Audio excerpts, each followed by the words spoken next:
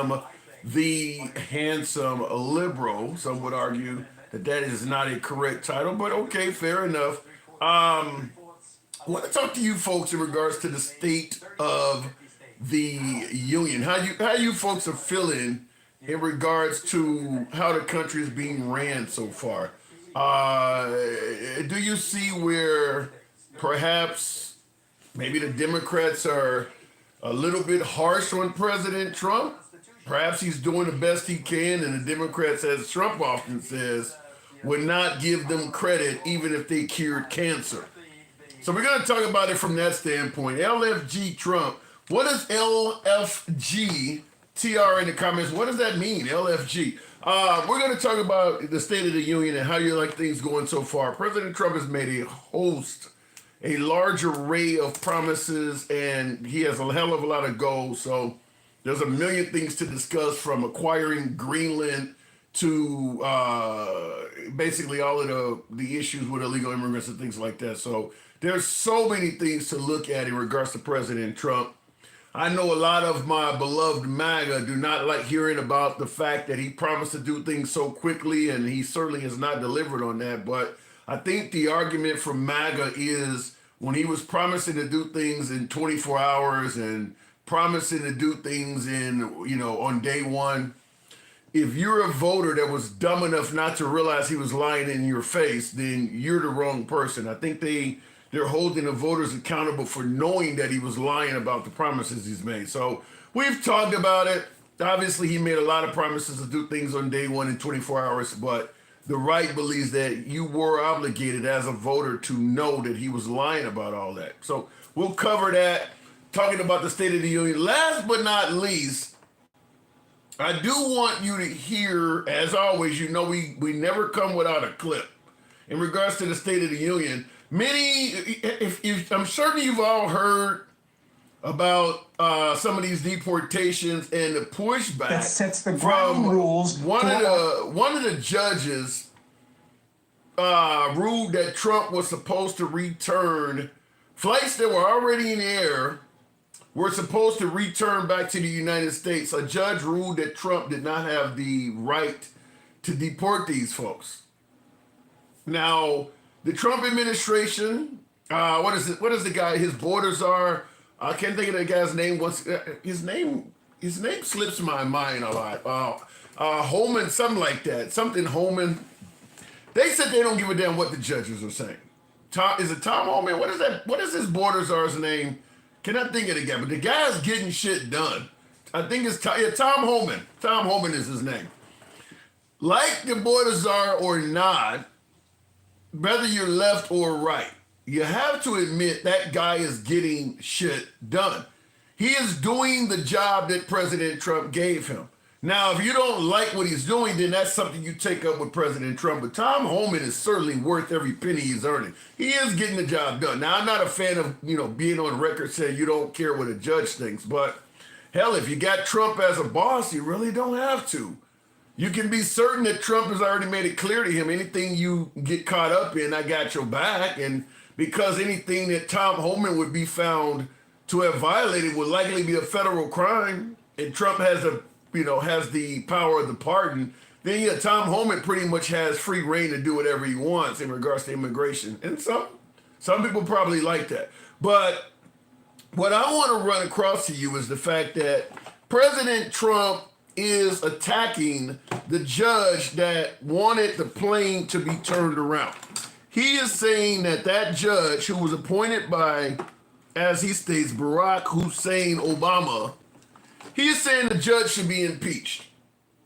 Now, obviously, the courts are as they may. You shouldn't, if the courts rule against you, that doesn't mean the judge should lose his damn job. But we know how Trump thinks. That is typical Trump. You don't agree with what I say, or you don't follow in line behind me, you should be banished to some island out in the middle of the Atlantic. That's kind of Trump's mindset. This judge disagrees with me. He's a liberal plan or something like that. He should be banished and taken off the bench. I want you to hear something, because Trump is making it sound like this is some small town judge that is trying to be an activist And we should not allow some small town activist judge to determine what can and cannot be done federally. There is a precedent to what has happened to Trump that has happened to many other presidents. I want you, this is Chris Cuomo from News Nation. Like him or not, I want you to hear how he gives this rundown. And balances. Right now, President Trump and co are saying a federal judge in one district can't block a nationwide presidential action, not just one lowly district. Patently unlawful, says Stephen Miller, the non-lawyer. Over the weekend, a district court judge ordered Trump to turn back flights deporting migrants under the Alien Enemies Act. The migrants were allegedly hardened gangbangers, and Trump allegedly ignored the order since the flights already left the U.S. They had a hearing today. It was very messy. The government didn't seem like it wanted to tell this judge much, like they know they're going to appeal. So they're playing it like the judge is a lefty who's defending gangbangers. But that's BS. Look, who's not in favor of getting rid of gangbangers? Okay? Of course. But how you do it matters in America. We're not some kind of banana republic. That's what the Constitution's about. The Alien Enemies Act that they used to do this is from 1789 or something like that. It hasn't been used since World War II. It was never contemplated for anything like this, and they know it. The last time it was used, it was to put the Japanese in camps. Now look, getting rid of gangbangers is good, but you got to do it the right way if you care about the Constitution. So what are you about? Convenience or conscience and Constitution? Pick your The best proof that the right has been forgetting about principle in favor of a raw pragmatism is that what they are against now, which is again the bedrock of our country's constitutional reckoning, which is the power. Real quick in the comments, I see folks are correcting, suggesting that the judge was appointed by Bush and elevated by Obama. Okay, fair enough. If that's the case, I stand corrected. But I want you to hear Cuomo's stance on one judge getting in the way of a desire from a president. He makes a good rundown on this. One judge, because that is what Trump is saying. One judge should not be able to get in the way of the presidential agenda. One judge from one little small area of the country should not be able to do that. I want you to hear what Chris Cuomo has to say on that, and I think this is relevant. Of the three parts of the government, the branches and the checks and balances, and respecting the four corners of the Constitution. You don't want to respect the four corners because you don't respect the amendment. You don't want to respect the three branches because you don't respect judicial review, and you're doing it out of pragmatism because you used to believe in exactly with what you're saying is wrong now. How do we know? 100 times over. In Trump's first term, again and again, what did we see? Remember DACA, 2018? How did you get rid of DACA? One federal district court judge in Texas. That's how it started. Halted the program for the whole country and joined the government. Then the administration appealed. And what happened? It was just this past January. The Fifth Circuit ruled, you know what, DACA is unlawful. Now, was it wrong for that one judge in Texas, who was a rabid righty, by the way, to stop a nationwide policy? Didn't hear the MAGA folk worried about it then. Where was Stephen Miller then? Because it's not about rogue judges. It's about rogue reasoning that a president should get what he wants, and if not, the system is bad. That is not a principle that America has ever stood for. Stood against it plenty of times. How about when Republicans pushed to end the individual mandate in the ACA, Obamacare? How did that start? One district court judge in Florida ruled it unconstitutional. Was that wrong? And then they appealed and we saw what happened. Went to the Supreme Court. That's the system. It was okay then, not okay now. Why? You tell me what principle it's based on other than just preference. And he gives a few other cases, but I did want to play that. And thank you for the sub there. I think it says Vital Talks. Thank you very much. I just wanted to play that. I don't need to play much more, but he is making a point that President Trump and the right are against one judge thwarting the agenda of the president when they were totally okay with it when it was thwarting the agenda of the Democrats. He makes a great point with that. And you hear Trump all over the place saying one activist judge should be impeached and all of that. But as he's pointing out, one judge stopped DACA, one judge tried to interfere with the Obamacare, act and all that. I mean, that's how it starts. As Cuomo rightfully points out, that is how our system works. If I'm correct, the beginnings and the endings of Roe v. Wade was culminated by cases that did not exist. Someone went to the courts with a fictional case, forcing the courts to rule on it. Started with one judge, started with one case. That's kind of how it works. Now with President Trump, if it doesn't work in his favor, then the system is flawed. But if it works in his favor, then we have the greatest system on earth. I just want to point that out. And I think Cuomo did an excellent job there pointing out, whether or not you agree with Cuomo, I get it. He used to work at CNN. His family is left wing. I get some folks that, but that doesn't take away from what he said.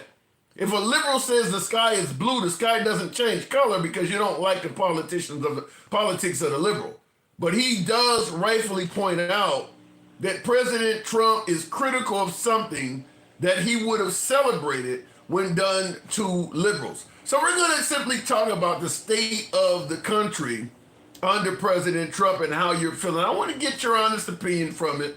Certainly we'll talk about it back and forth as we always do in the program. You know we don't block, ban, or censor anyone. We are definitely, I got a bad HDMI cord, so if the monitor goes down, I got to end up getting a longer cord. But we are MAGA friendly. We don't block, ban, or censor anybody. That's been the way we've operated from day one.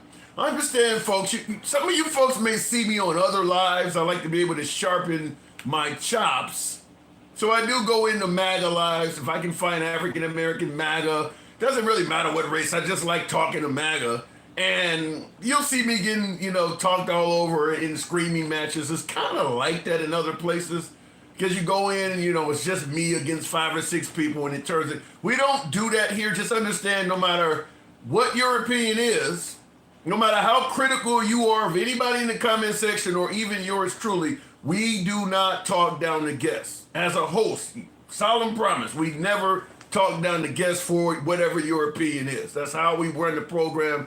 Been running in that way from day one. We are all about free speech here. So looking in the comments here real quick, and by the way, for you folks, TikTok is telling me to encourage you to share the live. That's something I don't normally do, but if you want to share it, feel free to do so. Looking in the comments, terrible, more hate crime today than the last 4 years. Wow. JD, I have, but I heard folks, I heard them suggest when Trump was president the first time that hate crimes were on the rise. You're saying there's more hate crimes today? What happened today? Well, you said more hate crime today than the last 4 years. You'd have to explain that. I don't know what you're referring to. Points should be obvious to everyone. Let me know what you mean there, Kevin. So go ahead and take, because I'm just curious to see how you folks are feeling in regards to the state of the union. Let's talk about the approval ratings of the Democrats, says Creed. They're low. They're really low. The Democrats do not have a defined leader right now. The Democrats do not have a unified message right now. The Democrats are not in charge right now. So if it makes, what is the song? Is it Sheryl Crow? If it makes you happy, the song? If it would make you happy or make you more gleeful to talk about the administration that's not currently in charge, we can certainly do that. But the Democrats do not have a high approval rating right now. But to some degree, I guess you could say neither does Trump.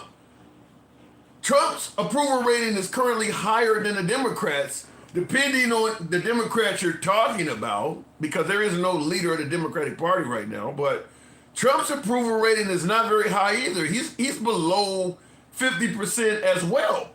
So we can talk about it though. Creed, I appreciate your comment. Whoa! Who the hell just did that? Vital Talks. Oh my God. Appreciate that. Thank you. Wow, I was not expecting that. Thank you very, very much. All right, going straight to the box. Wow, thank you. Haven't seen that in a very long time. Stick, the ruler. Good evening, Stick. Welcome to the program. Wow, that was very nice, Vital. Thank you. So, State of the Union. Yeah, I think I know your opinion, but is there anything that you favor that Trump is doing? No, man. I mean, I'm doing what they did. I'm going on feelings. I'm going on perception. And when I say they did, I'm talking about MAGA. You know, because the perception was eggs were high, groceries as a whole were too high. They still are. Gas is high. You know, all of this stuff is high, and this guy comes in with those tariffs, and by golly, you know, it's. Let me just say this, man. But wait a minute. What about the notion that he just wants trade to be fair? He wants to charge anybody that we're shipping goods to the same tariff tax that they're charging us on the other end. Is it wrong for him to want to operate from a point of fairness? So basically, what you're telling me is he's doing retaliatory tariffs. Is that what you're saying? You could call it retaliation, but think about it. If I send a car, if we make cars here in America and we want to put them on the streets of Canada, we should charge them the same tariff that if they made a car in Canada and wanted to put it on the streets of America. Why should we have to pay more to put our cars on Canadian streets than they're paying to put their cars on American streets? Now I know the Canadians are not making cars, but I'm just using this example that he just wants to have a fair back and forth. Is there anything wrong with that?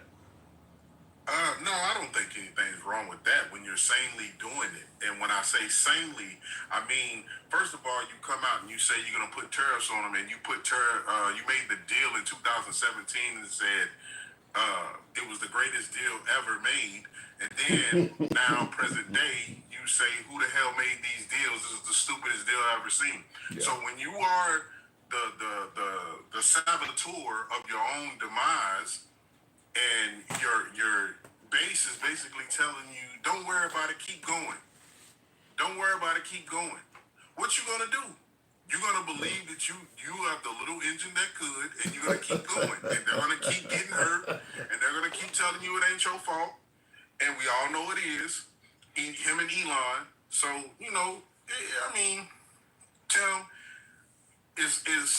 I know it's probably boring to some of these guys in here that are MAGA to hear, you know, all of this bad stuff about their Lord and Savior. But at the end of the day, he brings up everything that we talk about. Right now, he don't want to talk about the economy. But before, we're going to have the greatest economy ever. Right. We're going to do this. We're going to cut prices. We're going to drill, baby, drill.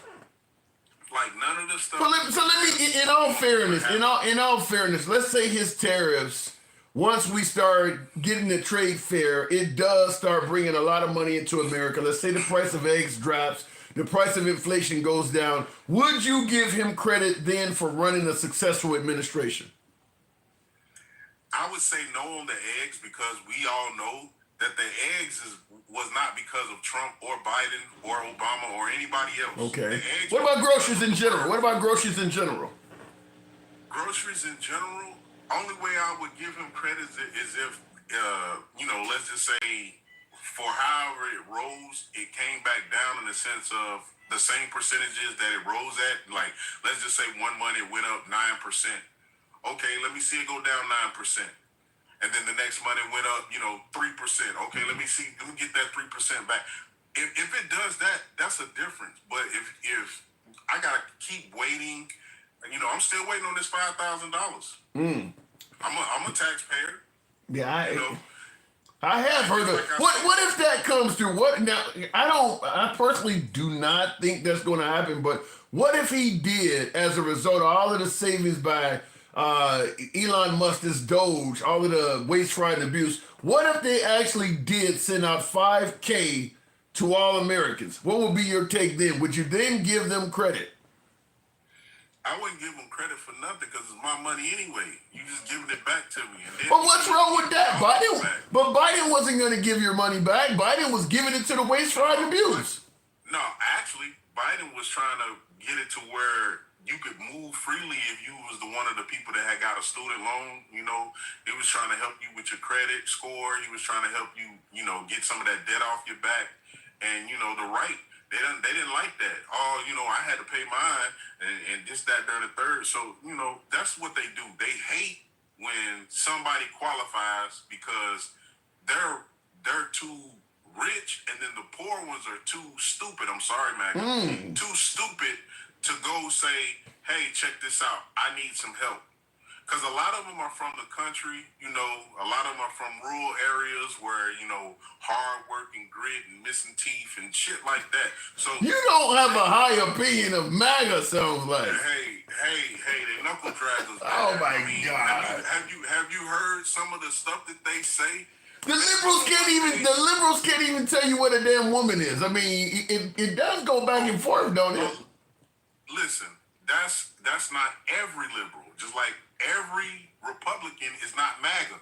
Right. So that's what we need to understand and know, that MAGA is a small section of the Republican Party. I don't buy that. MAGA is not a small section of the Republican Party. Stick. It's at least 30 or 40%. MAGA is much bigger than you think it is.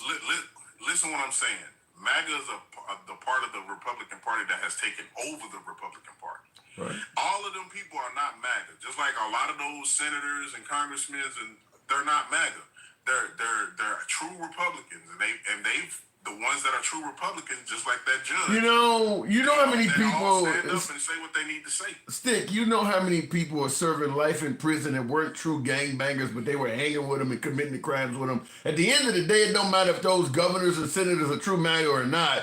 If they're co-conspirators in what MAGA's doing, they're just as good as MAGA. If your girlfriend is waiting on the outside of the bank while you in there robbing a motherfucker, she's a bank robber. No matter what she, well, I just wanted to give him a ride home. So Liz Cheney has to go with them?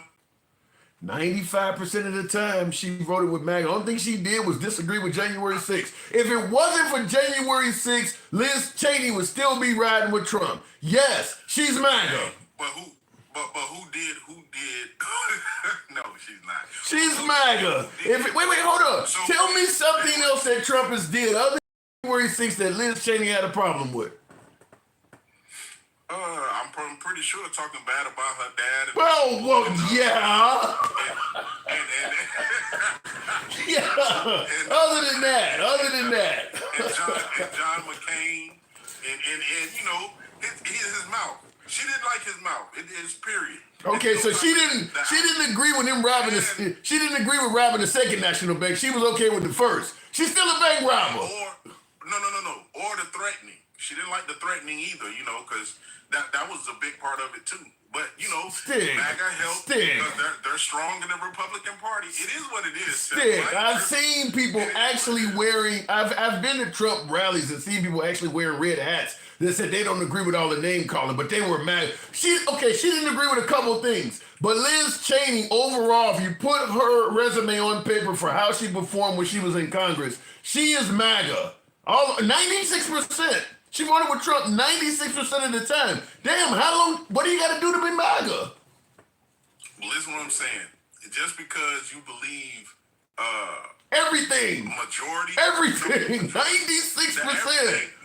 No. Everything is 100%, and that's why she's not MAGA.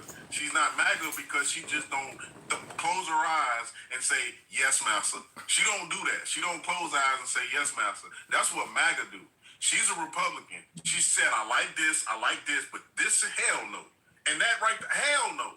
I don't like your mouth either. In my opinion, if Liz Cheney could go back in time, she would be right along with Lindsey Graham, Ted Cruz, and J.D. Vance as members of the Republican Party that said negative things about Trump and shut their mouth when they realized their careers would be in jeopardy. Liz Cheney is exactly like all the rest of them. She just one thing she didn't like, which was January 6th. Other than that, you got to really go through the archives to find anything else she disagreed with Trump on. She's MAGA. But guess what? This presidency right here, I guarantee you, she would probably be more in the lower of 65%. She would not be 95%. Remember, Tim, you're talking as if present day. Present day is not when he ran in 2016. When he ran in 2016, none of this that we're going through at this moment right now, we're not going through it. I'm just telling you, you notice how going through it. his support from Republican politicians, even the ones that were there during his first term, has gotten stronger. Liz Cheney is one of the only few that jumped ship. The rest of them, the Cruzes, the Lindsey Grahams, it's gotten stronger. They are even more. They don't turn into fucking mimes. You can't get them to say anything now. So if Liz Cheney could go back in time and realize she would still be in power for keeping her mouth shut, she would be just like the rest of them. She would have kept her mouth shut. She would still be a congresswoman in Wyoming, and that would be it. I believe she only spoke out because she thought it might be. Hey, Tim, I'm finna go middle school with you. Prove it. I can't. You win that. You win that. So at the end of the day, this is the new old white man. Let me say it this way. All of the controversial shit that Trump was doing during his first term, Liz was on board.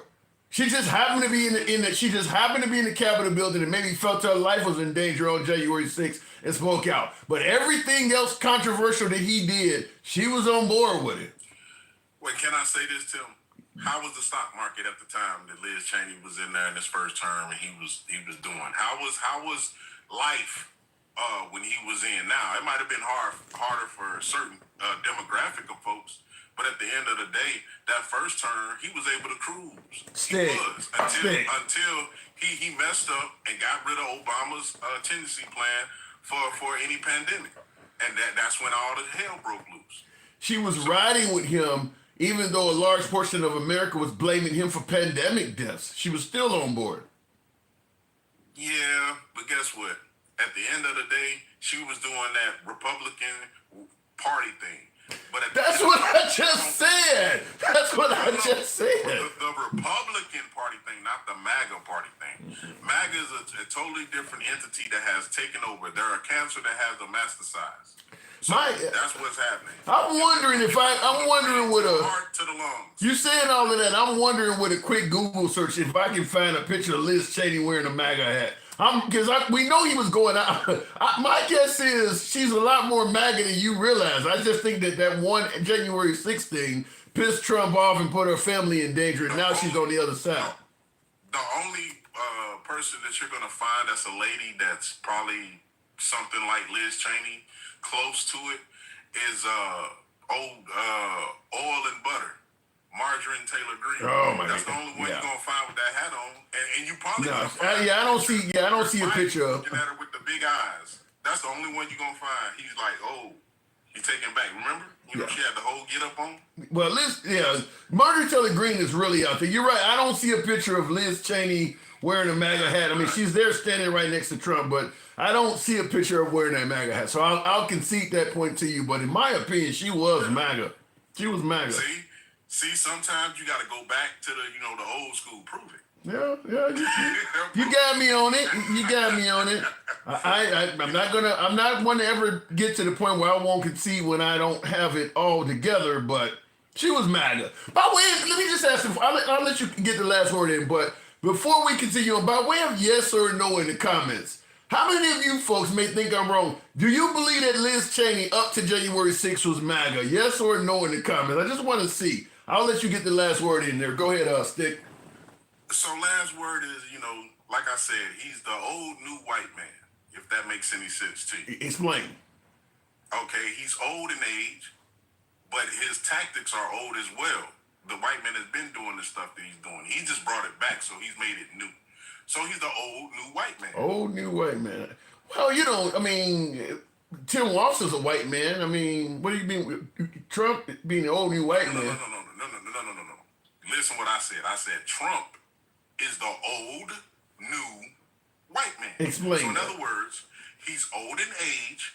His tactics are old. They have been done before, but he has brought it back, which makes it new. Because some of these kids don't even know. Remember, they're getting rid of DEI. They're getting rid of, AP classes on Africana studies. They're getting rid of all of this stuff for people to know what happened and when it happened.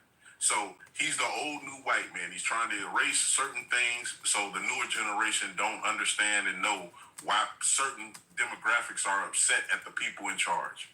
And I end with that. All right, Stick. Appreciate it. I'll concede that point. I can't find a picture of Liz Cheney wearing a MAGA hat, and I so much wanted to do it, but appreciate you coming through.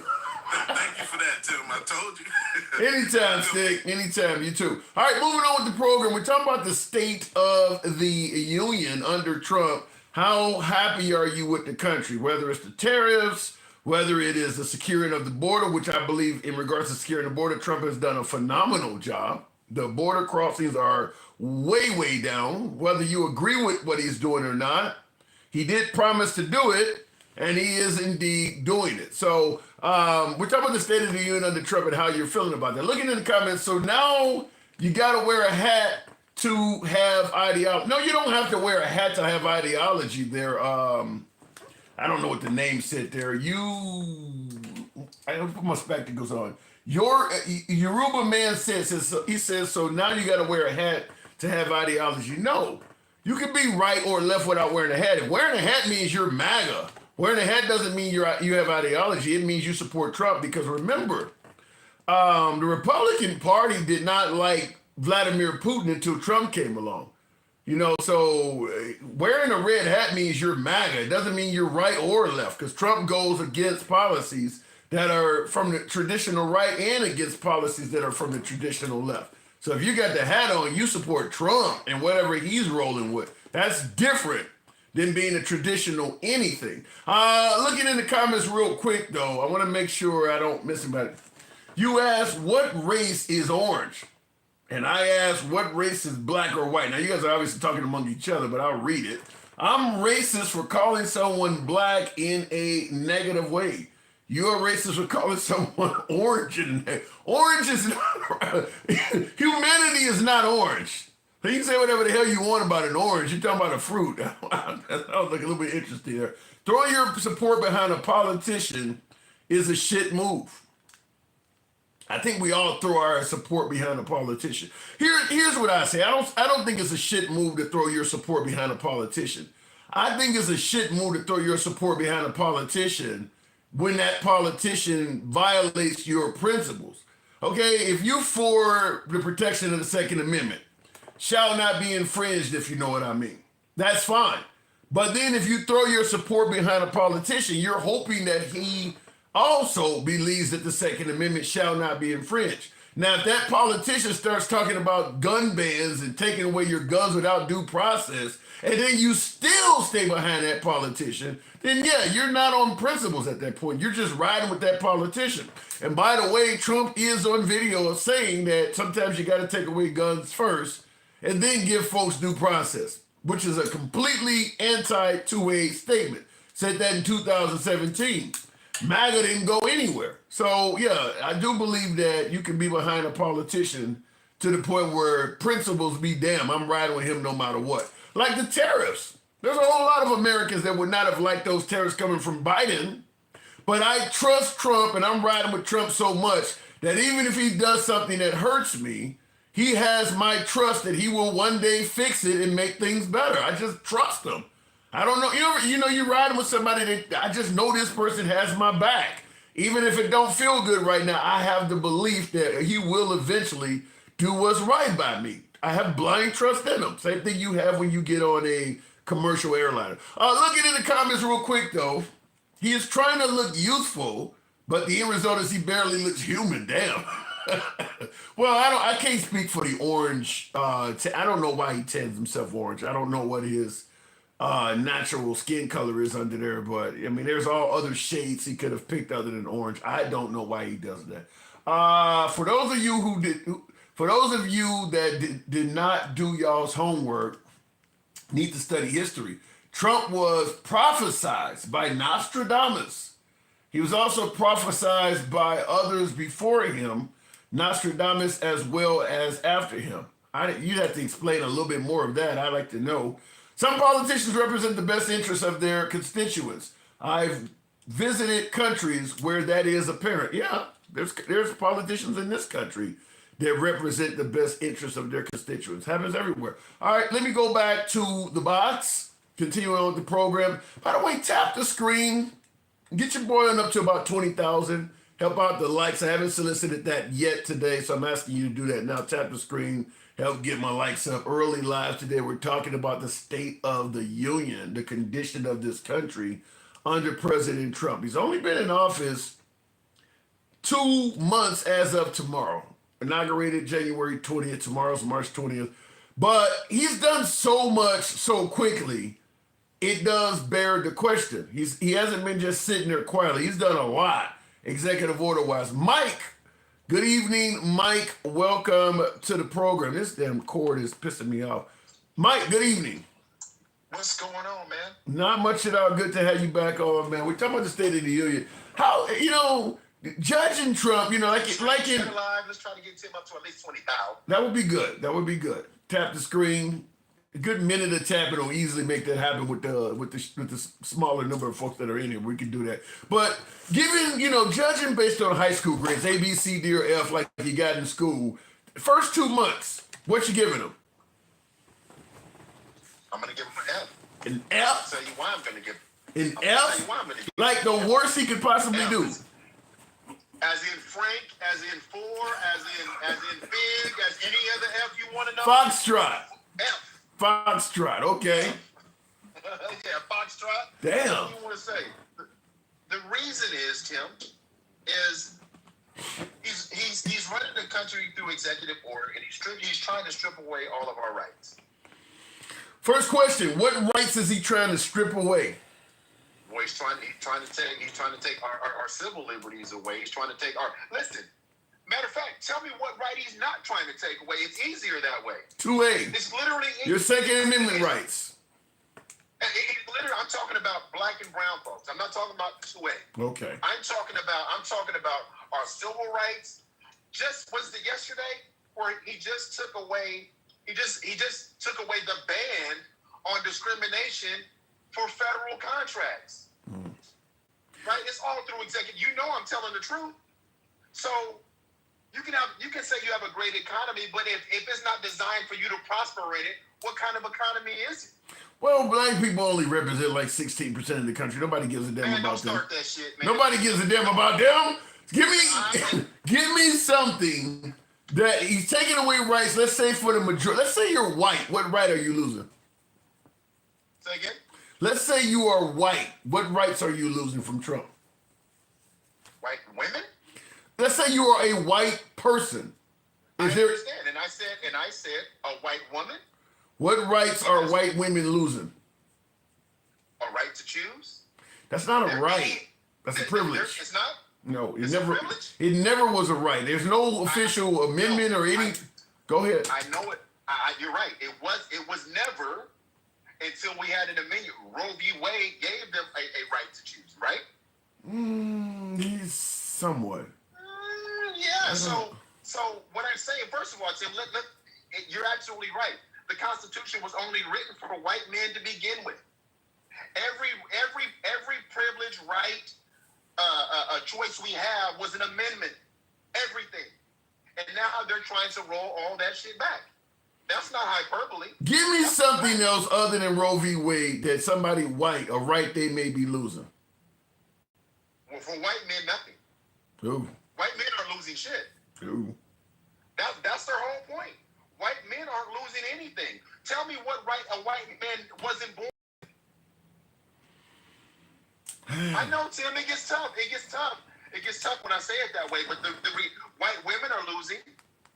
These are facts. I'm not... Why is it, though, if you're saying that white women are losing, even right now that Trump's been in office for two months, I tend to think if we had an election today, Trump would still win the white women's vote. White women are not complaining at that level like you're talking about. They don't want Kamala Harris.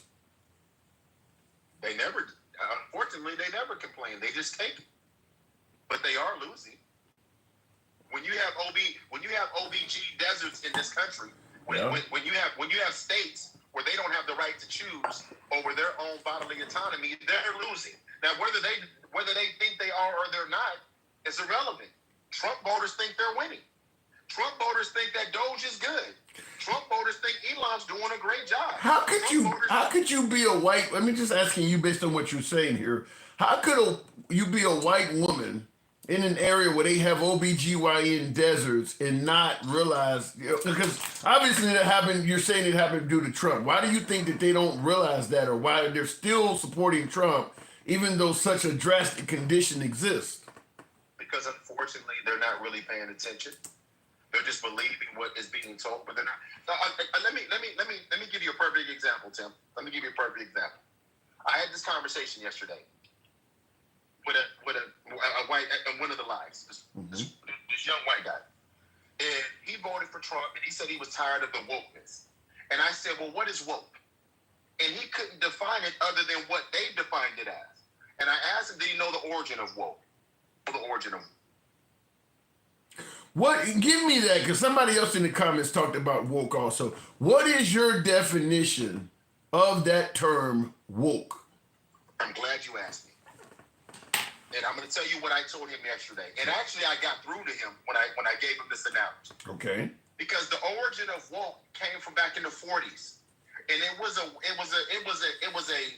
short term for telling other black folks as they move through the South to be aware of their surroundings, to pay attention to where you go. That's why we had a green book, right? And you know about the green book. Right, exactly. Okay. So what I said to him, I said, that's not the definition. I said, but let me ask you this. Were you raised by both your parents? He said, yes. I said, were you allowed to go visit your friends in your neighborhood? He said, yes. I said, what did your parents tell you when you left the house? And he paused for a second. And he said, what do you mean? I said, what did your mom tell you when you left the house? And he said, what do you mean? Like, be careful crossing the street and don't talk to strangers? I said, yes. I said, by that definition, the right definition, your mom is woke. Your mother was just telling you to be aware. That's what woke means. The right has defined it and demonized it. Their definition is not what it means. So then let me ask you, based on what you're saying, what is your perception of the right's definition of woke? If you had to answer what the definition of woke is, put yourself in the shoes of someone on the right, how would you answer it? They're saying, from the right? Yeah.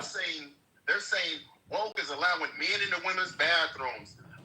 Woke is letting men into women's sports. And you know this is exactly what they say. Woke is DEI. This is what they say because they joined them too. Woke is CRT.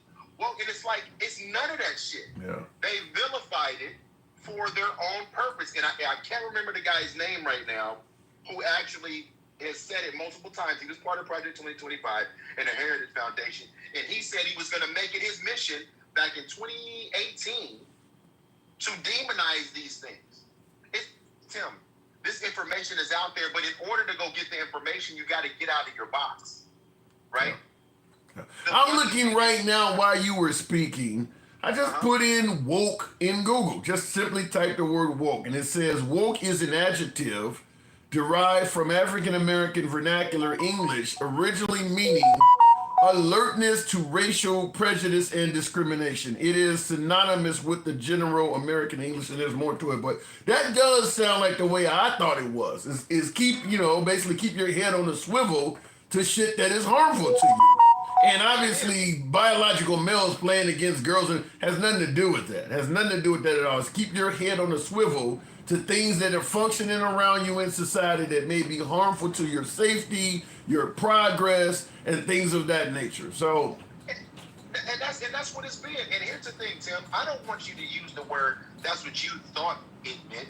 That's what you know it to mean. We have to be more definitive about these definitions. It's not a thought. That's what it meant. Then change the definition. We should be pushing back. I won't pass a conversation. I will not get past a conversation if we're trying to define woke that way. Because what's the furtherance of that conversation?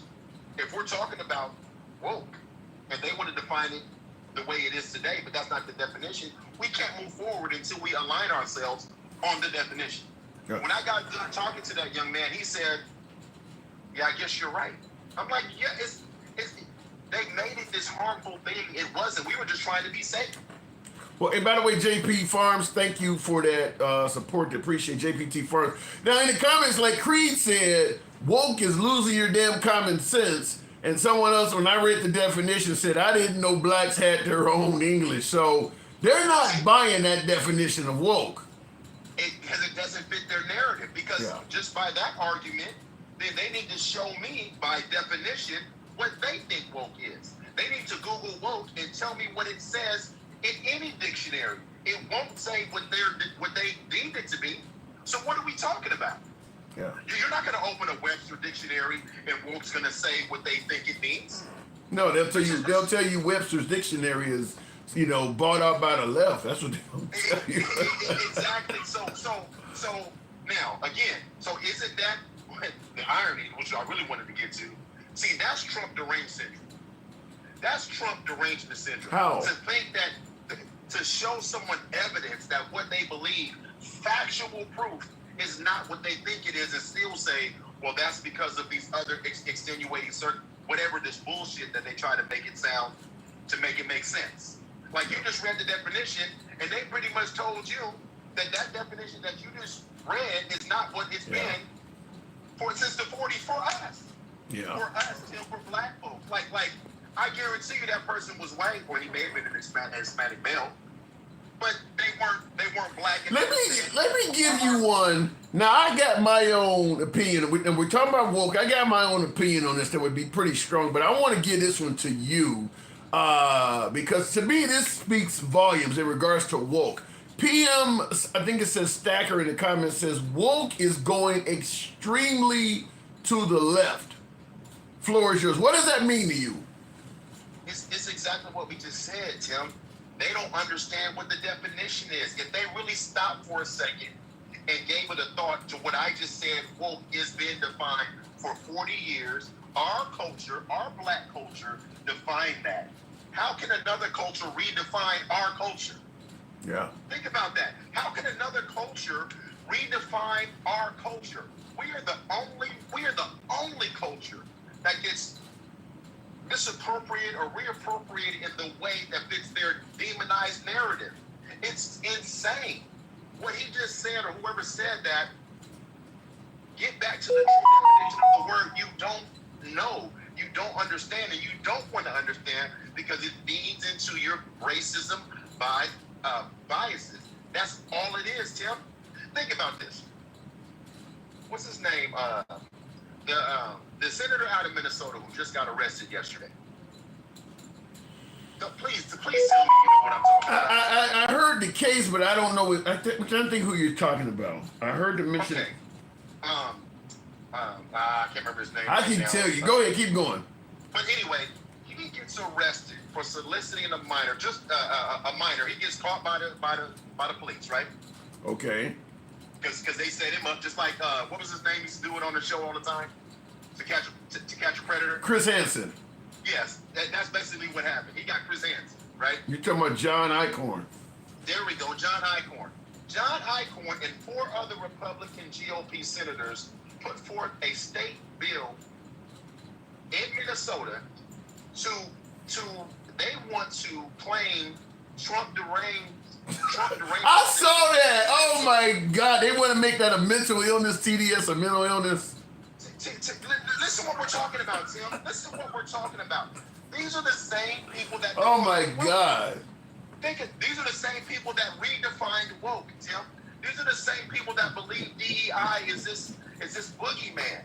None of this shit is boogeyman. They have... That's the only way they can substantiate what they're trying to do. That's one because I responded to several people in different social media chats on YouTube and Facebook, and because they were posting that everywhere. And I'm like, okay, if it's defined as a mental illness, just like any other mental illness, how are you going to address it? Are there prescriptions? Is it possible to have derangement syndrome towards any other human being on earth? Because obviously Trump talks about Joe Biden every chance he gets. So what is the definition of Trump derangement syndrome? Because I'm certain that other people fit that narrative. It's crazy that hating Trump is so wrong to these folks. They're going to come up with an illness for it. I just thought it was hilarious that they would even say something like that. Mental illness. Mental illness. And I wish I was in front of my computer because I literally have it up because what I do my research. I go look. I print down, I read the entire bill. It's a 3-page bill. I think it's SR 2568 or something like that. I read it. The definition was literally anybody that talks about Trump in a negative light, anybody that goes against. I mean, it was.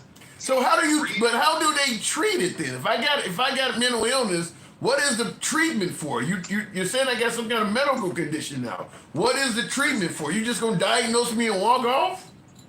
Because listen, Tim, it's just another way, just like they did when they deported all those people to Venezuela. It's just another way for them to do some other shit they want to do. They want to demonize it. Yeah. So now they can legislate it and charge you. It's a dictatorship. They're literally trying to create laws to prevent you from speaking ill about Trump as if he's a king. I don't even know why I don't know anybody that pushes against this. They are the very thing that we're talking about. You wouldn't accept this shit in your personal life under any circumstances.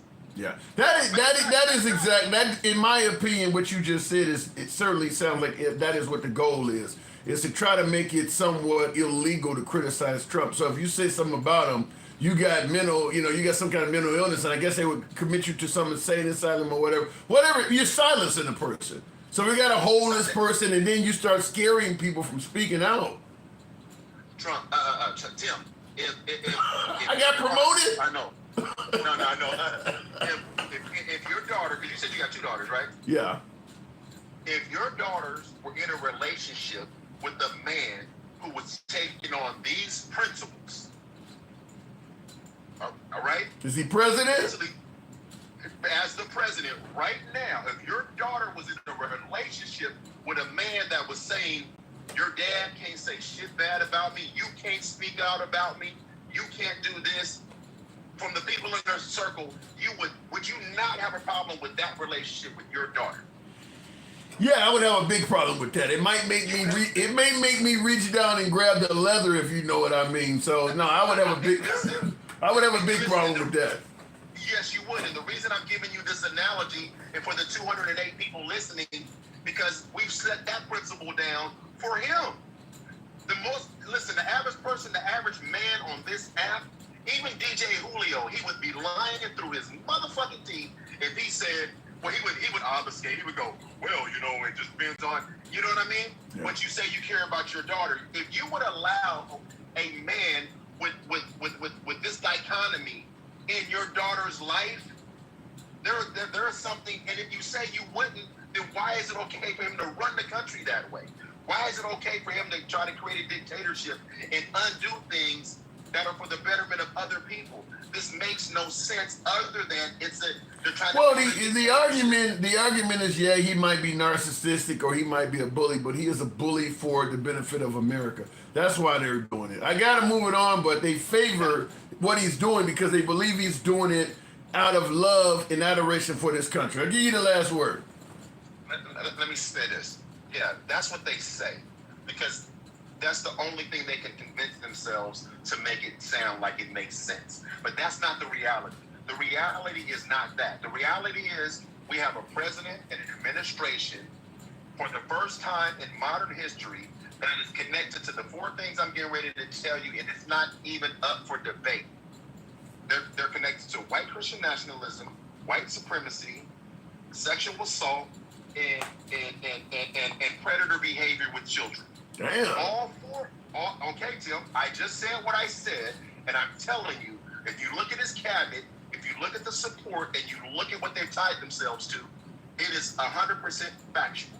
All you got to do is look at why would you have Conor McGregor at the White House when he was just convicted of rape, and you invite him and give him a podium to stand on?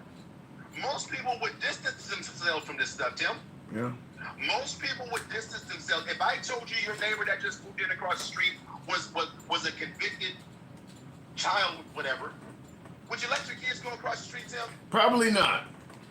Thank you. You wouldn't do it, but here's the thing. They're inviting them in.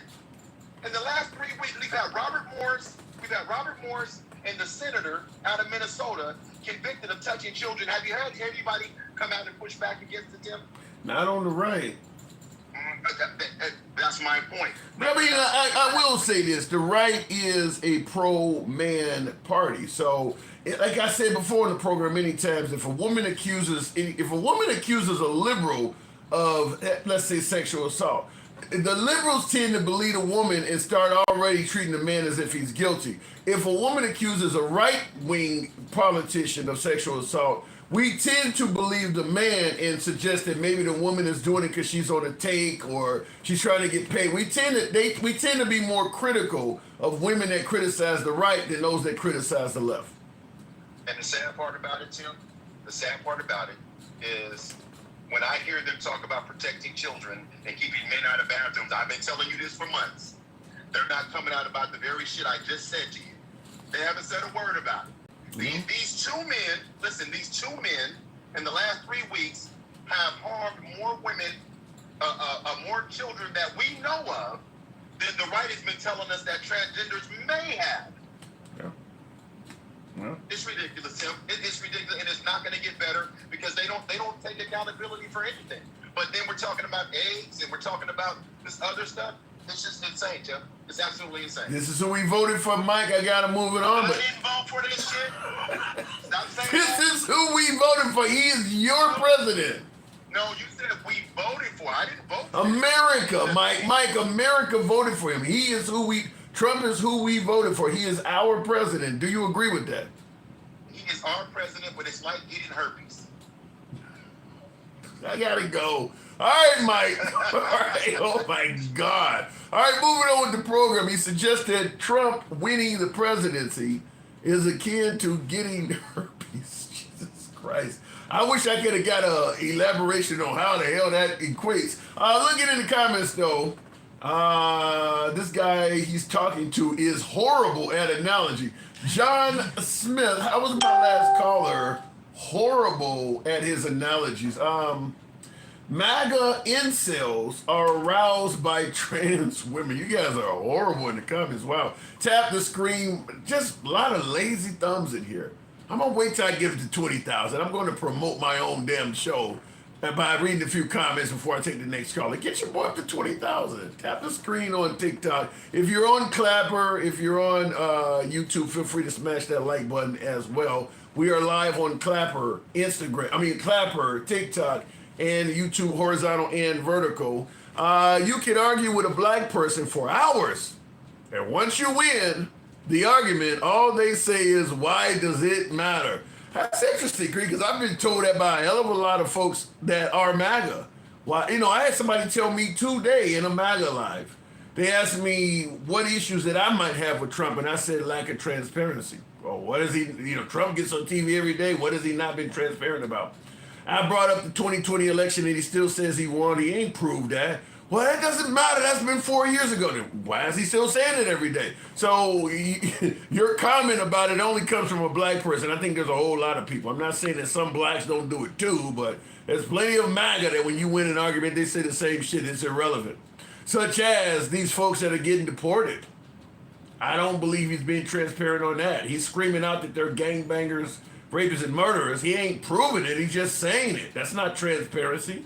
That's just telling you what he is. Him telling you something doesn't mean it is. It's not like he has been in office for 4 years, first term, 2 months, second term, and you've never caught him saying something that's incorrect. He's like another human being. He says things that don't always come true. So if he says something, that doesn't mean it's always true. He's not being transparent on a deportation process. Same thing with the federal firings all over the country. They're getting fired for lack of performance. They're not proving that. They haven't proved that all of these folks were not performing. And some of these folks getting terminated are saying, I've never had a performance review in my life. So when you say they got terminated for lack of performance, show your work. Remember in school you did math, you gave the teacher the answer, and the teacher said, the answer's right, but I want to see your work. How did you get to this? How did you do the equation? There's no work being shown. They're just terminating people. So he's not always on the up and up when he says stuff. So I want to point that out. Looking in the comments, dude, they proved that each state had more fake votes than needed in order to win. Dumbass. Yes, if Trump says it, it is a fact. Yeah, right. See, you're pointing out the fake, as you say, fake votes. I guess you would skip over the fake electors while you're referring to yours truly as a dumbass. Fake electors. I guess you would skip over him suggesting that Dominion voting machines were skipping votes to Trump or to Biden for Trump. Trump said a whole lot of things about the 2020 election that are not true. So you're taking one thing and you're skipping over all the other stuff that he said that has been proven false. Not to mention his own attorney general referring to his claims on the 2020 election as quote unquote bullshit. So no, they didn't prove the 2020 election. Didn't prove it at all. But going back to the box real quickly here, Gulf of America, bow down Mexico and Canada. Isn't that a song by Ice Cube? Bow down to a cause that's greater than you or something like that. Is any Trump merchandise made in the USA? I believe so. I got this mounted, so I don't. In fact, I know I purchased something that said it was made in the USA. This one here says made in China. I got little hats all over the damn place around here. I'd have to look at all of them, but I think once they became clear that some of their products were made in China, they started making some of them in the USA. Here's a Trump was right hat. This one was made in China, so yeah, fair enough.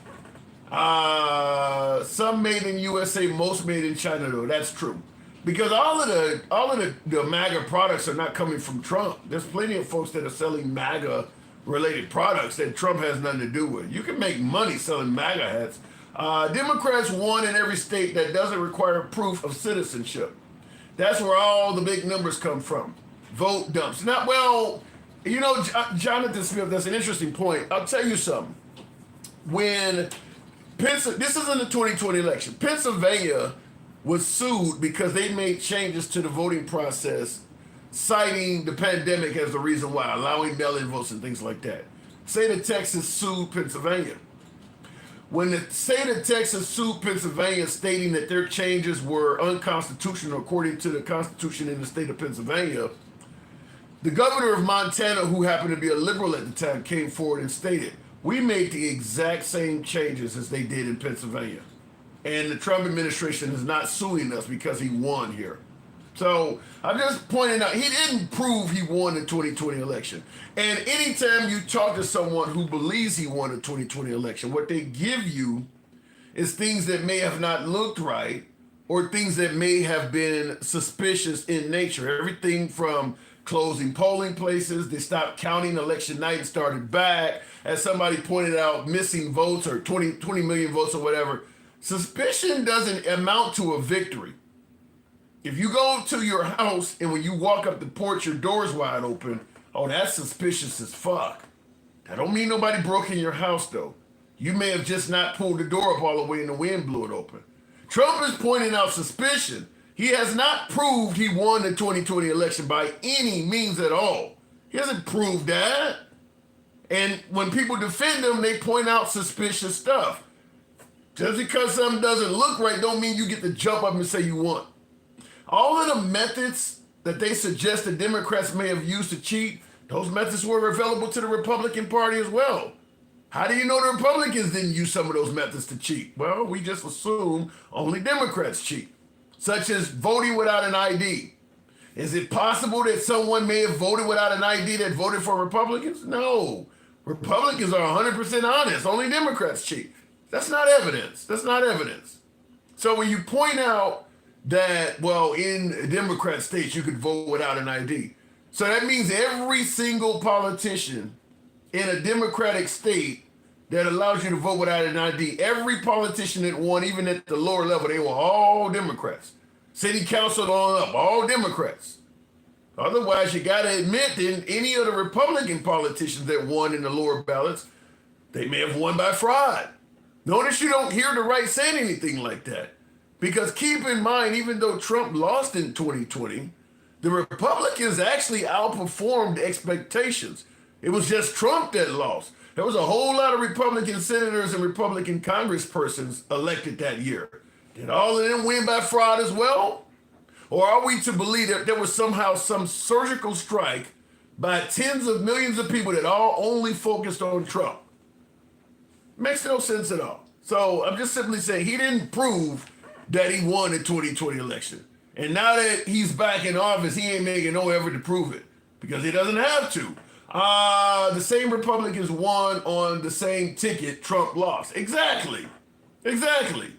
Governor Kemp in Georgia, where 2 African Americans won the senator spot in Georgia, but Governor Kemp is a Republican. He won in Georgia in 2020 as well. What happened to him? Did he win by fraud? How did he win? When he beat Stacey Abrams or whatever. Was that fraudulent? All of the Republicans that won in 2020, all of that was fair and square, huh? It makes no sense when you really break it down. These people are illegal aliens and criminals. They should have been deported by any means necessary. And they was let in the country circumventing federal law. They didn't, I hate to defend letting millions of people in the country because we should know who the hell is in the country. But they didn't circumvent federal law. What happened is we didn't acknowledge Biden's ability. We didn't acknowledge Biden's right as president. Biden has executive rights to do orders just like Trump does. Biden allowed, and I believe the asylum process already existed before Biden. But Biden continued to allow folks to come into the country and claim asylum. The right believes that should have been stopped. Fine, I get it. There's a lot of things that Trump is doing by executive order that the left believes that should be stopped. But just because you believe something should be stopped doesn't mean the guy doesn't have the right to do it. Under Biden, everyone that came in the country seeking asylum, and it was put on record, was not here illegally. That was the legal way to come in this country during the Biden administration. Trump referred to all of them folks as illegal aliens. That's not correct. So they came here legally, even though, let's just put it clear, the process to come to America was very relaxed under Biden. You could just come and claim asylum. But that is legal. So once they came here legally, as everybody says, don't come here illegally, come the legal way. They all came the legal way. Trump got elected, threw out Biden's policies, and suddenly people who came here legally became fugitives. But they had come legally. Them people had come here legally. You just don't acknowledge Biden's power as president. But they had come here legally.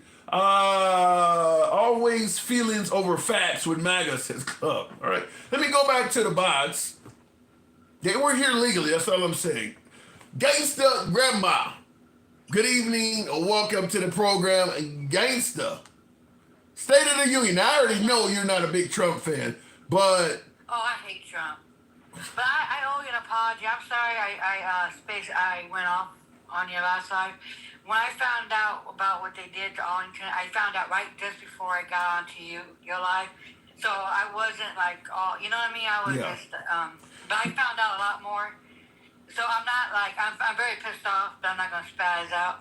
I'm taking my anger for folks who were not tuned in, and by the way, I don't mind. I get callers on left and the right that do go. You didn't insult me, but I get folks that even insult me. I believe in free speech, so I don't mind. You were passionate about what you... I called you fluffy, and you were like, you know what I mean? And look at all of the mega hats, boy. What the fuck? You're supposed to be a leftist. I like talking... Well, they don't all say... This one here is my own personal hat. So they're not all MAGA hats, but I like talking to MAGA, Grandma. Anything wrong with that? Yeah, no, you know what though? On some real shit now. Now, if so-called the maggots are still standing with him after what he did to Jackie Robinson, after he's doing to the black and brown generals, after what he's doing to the Navajo code talkers, after he's doing all that and stuff. And come bring back segregation. If they're still standing with him, they're racist. I have not heard any... When you talk about what he's doing to the code talkers and he's doing to all of the African Americans, and even what you talked about with your late husband, I have not heard a single black MAGA suggest that they're no longer MAGA. Black MAGA is still down with Trump. Because fucking, you know what it is? They want to be white so bad. They want to get to the whiteness so bad, thinking that the white that's going to take care of them. They call, I can't say that word. They call them house House ninjas. You can say ninja. Yeah, house ninjas. That's what they are, the house ninjas. Yes, master. No, master. Yeah, that's what they are. Thinking that motherfucker's going to have their back. How much is going to get shitted on. Well, yeah, I definitely can't see. I mean, because we see what's happening to the Hispanics, and a lot of look much further white than black MAGA do. So if you're black MAGA, you think you're going to get treated as white. That's kind of crazy. But he did pardon black MAGA from January 6th. Oh my God, did he want a cookie? That motherfucker should have been in fucking jail. Well, He pardoned cop unalivers. He pardoned the nastiest trash. Because you know why? It's called white. You know, the triple K. give me something, because you sound like you're indicating that Trump or MAGA may be racist.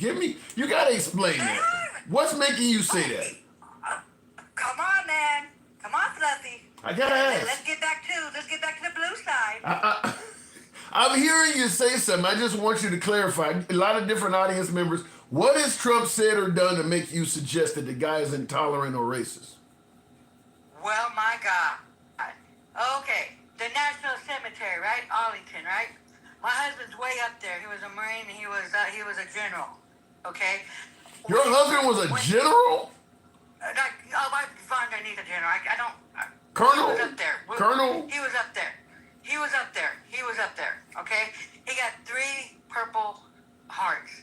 When they pass away, if you pass away, they will put you on a pamphlet of the National Cemetery. That's what they're doing. They're taking their honors away from them. Like, they won't, celebrate them. You know what I mean?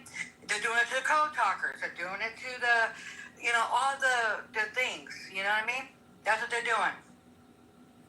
So, yeah, if he's doing that, I talked to Arlington Cemetery after I pulling my husband out. I talked to them. And if they ride with that, you are racist. No. That's a definition of a damn racist. What he's doing is racist shit. So you're really considering withdrawing your husband's remains from Arlington Cemetery? I am. Hey, I'm not going to. I am. Because you know what? When you could pull, because I'm not gonna put my husband's rank up there because people would go and look, and I don't want my husband's name all out there. Mm-hmm. When you could do that to a dead person that fought and died and everything, you a fucking piece of shit. And I don't want my husband around that shit. I don't want him. No, my husband deserves better.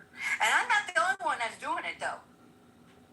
I'm not. Why is there not, if what you're saying is true and all of this stuff, and I see somebody in the comments, what did someone say, does this broad have teeth? What the hell? Yeah, you're definitely angry at my... I can take his soul too. Huh? So I can take his little mini soul too, but I don't like white men.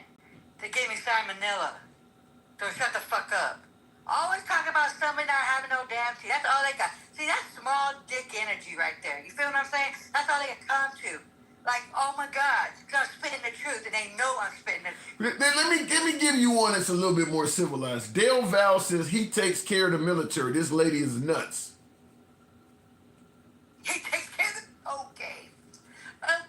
Shipping the vets from the thing, Social Security. What the fuck? Yeah, they're so special. But you know what? They're so on the teeny weeny of Donald Trump, the orange little mini banana. They're gagging on it.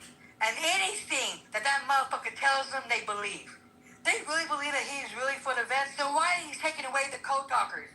Why is he taking that off of the Arlington Cemetery? Why is he doing that? Huh? If he's all for the military. In your opinion, and what is your opinion of why he's doing this stuff?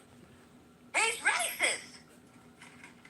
Yeah, I don't understand. I gotta say, I do gotta say, it does bear suspicion why he's doing all of this stuff. Tell me what? Where's the white man? Where's the white man getting taken off?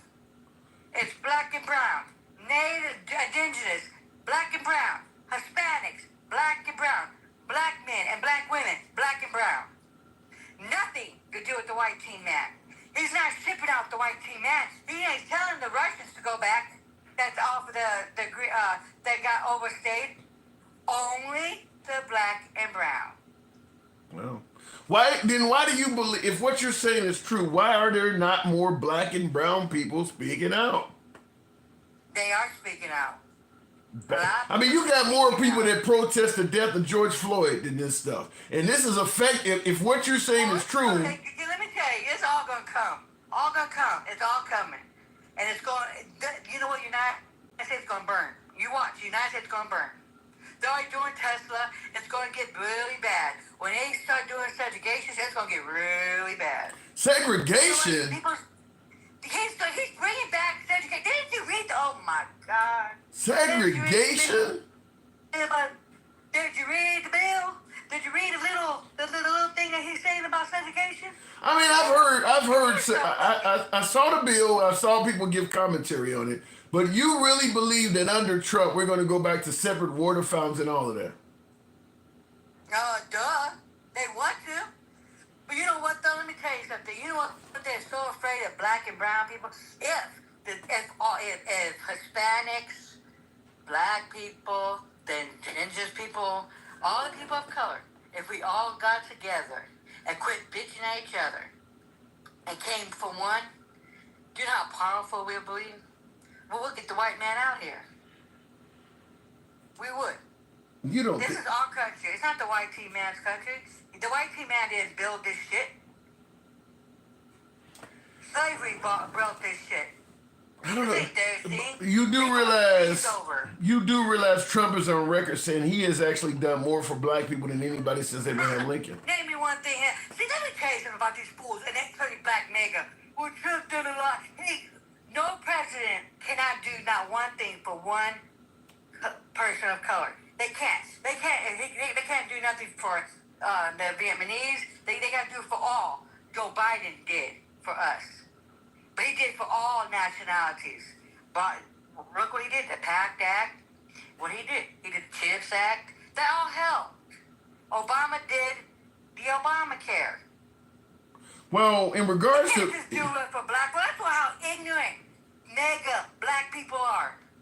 That's what I said. The house ninjas. In regards to, I don't know. In regards to this stuff, though, like I said, even the black community was not that big on Joe Biden. I mean, even Kamala Harris, I don't think the black community was that big behind her.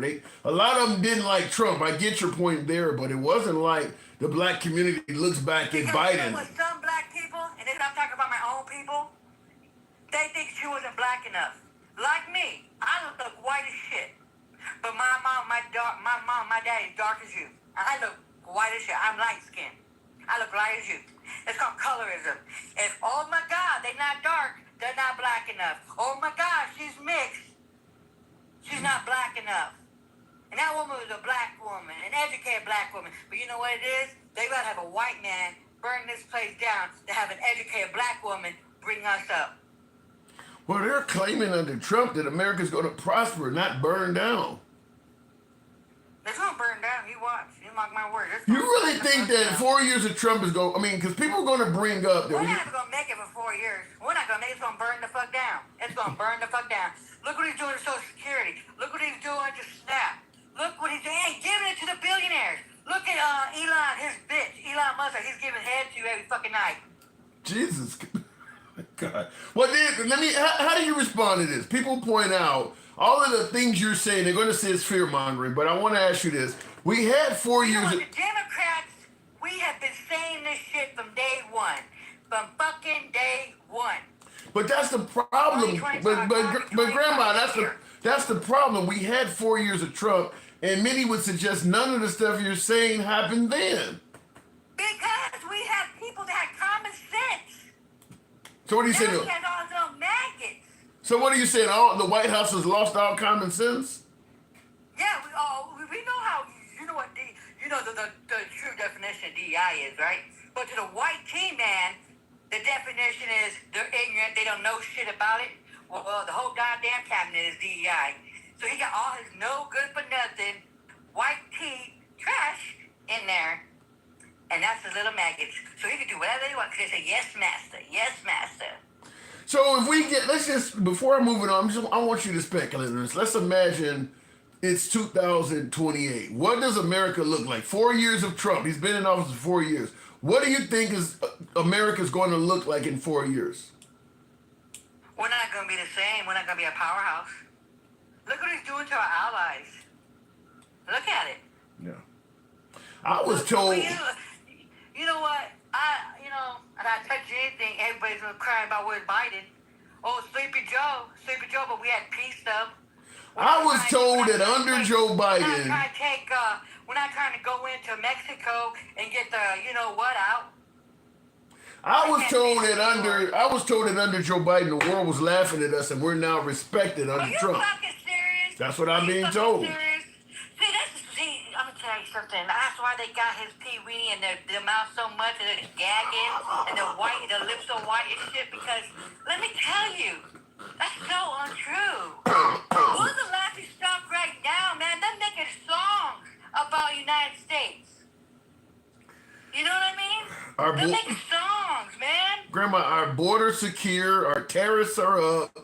Oh my God, the border's not. Oh my God, the border's been secure. You don't think? Wait a minute. You don't believe that? What is people talking about? You don't believe that under Trump the border got any more secure than Biden? Really? Come on. Really? It's the same as it has been. No. But the only thing this idiot is doing is catching less of them. So when they were doing more. Vital Talks, appreciate that. Thanks for the support. Appreciate it. So when they say that border crossings are down damn near 90% under Trump, what are you telling me? That's a lie? That's a lie because the statistics ain't saying. You know what? Let me tell you something. He's catching less of them, so they're not counting all of them. But he's catching less of them. Look it up. It's not. Joe Biden had like 50,000 a month. What is Sir Orange Orangutan got? 20 or 30,000? I think. You know what I mean? You really think that Orangutans look cuter than he does. You really think that the border is no more secure under Trump than Biden? Wow, I didn't. Go ahead. No. But you know one thing that's so stupid about this man? He's gonna get us into a fucked up war. He is. With who? God knows who. He was going to Mexico to get the cartels, but what he doesn't know is, and he does know this, they're already in the United States. They're people higher ups are in the, what? Trump promised us no new wars. You're saying there will be new wars. Well, didn't he just blow up somebody in the Middle East somewhere? Yeah, he did some strikes in Yemen, but that, we have that happen all the time. Well, that can start something. We don't, you know what I mean? He promised it into Gaza, right? He promised, I want to stop it, huh? Look at him. It's going to be a beautiful parking lot. I gotta go, Grandma. I gotta go. Let's be real. You know what I believe you. I believe what you're saying. I believe you believe what you're saying. I'm not arguing with that. I do gotta move it on, though, as always. You have a good day. But let me tell you something. The United States is going to burn. And it's going to go burn down. You watch. You mark my words. It's going to burn. I hope you. You got it. I hope you're wrong. I hope you're wrong. People, it's all going to come. It's all going to come when it starts affecting people. All right, Grandma. Frightening stuff. All right, frightening stuff. Moving on. I may have clipped you toward the end. Gangsta Grandma, always welcome back on the program. We don't block ban or censor. I would like to get some mag on if I can. Certainly want to hear both sides of the argument. You know how we do the program, though. We take callers from all sides. We go left of Bernie Sanders, so I'm having a dinner with Q.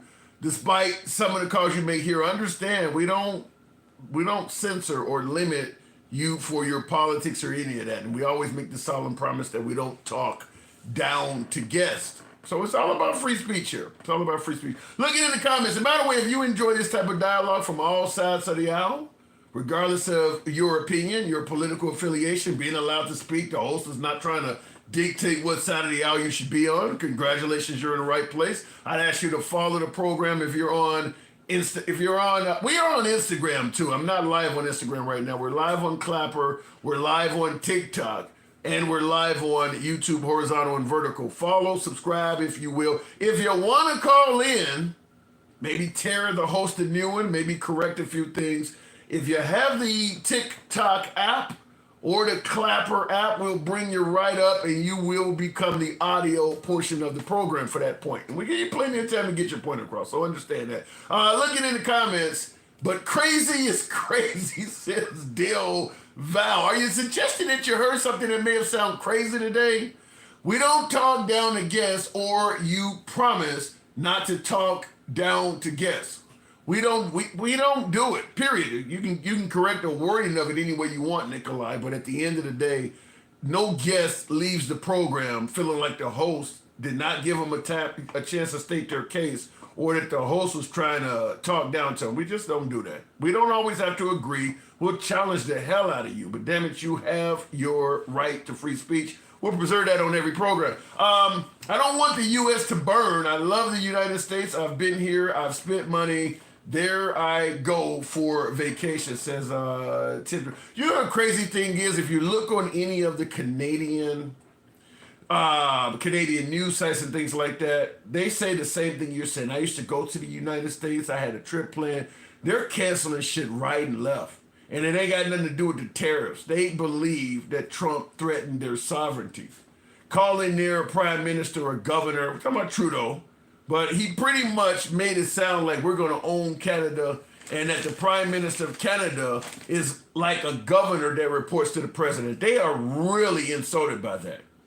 Not so much the tariffs, but threatening their sovereignty. They are really insulted by that. So a lot of Canadians that were going to come to the U.S. for vacation and things like that, you look in the comments on any Canadian news program or anything that's in relation to Canada, they're really upset about that. And I suppose you can't blame them. Trump really, in his own fashion, disrespected the hell out of the country by calling their prime minister or governor. And we know a lot of folks, like my last caller, calling Trump a racist and things like that. MAGA don't like that when you do that to Trump. Well, calling a prime minister an actual governor, I mean, that's like demoting him on the world stage. That's a real put down that Trump did to him, did to that country. He also, in addition to just insulting Trudeau, he said Canada does not work as a country. It should be a state. So he's been really insulting to Canada, and the people of that nation, they're patriotic, I assume, just like Americans are. We wouldn't want somebody saying that about America, so they're really upset with him for that. I agree the term non-white Hispanic is kind of stupid. Nobody identifies that way. Well, you get those terms because there was a hatred towards blacks. I mean, it is what it is. I mean, we otherize everybody that comes to the country for the most part except whites. I mean, you come over here, you're a white person. You come over here, the other groups, you're African American, you're Indian American, you're Japanese American. They all get a prefix and a suffix. I mean, even if you were born here, you get that prefix. If you're born in America as a white person, nobody continues calling you Italian American or something crazy like that. If you're born in America as a white person, you're called white. I'm like probably 7th, 8th generation black. Should just be American. Should not be still getting called or just called black. No connection to Africa whatsoever. Don't even know what country my ancestry is from over there. So there's no reason why anybody that is as deep into American ancestry like I am should still be being called African. But I'll give you examples. There's been 4 candidates of color, and I'm trying to get 40,000. We'll take our next caller, but tap the screen, get us up to 40,000 on TikTok. Another example, we've had 4 candidates of color recently try to run for president. Kamala Harris obviously being one. Obama being another who actually won 2 terms. Then on the Republican side, we've had Nikki Haley and we've had Vivek Ramaswamy. All 4 obviously were born in America, even though some folks try to suggest that Obama was not. And they were beginning to suggest that Kamala Harris was not as well. But all 4 of them got the other, when it comes to otherizing, they got the shit otherized out of them. Obviously, Obama became Kenyan, which is coming from another place other than America. Kamala Harris became Jamaican and Indian, another place other than America. Nikki Haley became Nimrata. And when it came to Vivek Ramaswamy, they started doing him the same way, bringing up all kinds of other shit. It ain't easy to run as a person of color for president. There's a lot of people in this country, and that's on both sides of the aisle. I'm giving you candidates on both sides of the aisle. So they ain't got nothing to do with being just a Democrat or a Republican or the politics, because Vivek's politics are almost a mirror of Trump. And they started saying he wasn't MAGA and everything when he ran. And Nikki Haley's politics, she was doing all right as a governor in South Carolina. Once she started running for president, Nimrata came out of everybody's mouth. So running as a person of color, they're going to otherize you. They're going to otherize you. There's no way around that. Ben Carson always called from Detroit. Well, Ben Carson is down in the weeds in terms of being a politician. Seeing that the southern border had 735 drug seizures, they had over 7,000 egg forfeitures, bringing those illegal eggs. Don't know what that means. My grandmother's birth certificate says colored. Yeah, like I said, I don't know why they otherize you, but if you're a person of color running for president, there are going to be people that otherize you. It's just what it is. Looking in the comments before we move it on, I don't know if I'm gonna get that 40,000. I'll go over to Instagram, and I thought Sean or Carlos was in there. We'll wait and see if if they're trying to come up before you guys tap the screen, get the likes up. Obama's brother happened to be from Kenya too. What are the odds? I don't know what the odds are, but the idea that Obama was senator and it never came up that he was from another country until he became president. It's just the whole thing with Hillary Clinton and the baby's blood and all this other wild shit. I bring these things up because everybody asks, why was Trump adored by the black community? And then all of a sudden when he ran for president, he suddenly became a racist. And I bring up those other incidents. Those folks were in good standing as well. When Hillary Clinton was first lady, nobody was saying she was drinking infant blood and shit. So when you run for president, it doesn't matter. People come up with wild shit on you. That's not unique to President Trump. People make up wild stories on you. I don't remember hearing anything about Pizzagate, for instance, when Hillary Clinton was first lady, or when she was Secretary of Defense or whatever, or Secretary of what was it, Defense, Secretary of State, whatever she was. I don't remember hearing about that. So it's when you become president, people come up with crazy shit. So boom, it happened to Trump. And by the way, Trump playing victim, suggesting that people were doing that to him, he had no problem doing it to other people as well. He was deep in the birther movement. He was deep into that. Talking about he had investigators going to Kenya, you won't believe what they found, never proved what they found, never said anything else about it. So he was deep into doing it too. Hillary Clinton started the birth certificate controversy. Okay, that doesn't mean Trump was forced to follow her. You are correct. Hillary Clinton did start the birther controversy. But notice, the only other politician that's known for doing it as well as her is Trump. All the other Democrats and Republicans didn't jump on the bandwagon. Trump did. So you don't get to blame her. Nobody made you get involved in it. He's the one that decided, well, I'm going to start saying it too. Well, then you get held accountable for it.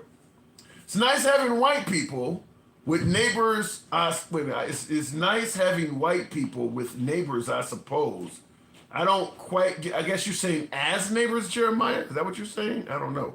But you have a problem with until Trump. What do you know about Hillary and Richard Nixon? That their time is fairly spaced out. That's one thing I'll tell you. One was one and one was the other. Hang on a second. You ordered that? Okay. All right. Real quick, looking in the comments before I go to the next caller. We'll continue on. Now that I got the guest there. Lu Man Chow. Was that what that says? Lu Man Chu? Lu Man Chow? Chu. Lu Man Chu. Appreciate Vital Talks. Thank you for the support. Much love to you, Vital. Thank you. Lu Man, good evening. Good evening. Talk about the state of the country under Trump. Now, I mentioned earlier letter grade, like, back in high school, A, B, C, D, or F. He's only been in 2 months. How do you think he's doing so far? As good as everybody thought he was going to be. Terrible. You really think he's doing terrible, huh? Yeah, I think he's doing a great job of wrecking the government. And to be honest, I'm an independent. I haven't voted Republican in probably 10 years, but I've been a lifelong independent. And just his whole platform that he was running on, it was, getting rid of DEI is the most obvious thing he's doing to like gaslight people, I think. Explain. Elaborate. Well, I live in rural red state Ohio, and all the Trump voters I know are using DEI as the racial slur now. Wow. So I mean, they're doing a good job of gassing these people up. So if that was his whole point, then he's doing a great job. Yeah, it is my personal analysis that DEI is starting to become synonymous with. It's synonymous with people of color, but more so it's starting to become with black people.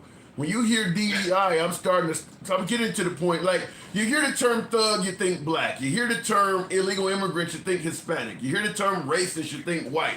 DEI is starting to be one of those terms where you think black. Here's the thing. They're trying to paint it as they want the most qualified people. Right. You don't fire like a 4-star General Brown from the Air Force as a Joint Chiefs of Staff and then hire somebody, a Fox News host, and then claim you're going after the most qualified people. It's a joke at this point. I've had to deal with DEI. Before I was a union electrician, I was a supervisor at a aluminum fabrication shop. And to get ISO certified, we had to comply with DEI.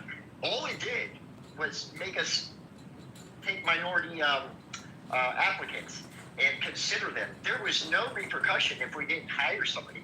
But if they audited you and say you had like a Yale graduate, a minority, and you hired some unqualified white person, then you could get nicked. But it was nothing to do with, just taking white people's jobs like people are saying. It had nothing to do with that.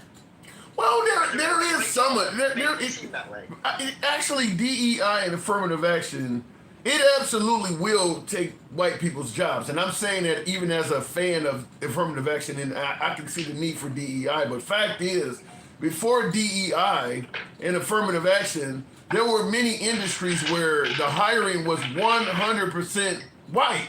So if all of a sudden affirmative action or DEI kicks in and now it's 80% white, yeah, there is some whites that have lost their job. Yeah, it does take white jobs. I mean, because if you look at it like that, but if you want the most qualified person for the job, it's not taking the more qualified person. No, it's not. No. Yeah, I agree with that. I certainly agree that if, let's say you got I always use the example, you got a factory floor and you got 100 employees working on the factory floor and they're all white, and then they come up with affirmative action or DEI and say that from now on at least 20% of your staff needs to be people of color.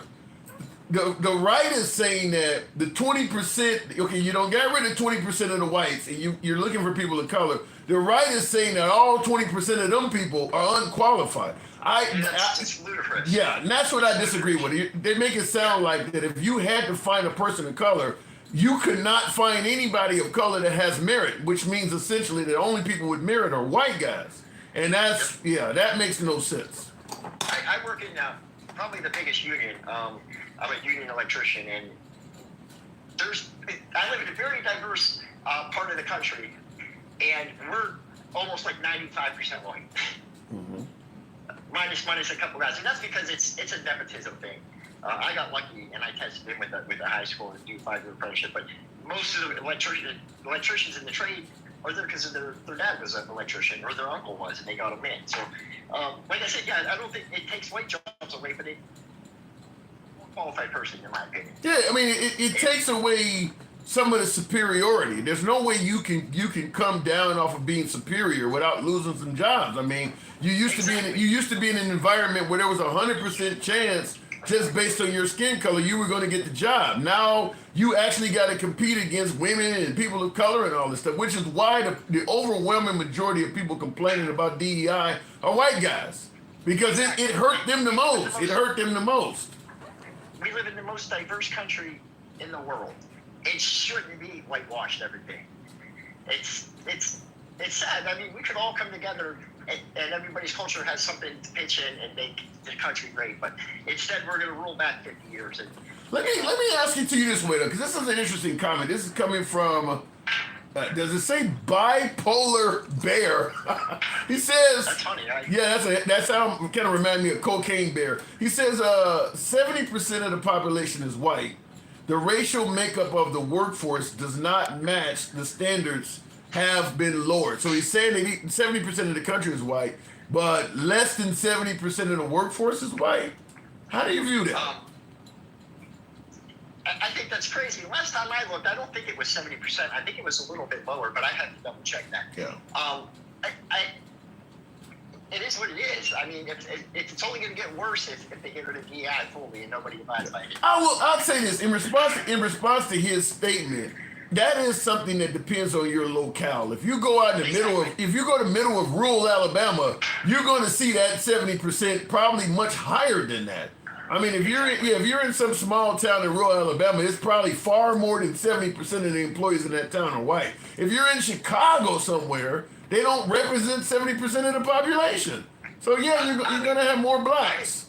I'm in Youngstown, Ohio, which is a diverse little city, but most of the people in my local union are from rural Ohio, and we're like 95% white.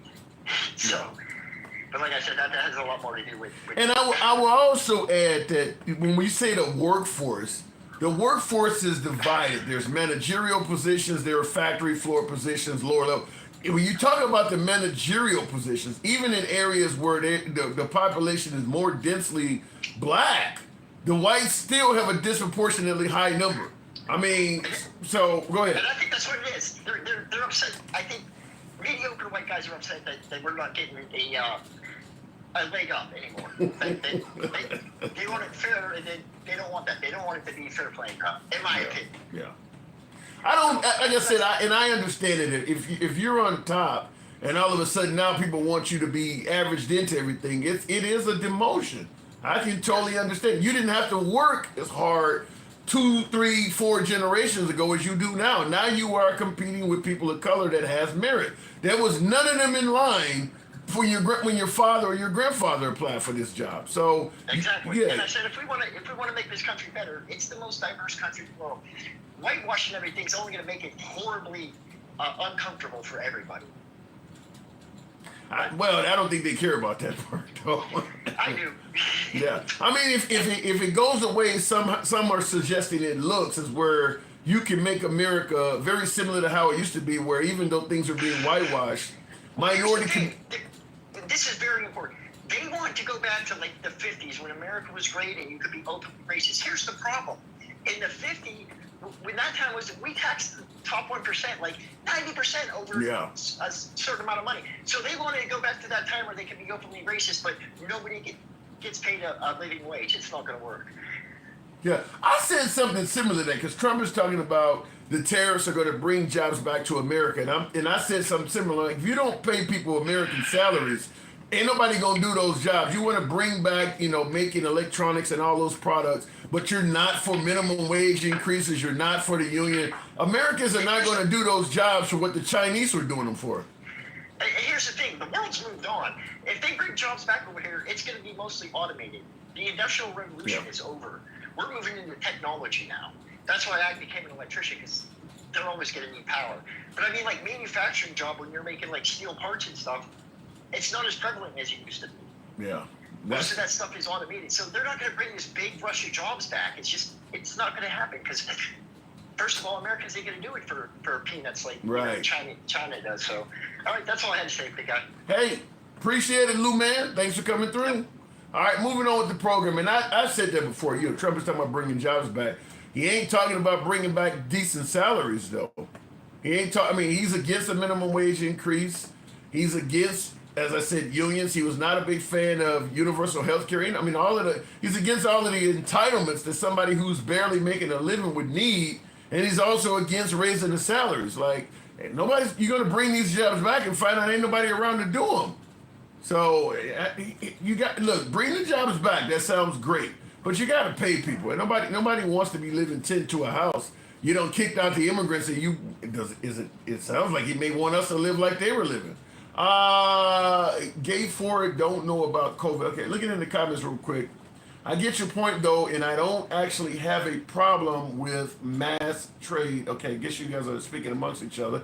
And tap the screen, get me on up to 50,000 on the likes. I want to make sure I didn't miss any super chats. It's ironic that Franklin Roosevelt is the greatest Democrat president, and he was he was the one that ushered in segregation. Different era.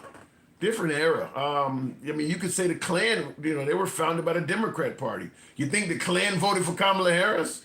Different era. I mean, people have changed a lot of things. Remember, Trump in the 1980s identified as a Democrat. He doesn't identify as a Democrat today.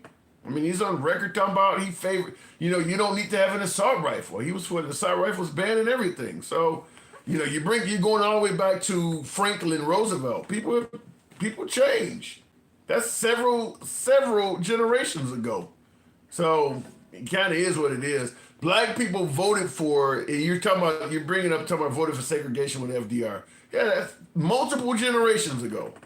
And real quick in regards to somebody said 70% ain't white. Yeah, I think America's I think the white population is about 60-some% of the country. I think it's somewhere around up in there, or maybe even a little bit less than that. That's why people are screaming about a replacement theory. The amount of white dominance in America has fallen some. It ain't because of blacks though, it's because of Hispanics.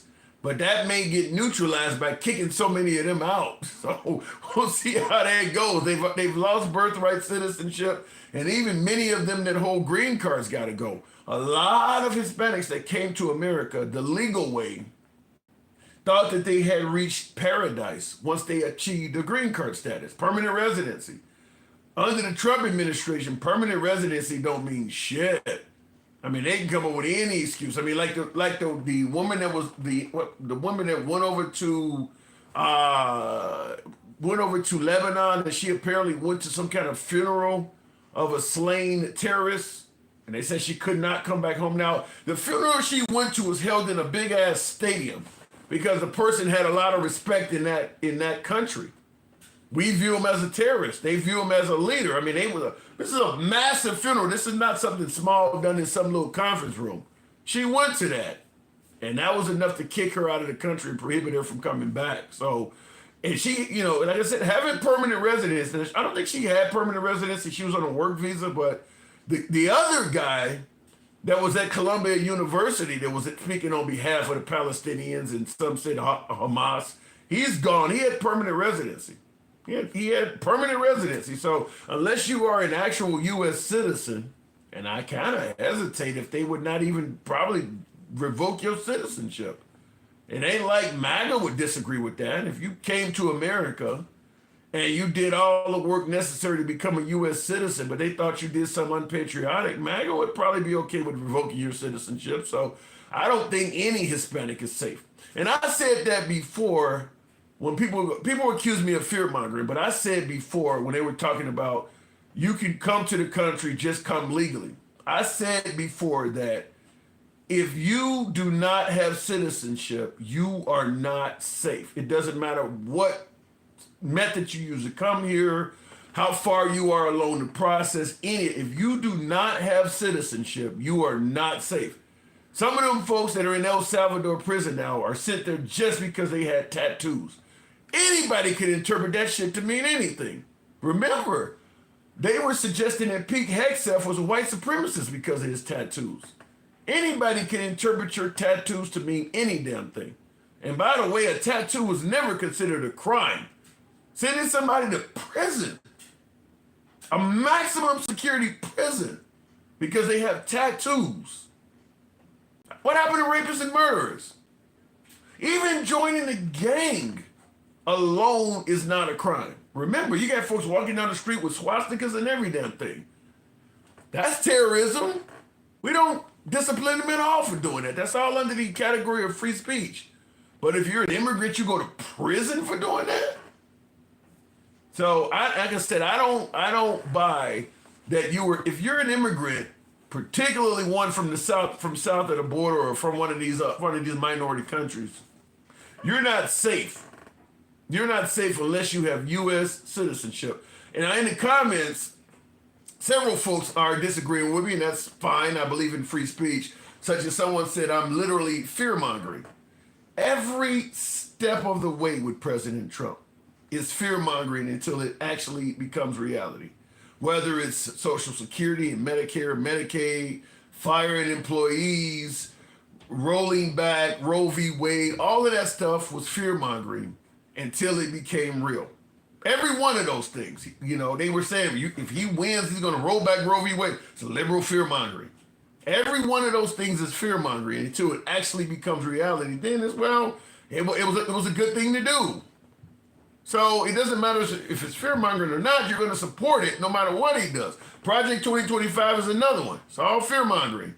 Even though Project 2025 is like watching someone walk into a high-rise that lives in the penthouse. And the high-rise is vacant. And when they walk into the high-rise, every step they climb, the lights of that floor comes on. When they reach the penthouse, the whole building's going to be lit up. But right now, they're on the 3rd or 4th floor, and you can see all of the lights from the 3rd, 4th floor on down. The whole building is lit. The rest of the building is dark. Project 2025 is like that. Floors are lighting up right in people's faces, and they're still saying, he don't live in the penthouse. Every day you look at the building, another floor is just lit up. That's what Project 2025 is coming to reality in front of people's face. You're actually proud of this? Either you're completely unstable or just not all there. I don't quite get that response there, Bobby Ashton, as it says. Ashton, feel free to elaborate on that. But yeah, the fear-mongering, I think fear-mongering is stated as a way to prevent people from swaying from supporting Trump. It's to make the liberals, I mean, like I had a caller on here a minute ago talking about Trump is for segregation. I don't know if he's for segregation or not, but I've seen enough to suggest that I don't feel comfortable saying he's not for it. I don't know if Trump is for segregation or not, but I wouldn't bet a whole lot of money that he would disagree with it. So we'll have to see. But the right, anytime the left predicts something that Trump is going to do, the right says it's fear-mongering. And I've watched, at this point, several things become reality that the right originally said was fear-mongering. So we'll see. I don't think anybody would have believed all the federal firings. And there were plenty of people predicting that if Trump gets, like the whole getting rid of the Department of Education, which is something Trump made clear he wanted to do. A lot of folks on the right were saying that's fear-mongering. He's not going to get rid of the Department of Education. Yeah, now he's talking about doing it. So we'll see what happens. Man, that is not the reason why people got released from prison and came to America. And don't you think these people are not bad? You support them. They are illegals. The main word is illegal.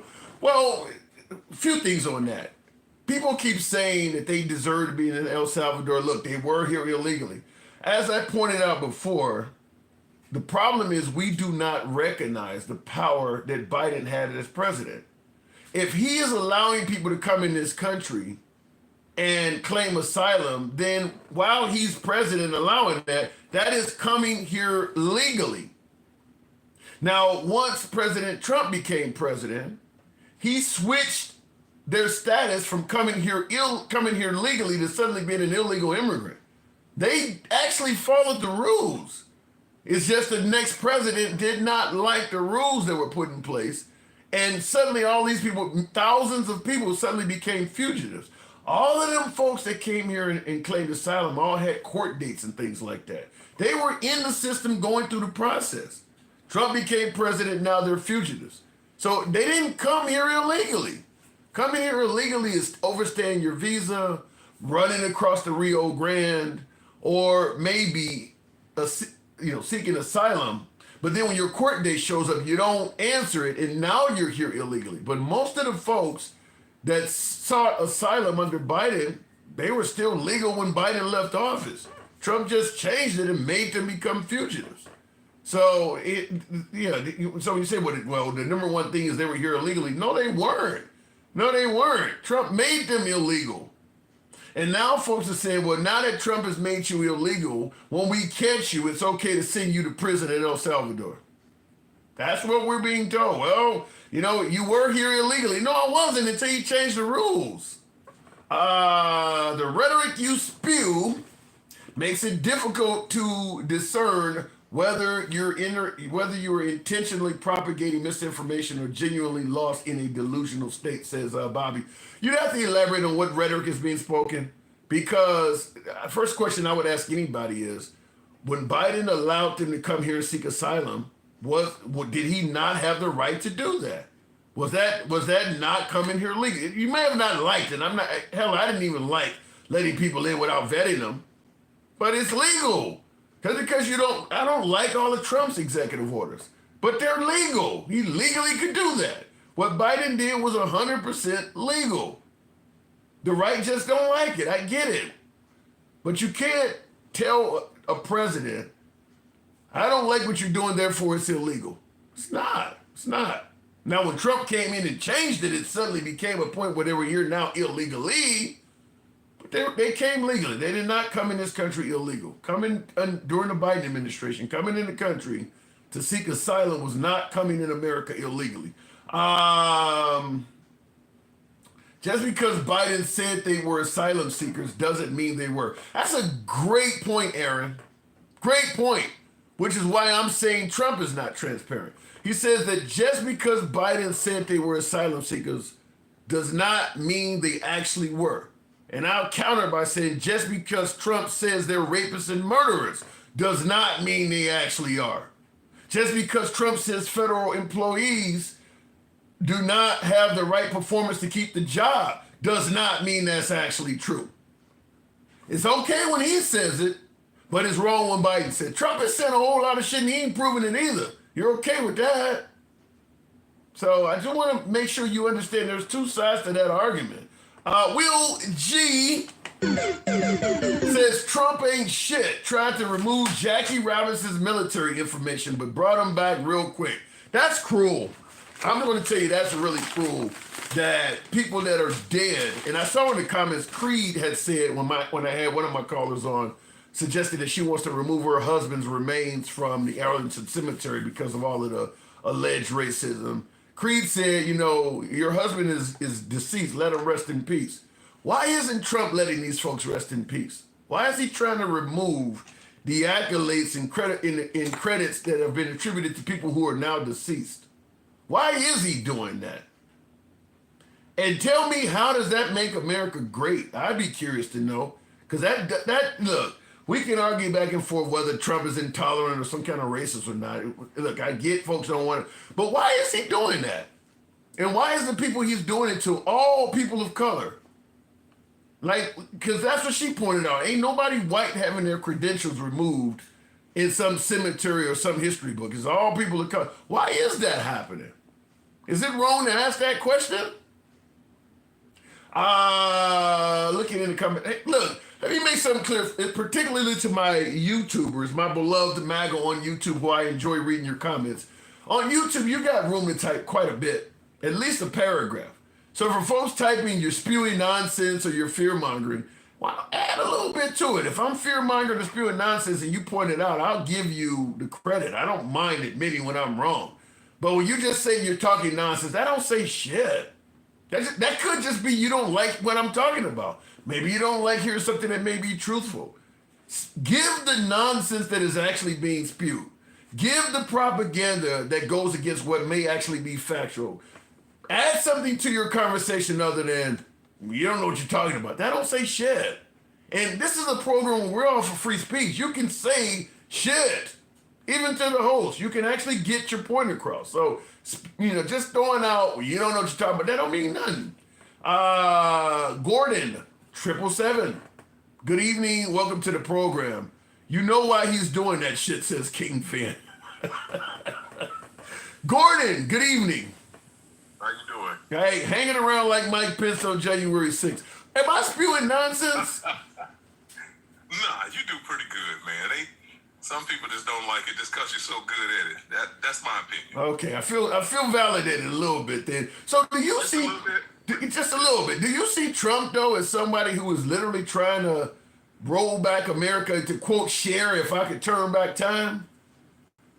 It seems like he's trying to turn back time. But I'll say this: I'm someone who voted against him, but I'm not for him.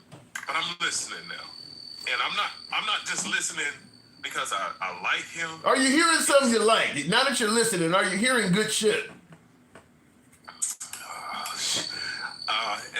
That's a pause. That's a pause. Off the top of my head, I can't.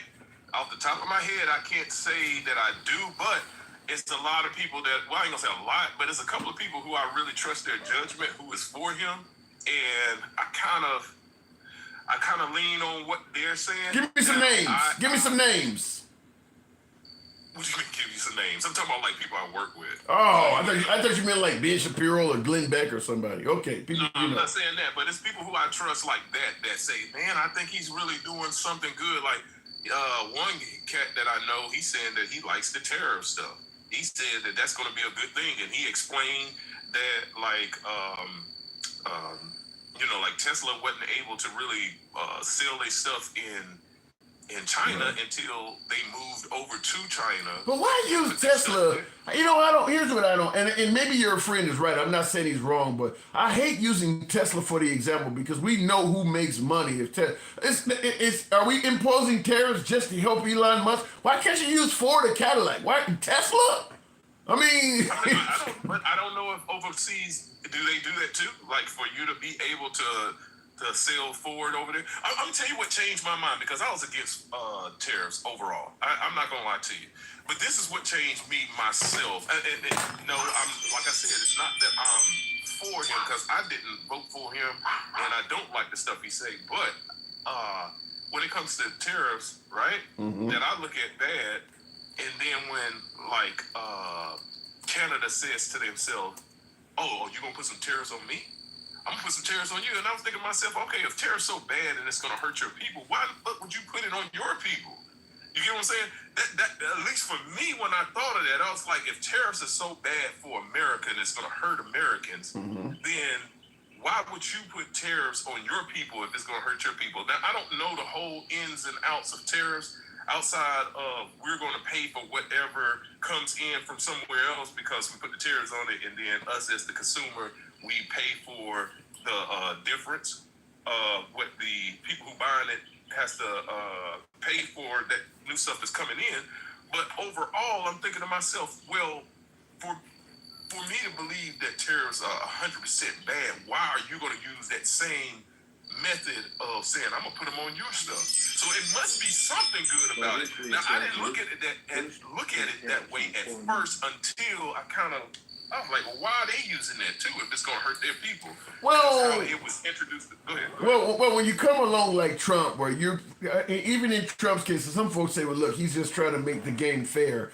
The problem is in Trump's case because he's fluctuating all over the place. Where I use the example, let's say for instance, you export steel, a lot of car makers and things like that, or you got an auto plant, you purchase steel maybe. Okay, you find out the steel we purchase at our factory is going to be tariffed by 25%. Okay, maybe we got to lay off a few people. Maybe the office in San Antonio, we'll get rid of that, but we can make a few cutbacks and kind of deal with the 25% price increase. It ain't the end of the world. It's a little bit extra money, but I think we can do this and still maintain our business. And then all of a sudden, you're telling this to your employees in a board meeting, and the secretary rushes in and says, well, he just said 50% now. So what I'm saying is what Trump is doing with the tariffs moving all over the place like that, we can talk about good terrorists and bad terrorists, but when you're trying to get in regards to something that's moving all over the place, that's uncertainty. I mean, he's talked about 200 and 250% tariffs on people. There's nothing you can do with that. I mean, you can't plan on that or anything. Well, yeah, that's how I looked at it at first. And I'm not saying that you're wrong because it seems like the market is moving against that right now. It seems like it's moving down all the moves that it made up. It's uncertainty. I think uncertainty is worse than the tariffs because Trump is not saying you got a 10% tariff locked in place. That's what we're doing. It's 10% today. It might be 30% tomorrow. He decided nothing on Friday. It's all you just cannot do business when numbers are moving all over the place like that. Yeah, and that's what makes it so hard.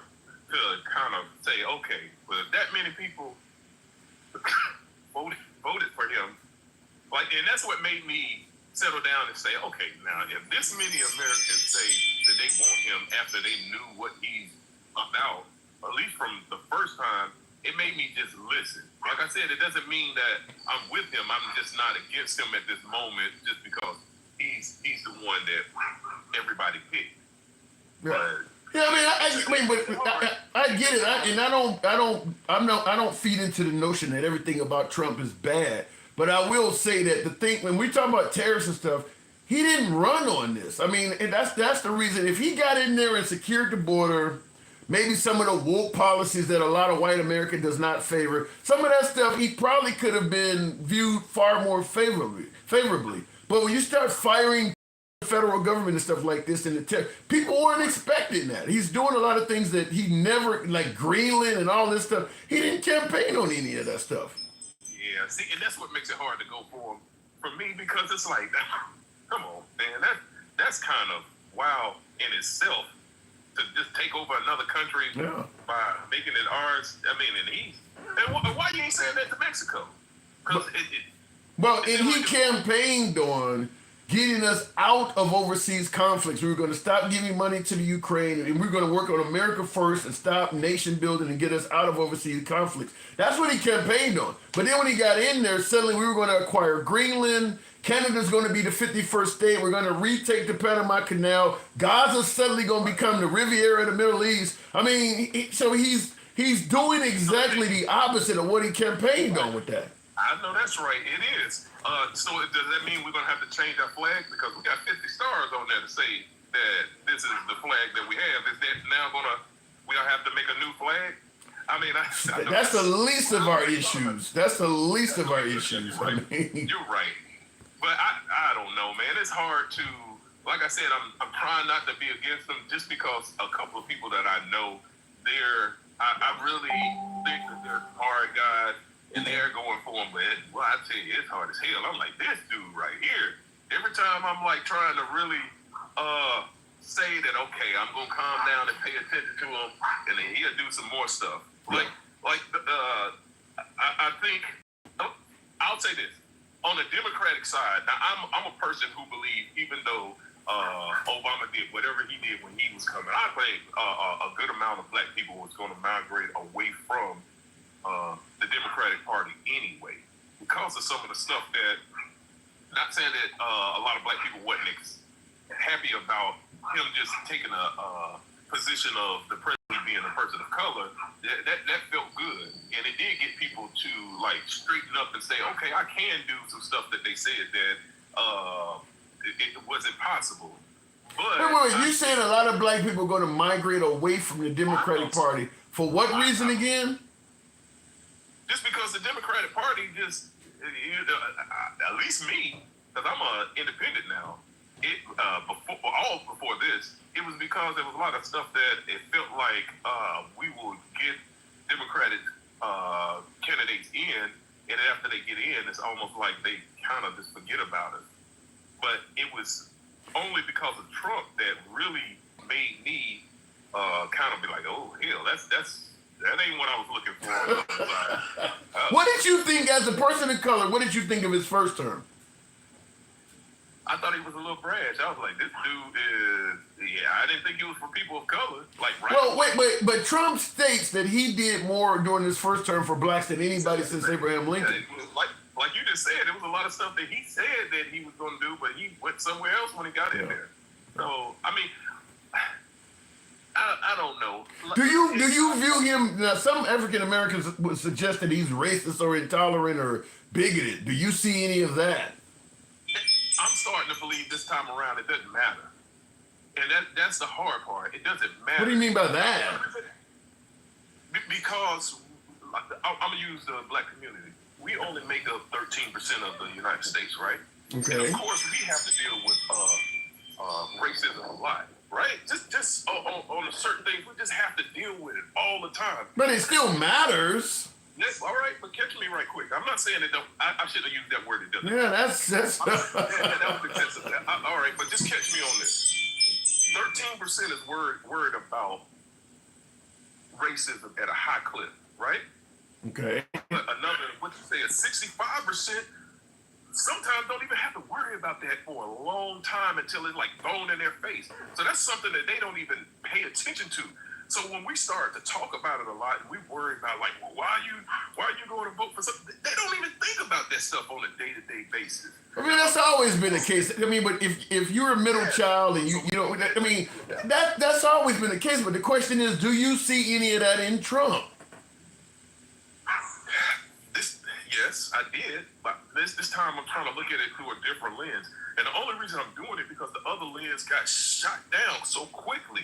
Did you see how bad it was when, you know, that night when it was for the presidency, and it was like, oh, like, my God, America went the opposite of what I thought. I knew it was an opportunity for her to lose. I knew it was an opportunity for her to lose, but like that? Like, what the fuck is going on? Well, she wasn't a popular candidate. She didn't have a lot of time to run, and Trump was a very popular candidate. We knew who Trump was. We knew who Trump was. Yeah. So you do. So just to get clarity, you do see racism in Trump. You're having a hard time answering this question, yes or no. Yeah, because no, I do, but I'm trying not to. This is a free speech program. Say whatever. If you think what I'm talking about is fucking ridiculous, say it's fucking ridiculous. If you think the guy's a racist, say, I mean, this is free speech. Yeah, I know. I'm not saying it's ridiculous, but it's almost like I feel like at this moment, it feels like it's pushing me towards that conversation. I'm just trying to get an answer no matter what side you're on. Yeah, but it's almost like we as people of color have to look at it as business. Somebody can be in the black community. They don't have to love anybody, but they have to do whatever they have to do to sell whatever that product is. You get what I'm saying? And we have to learn how to do that to a certain extent. Do I like it? Because we're so emotional people. And I think our emotions really do take care of us. But right now, when we're the only ones who have emotion in this situation. This ain't answering the question at all, though. Okay, go ahead.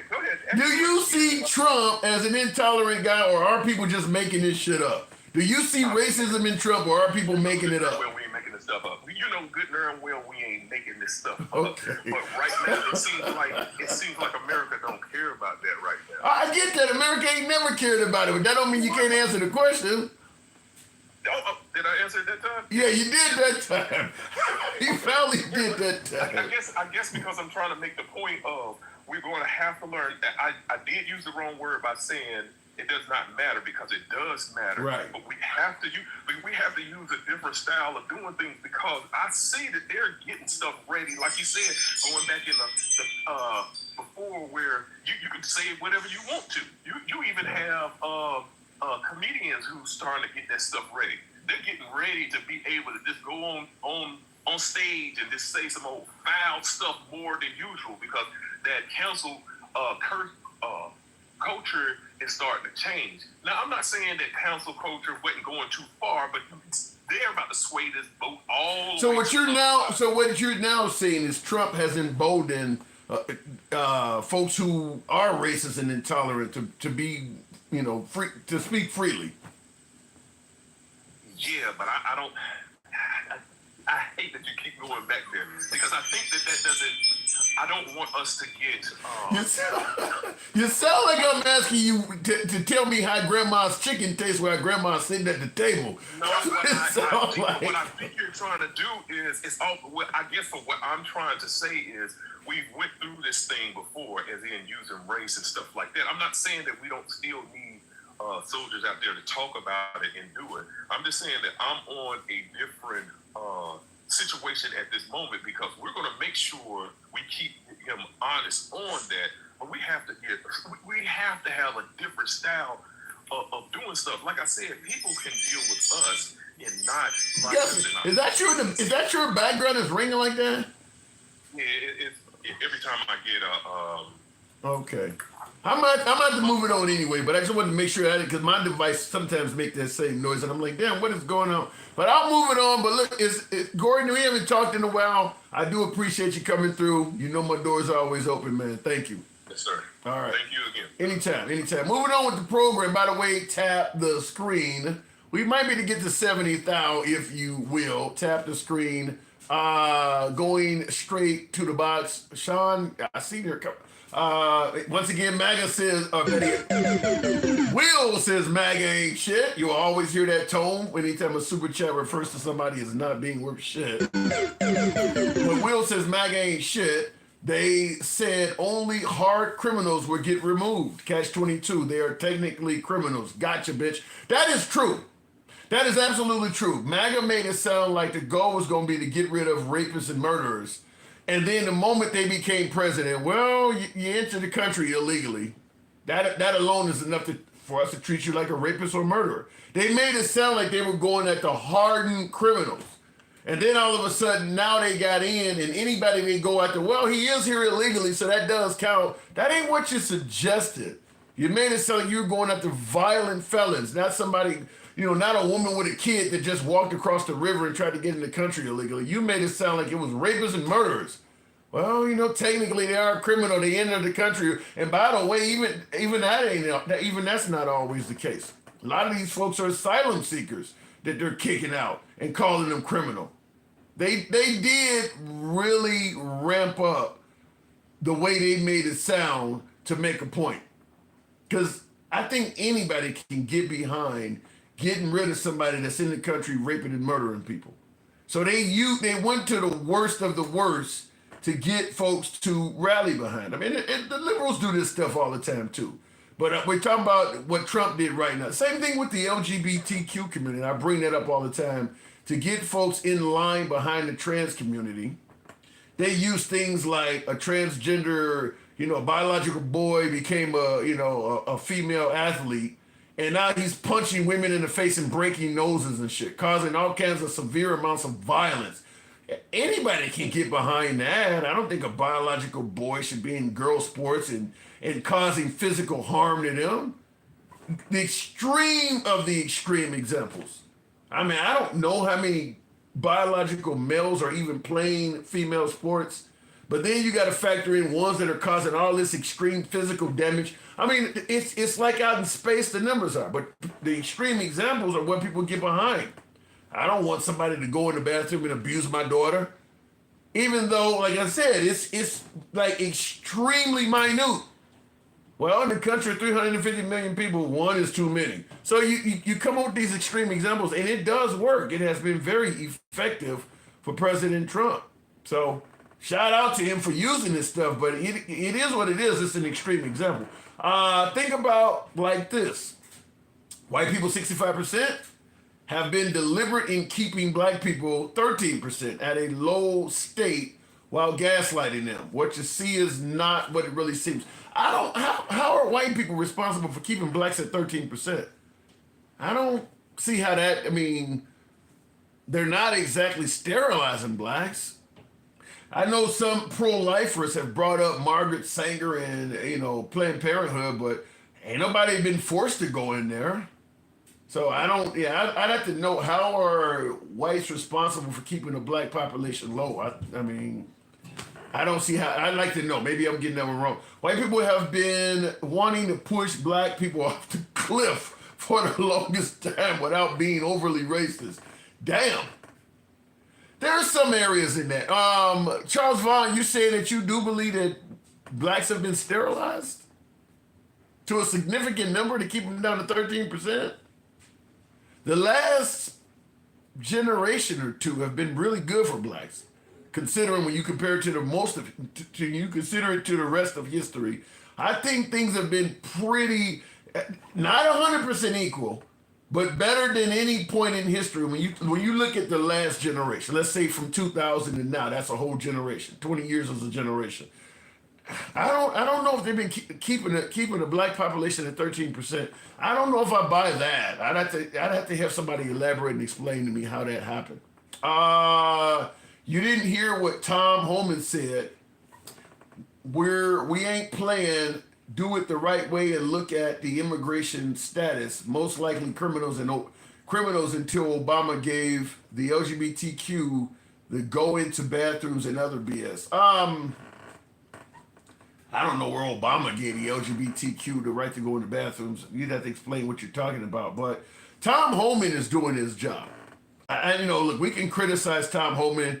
But really, what you know, the criticism belongs to, if you don't like what Homan is doing, the criticism should be at Trump. You don't like what Trump authorized him to do. But Tom Homan is doing what he was told. I mean, he's doing his job, and he's doing his job really well. I'm not gonna hate on Tom Homan. That's, you know, just like if you were in the Biden administration and you were processing asylum seekers, a lot of folks on the right do not want anybody to be able to come in here and seek asylum. Well, then your criticism is with Biden, not the person that's processing the forms. That person's doing his job. Tom Homan is doing his job really well. I don't have any issue with what Tom Homan is doing. It's if you like I said, if you got criticism against Tom Homan, it belongs at the president. He is taking the policies that are put in place and he's just enforcing them. His job is to secure the border. He's securing the border. I remember the syphilis project. Yes, I do, Charles Vaughn, but on a wide scale, I don't look at the black community and say we're only 13% of the population, but if they had not given those folks in the Navy or whatever syphilis, we might be 17% of the population. I don't think it killed off or sterilized that many people.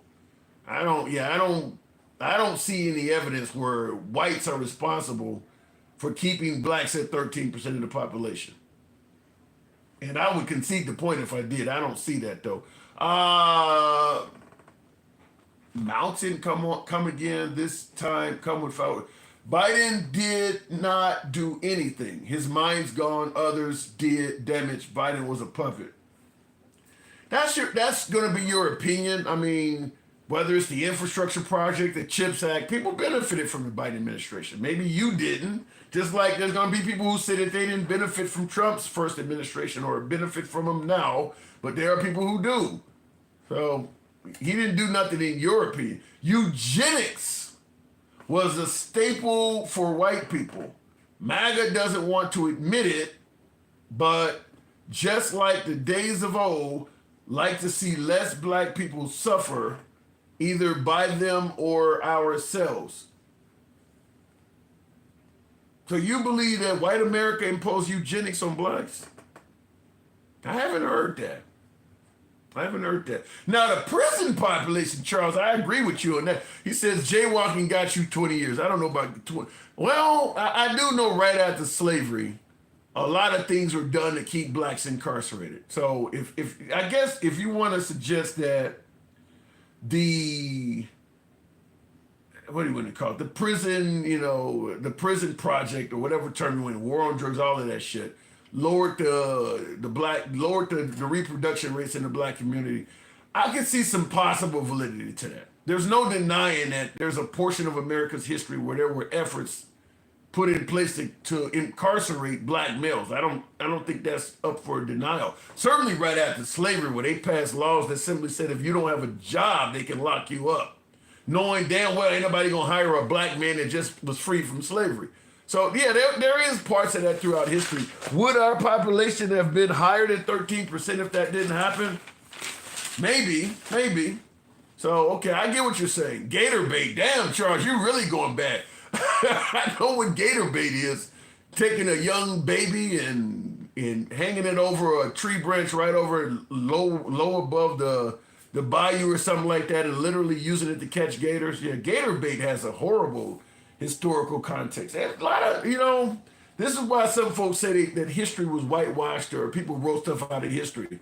Because we see African Americans breaking into CVS or rioting and looting, and you see in the comment section, it's just their culture. It's always the same people. It's the usual suspects arguing with police. But I am going to go on record and say if the true history of white America was actually revealed, it would make at least the ones that are in this country look evil. I mean, hanging a toddler over a bayou so that an alligator could come feed on it, an actual toddler doing that too. So, I mean, it's easy because a lot of the atrocities or crimes that are committed by blacks are caught on video and it's been all over the news and media. But yeah, a lot of that stuff was taken out of history because, yeah, if people knew about all that stuff, it doesn't help with white ancestry in America. It just doesn't. I mean, some of that stuff was, beyond evil. I can't even explain it. Like, why would you take a toddler and feed it to an alligator, and then make jokes and products called gator bait and joke about it? I mean, just demonic. Looking in the comments, if you're a descendant of monkey, you would have straight hair as a monkey does. You guys are really getting. Go back to the next caller. Wow. Will G says if you combine the times of slavery, Reconstruction, black codes, race riots, and deconstruction of prominent black towns and cities, it all ends up. Yeah, it's most of America's history. I mean, probably America was founded in 1776, but it clearly was already going on, but probably up to about the late 1960s. So, yeah, it's probably the first 200 plus years of the country. Let me go back to the box, though. We'll go ahead and tackle one deep. MAGA reacts. Good evening, MAGA reacts. You heard a lot. What am I getting wrong? I mean, I really don't think Trump cares about race. The only thing Trump cares about is money. Wait. Okay, if he only cares about any idea why he is, removing a lot of the accomplishments of blacks and African Americans, even the ones that are deceased, how is he making money off of that? I don't think he's directly involved in that. I mean, what are we talking about? Some random shit on a website somewhere? Well, that lady made it sound like he was knocking over tombstones and, removing people from the Arlington Cemetery and destroying. I mean, I'll give you an example. Random shit on a server that no one reads. I'll give you an example. If I'm an African American and I want to join the Air Force, they used to talk about the accomplishments of the Tuskegee Airmen, a black Air Force outfit. Why remove that? How does that make America money by removing a discussion of black accomplishments? Now they're not removing anything white from the pamphlet. How does that turn into money? I don't know. Who reads it? This is a pamphlet that most people don't even read. Then why do it? Then why do it? If I want to keep commenting about it. Why do it? I don't know, because maybe he's trying to make everything bland with no color of either side. I don't know. I don't want to. I don't have. Then if you don't know, how can you be certain it's not racially oriented? Because, like I said, if it's Trump himself, maybe somebody underneath him is racist, but Trump himself cares mostly about money and the economy. You see, where he's most active is the economy. He doesn't care. Most Americans, MAGA reacts, most Americans throughout history cares more about money than anything, yet America was a racist country for most of its history. You can have the pursuit of money and racism simultaneously because to some degree, if the country becomes racist to me, it helps you make more money because you don't have to compete with me. I just remember him his last 4 years. He was proud of how black people were making a lot of money under his economy. Well, that's what he told you, and I'm not saying he was not. I'm not saying it was a lie, but I'm saying that's what he told you because he also said he did more for blacks than he. History of promoting black people and black businesses and helping Jesse Jackson with his presidential campaign and he has a history of saying he identifies as a Democrat too. And what's up? He has a history of saying he identifies as a Democrat too. Okay, but again, that doesn't mean it. That doesn't mean he was a Republican back then. And I love how you muddy things. You're the king of muddying up anything. Clear it up for me. Both sides. Okay, you got the floor. Clear it up for me. No, he has a history of helping out black people. I mean, what does that have to do with him being a Democrat or Republican? Just because he wasn't racist in the past, he's racist now? Is that your point? My point is people can change. This is why when people say, well, when he was a citizen, nobody was calling him racist and rappers liked him, and why do they hate him now? He's saying and doing different things now than he was saying and doing in the 80s and 90s. You think Oprah Winfrey would have been hanging around him now if he was saying this kind of stuff back in the 80s and 90s? He's a different dude. He changes. Look, I think the problem is the left and right thinks the same. We can both see the same thing, and you can see it as super racist, and I don't even see what you're talking about. And it's not just because of our background or where we came from. It's literally how we think. We see and think differently. Let me give you an example. the January 6 hostages, they're patriots. Black Lives Matter is a terrorist outfit. Now, both groups have been caught rioting and looting. One is a patriot, one is a terrorist outfit. How do you explain that? Well, one set cities on fire and did a lot more damage than the other. So you can do a little damage and still be a patriot? What's up? You can do a little damage and still be a patriot? I mean, most of the damage on January 6th was like little stuff. Mostly. What about just calling for the? You're calling for the. Wait, Margaret, you're calling for the hanging of the VP. You just ignore that, huh? We didn't actually hang the VP. Oh. We didn't actually hang anybody. So BLM riots led to people getting shot. So I this the other day. If you put the list of violence on the left versus violence on the right, all you have on the right is January 6th. No, you don't. That's not true. And that is, you know, I've brought that up before. That's not true. When you look at BLM, you see a riot in Portland. You see a riot in BLM. BLM is burning cities down all over the country. But when you look at the folks on January 6th, you see what they did on January 6th.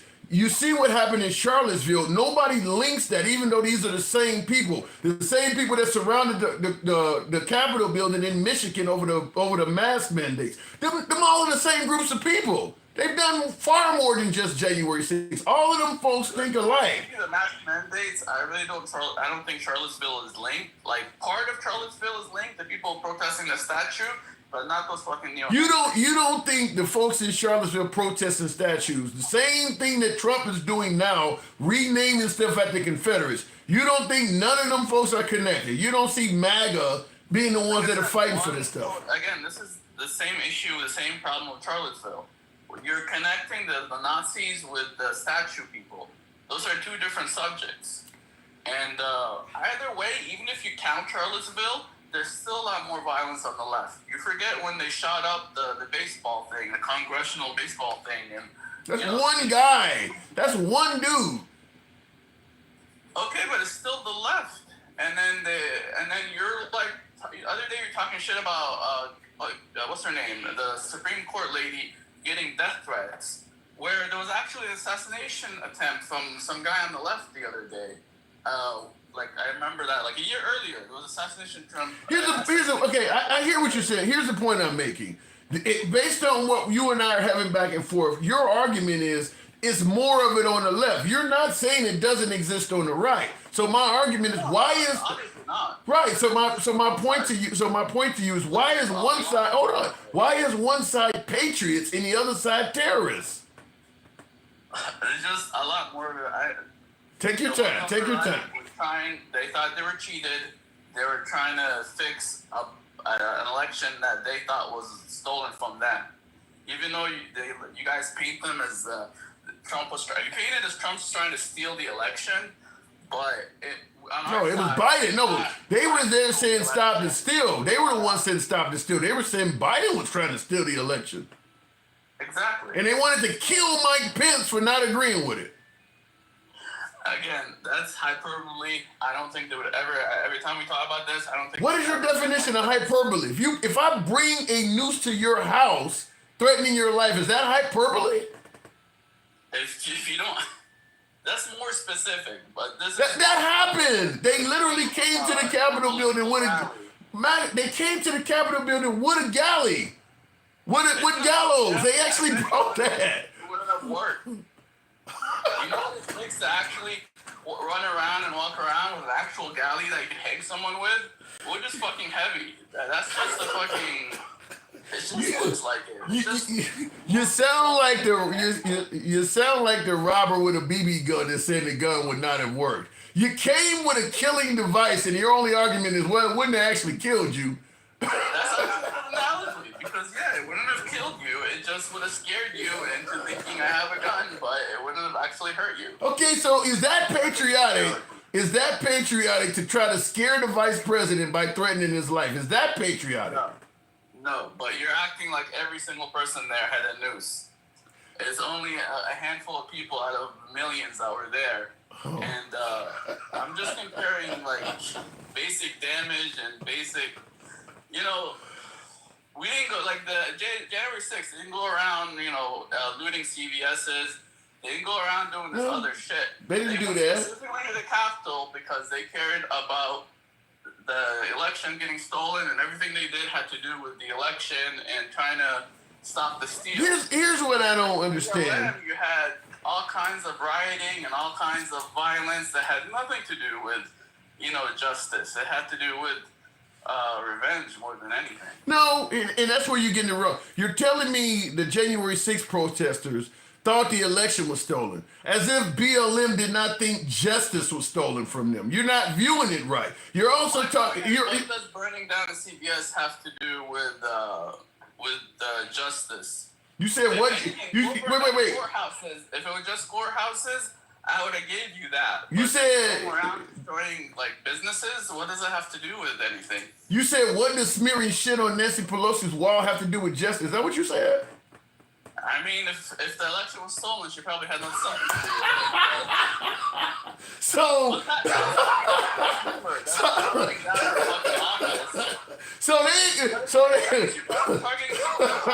it. So they wrong. So what does what does a black-owned business that happened to be in the wrong neighborhood getting burned down and the person inside getting shot have to do with justice? You killed another black person to get justice for a black person dying? So what does smearing shit on the office of a congresswoman have to do with justice? Nothing. That was just funny. It's just again, you love funny things up, but that doesn't. I'm simply trying to find out why one group is a patriot and one group is terrorist. And your answers are not helping me out at all. Look, they're both terrorists and they're both patriots. Honestly, right now, what's pissing me off is the shit that's going on with Tesla. They caught a guy with explosives trying to blow up a Tesla dealership the other day. And then in Vegas, they set a bunch of Teslas on fire. And that's terrorism right there too.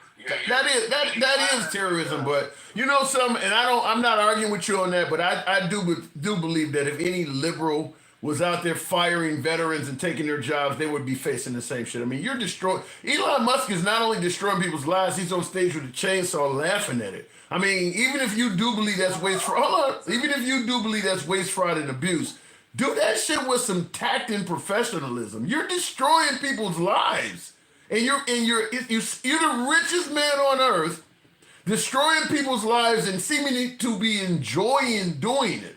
I mean, yeah, you're going to get a few bomb threats for doing that, no matter what party you're in. You got veterans that put their lives on the line for this country that are being told, like you seen one white guy at the town hall, like, you don't give a fuck about veterans, and the cops are having to grab them. People are getting angry.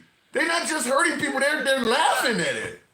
There's also a giant problem you're ignoring. The media is blowing things up. They're exaggerating every little thing. They're giving you half stories and half truths. And that goes on both sides that are just making things a lot worse than they actually are. I mean, look how much the stock market went down because of so-called tariffs. The tariffs were only online for half a day and the stock market dropped it wasn't because of the results of the tariffs. It was because of the media and how bad the media has portrayed tariffs to be. I disagree with that. I'll tell you. The economy, as far as I know right now, is doing good. No, the job numbers are good. The gas is going down. As far as I know, all the numbers are good. The job numbers were good the day Trump got inaugurated. Biden gave him great job. There was no unemployment issue when Trump took office. The job numbers have always been good. But the issue is they haven't gone bad. They act like they went bad, but they've been on point. They haven't gone down or up. Well, but the problem is, first of all all of these people getting fired. Hold on. Hey, all of these thousands of people that are getting fired from the federal government, you telling me that ain't affecting the job numbers at all? Yeah, the problem is it's being blown up by the media. On the other hand, there were a lot more people getting fired from Tesla, from all these car dealerships, from all these businesses, from Google. I mean, up to Trump's election, every other day was a company laying off 12,000 people. I don't know about that. Now that's happening to government where it needs to happen because government's bloated. now they're making a big deal out of it. But what happened when all these other companies were laying off people? They fucking didn't say shit. No, Trump was saying shit when it was happening under the Biden administration. Just like all of a sudden now he's pointing out bird flu, but when Biden was in office, he was blaming Biden for the price of eggs. That's politics. You just don't like it when it's being used on your guy, but your guy was using it on Biden. He knew damn well that Biden had nothing to do with the price of eggs. I'm not saying you're missing my point altogether. Damn right I'm missing it because you're throwing it over my head.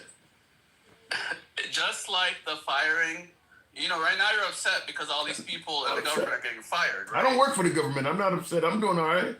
But that's what we're discussing, how all these people are getting fired in the government, and we're all crying for them, but no one was crying or like triple the people or quadruple the people were getting fired from the private sector. Let me say what I just said again, just because maybe you didn't hear me right. Because just like with Obama separating families, he was doing it even more than Trump, and he didn't get chastised as much as Trump did, and people said that was wrong.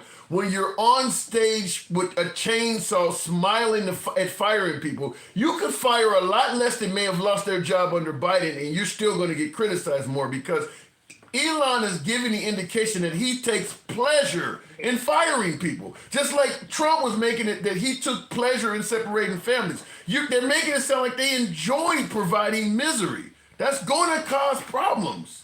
You know what? That's a great example of how we think and see things differently. Where you concentrating on the emotion of things, I'm concentrating on the results. I'm like, how many people got fired?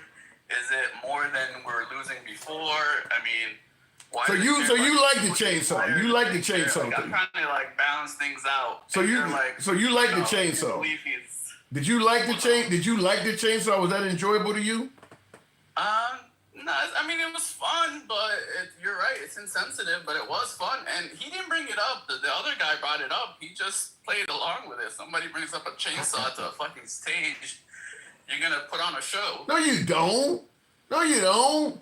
You don't have to. He got caught up in the moment. Well, then he's going to get caught. Then he gets caught up in a few burning Teslas. They got caught up in the moment too. They showed up to a dealership with a little extra gasoline. They just got caught up in the moment.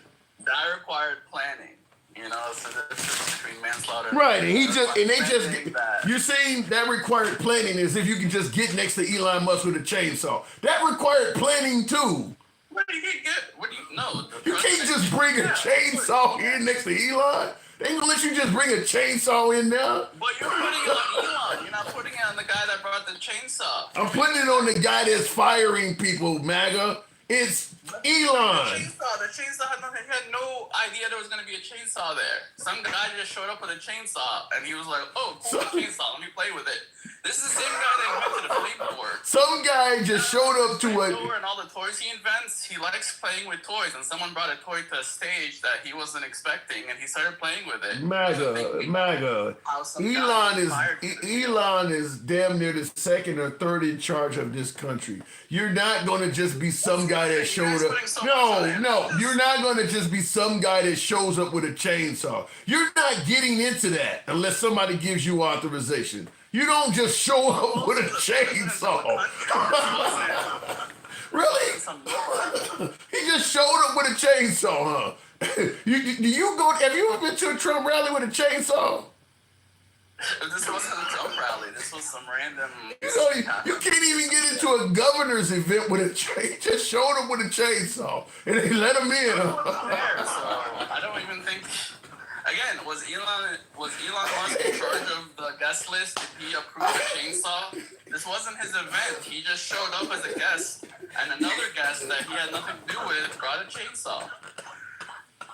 Again, muddying things up. What does it really have to do with the problems we're dealing with? What does this have to do with the $36 trillion in debt that he's trying to put a hole in? He just showed up with a chainsaw to one of the most secure events you can come to, and they just let him in. No, it wasn't. This was just some random CPAP event. It had nothing to do with Trump. There is no random unsecured event with all of the people that Elon Musk is firing, he's like got the biggest bullseye on his back. You're not going to show up to an event with Elon with a chainsaw. It's just not going to happen. I think Tesla's on fire. Yeah, I think that's the fact right now, but I don't think it was a fact a month ago.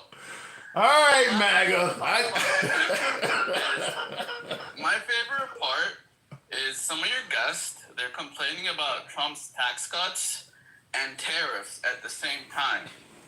They're complaining that he's taxing imports at the same time they're complaining that he's cutting taxes. I'm like, are you pro-tax or against tax? Because if you don't like the tax cuts, you should like the tariffs, because the tariffs are just taxes. And if you don't like the tariffs, you should like the tax cuts. Yeah. You get what I'm saying? I get what my argument is simple. Until I actually see some tangible benefit in my specific life, I don't care how much waste, fraud, and abuse you're bragging about saving. If it hasn't converted to money in my pocket, it's just all fantasy shit. For all I know, you may be saving us a ton of money and giving it to your friends. I mean, show me how I'm benefiting from you saving millions in waste, fraud, and abuse. No one can say they've seen that yet. Do you know that's what the Democrats are doing too, right? Most spending bills, especially ones written by Democrats, are just straight up funneling money to their friends. Okay. You know? Well, Democrats are not in office anymore, so maybe. That's how it's been for years. All right. Well, then maybe they got voted out for a reason. They're not in office now at this point. Trump is in office. He's bragging about how much money he's saving us, and we're not seeing any of it. I got to move it on. My point is, when you cut taxes, when you cut spending, even though the money is not going to you, it's not going to anyone else either. It's getting cut. It's staying. You're not gonna get taxed for it later. But when you write a spending bill, that money's going to somebody, and it's if the money's not going to you, you have no proof of where the hell it's going. You don't know where it's not going. You don't know that. What do you mean? If it's getting cut, then it's getting cut. Then it doesn't get spent. How do you know? Well, that better be the goal in the end, because if they end up spending the money on something else, we'll know about it because it'll be in a spending bill. Maybe they just end up pocketing it amongst themselves. How do they pocket it? If money doesn't get spent, it stays in the treasury or doesn't get printed. All you know is what they're telling you. You have no evidence, just like with everybody getting deported as a gang member or rapist. You don't know that. You got to go solely by what they tell you. Just like everybody they're firing has no merit or they lack in performance. You don't know it. You got to go by what they tell you. And we've been able to show that everything they say is not always true. So you don't know. Okay, let me put it like this. It's a lot easier to know where money not being spent is going versus to where money being spent. The money that has been spent is gone. It's guaranteed gone. Where this money is most likely has not been spent. Most likely hasn't gone anywhere. All right. I got to go. Appreciate it. You're talking about something that guaranteed. I got to go. We know it got spent versus money that's not being spent that most likely got saved. I have no clue what that means. I got to go. All right, moving on with the program. As I said, we're only going by what he is saying. If you don't like Trump, you're not going to believe a damn thing he says. If you like Trump, you're going to believe everything he says. I'm in the middle. Show me proof and I'll give him credit. Don't show me proof and I'll give him criticism. And right now, he's doing a lot of things without showing proof. I do believe rushing to deport people without proving what you're saying about them, to me, looks suspicious. I mean, like the lady that went to a funeral of a Houthi or some terrorist or whatever. Okay, hold the lady in custody and prove your case. You don't need to deport her right now in 10 hours or whatever the hell it was. As long as she's in a cage somewhere, it ain't like she's running around the country committing acts of terror. Incarcerate her. Give her day in court, and then if she's proven guilty, then, deport her. Nobody's getting a day in court. We just got to believe what he's saying. There's a reason behind that. So as far as I'm concerned, until I see proof, I'm all for criticism. But if I do see proof, then I got to eat crow. They're not proving a lot of shit. It's allowing government contractors to have segregated spaces to the ain't shit MAGA, says Will G. Saying he didn't bring segregation back. If you remove one thing successfully, how do you know he won't remove the rest? And I do believe that. I do believe that if you start removing protections that were put in place to counter segregation or racism or any other isms, if you remove the protections, the ism will come back. A lot of folks on the right, you can get rid of DEI, you can get rid of affirmative action, and the reason that stuff was put in place won't come back. I just don't buy that. I mean, look at Trump's using laws from the 1700s So clearly we are capable of going back if we think it'll benefit us. Why wouldn't some people go back to that? Will G, I do see you again. Will G strongly says MAGA ain't shit. Will G's no MAGA fan, I'll tell you that much. That's what he's moving towards, says Mr. Mobetta. Like I said, a lot of folks believe that you can remove the protections and we won't go back to that era. I'm just not one of them. I believe those protections were put in place for a reason. I do believe in the phrase, those who don't know history are doomed to repeat it. And I'll give you the Second Amendment crowd. My shall not be infringed brothers and sisters in arms. They all believe if you remove the Second Amendment, country will go back to tyranny. They believe it. They just don't want to bring it up when it's something they agree with. But they do believe if you start removing rights that they like, history will repeat itself. They just don't want to admit it for other people. They do believe it. Looking in the comments, and Nicole Gooden says, I'm with Will G. America is so great under Trump, it's got measles and we'll have polo soon. You got to blame RFK for that, but that is under Trump. That is a Trump appointee. So, yeah, if we start having increased cases of the measles, which we are, but they're minute, but if you want to argue with the one is too many, then one is too many when we're starting to go back into areas of the polio and the measles, which were eradicated viruses until very recent. So yeah, if that stuff starts growing under Trump, it's Trump's fault because we certainly were blaming Biden for bird flu, right? So how does Trump escape it? As soon as the Supreme Court changed the Voting Rights Act over 100, Travelman, your comment got knocked off. We'll go back to the box. I thought there was a guest in here on. We're on Clapper as well, but Clapper just, people come and go. Let me go back to TikTok. We'll go to Dencow. Good evening, Dencow. Welcome to the show. Peeps on the left. Hang on a second, Dencow. Peeps on the left, after I've informed you that Obama made it so the news can lie, I would be embarrassed by making the comments that you do in the comment section. Stop listening to the news. Now, you got to listen to the news, Tanya. I don't agree with that. I agree the news can lie. So the cops can lie. The Supreme Court also ruled that the police can lie to you. Do you don't listen to them either? I mean, you got to watch this shit with a grain of salt. I mean, everything the news says is not lying. So some stuff, yeah, watch it. Do your homework and research. But yeah, I don't advise you to go around not watching the news, because if you're not watching the news, you're still getting your information from somewhere. And now you're likely getting it from somewhere that's even less accountable than the news. Dencow, good evening. Good evening, good evening. Hey, so far we're talking about the State of the Union. That's what we ran this one as. How are you liking things so far? I've had some guests come on and say some pretty drastic shit, but you're following MAGA Reacts. Did you hear anything you disagree with there? The better question is, did I hear anything I agreed with? Well, I don't even know how to frame the question. What they're trying to do is they're trying to gaslight us into thinking somehow they know how the economy works. He's sitting up there saying, oh, well, all of that money is being saved. No, it's not being saved. They're just moving it somewhere else. If it was being saved, then why is he asking for $4.5 trillion in his first budget? And most of that is to go towards tax giveaways to the wealthy. Just because he gives me a $2,000 tax break, but he's giving billionaires, $100 million tax breaks, that doesn't mean we're saving anything. We're not saving any money. The debt is still going up. Yeah. In other words, you used to work at the federal government, you're getting $70,000, $80,000 a year, and they don't fire your ass, and now they're giving you a $2,000 stimulus check. And the other $68,000 you used to make is going to some billionaire, and you should be happy about that.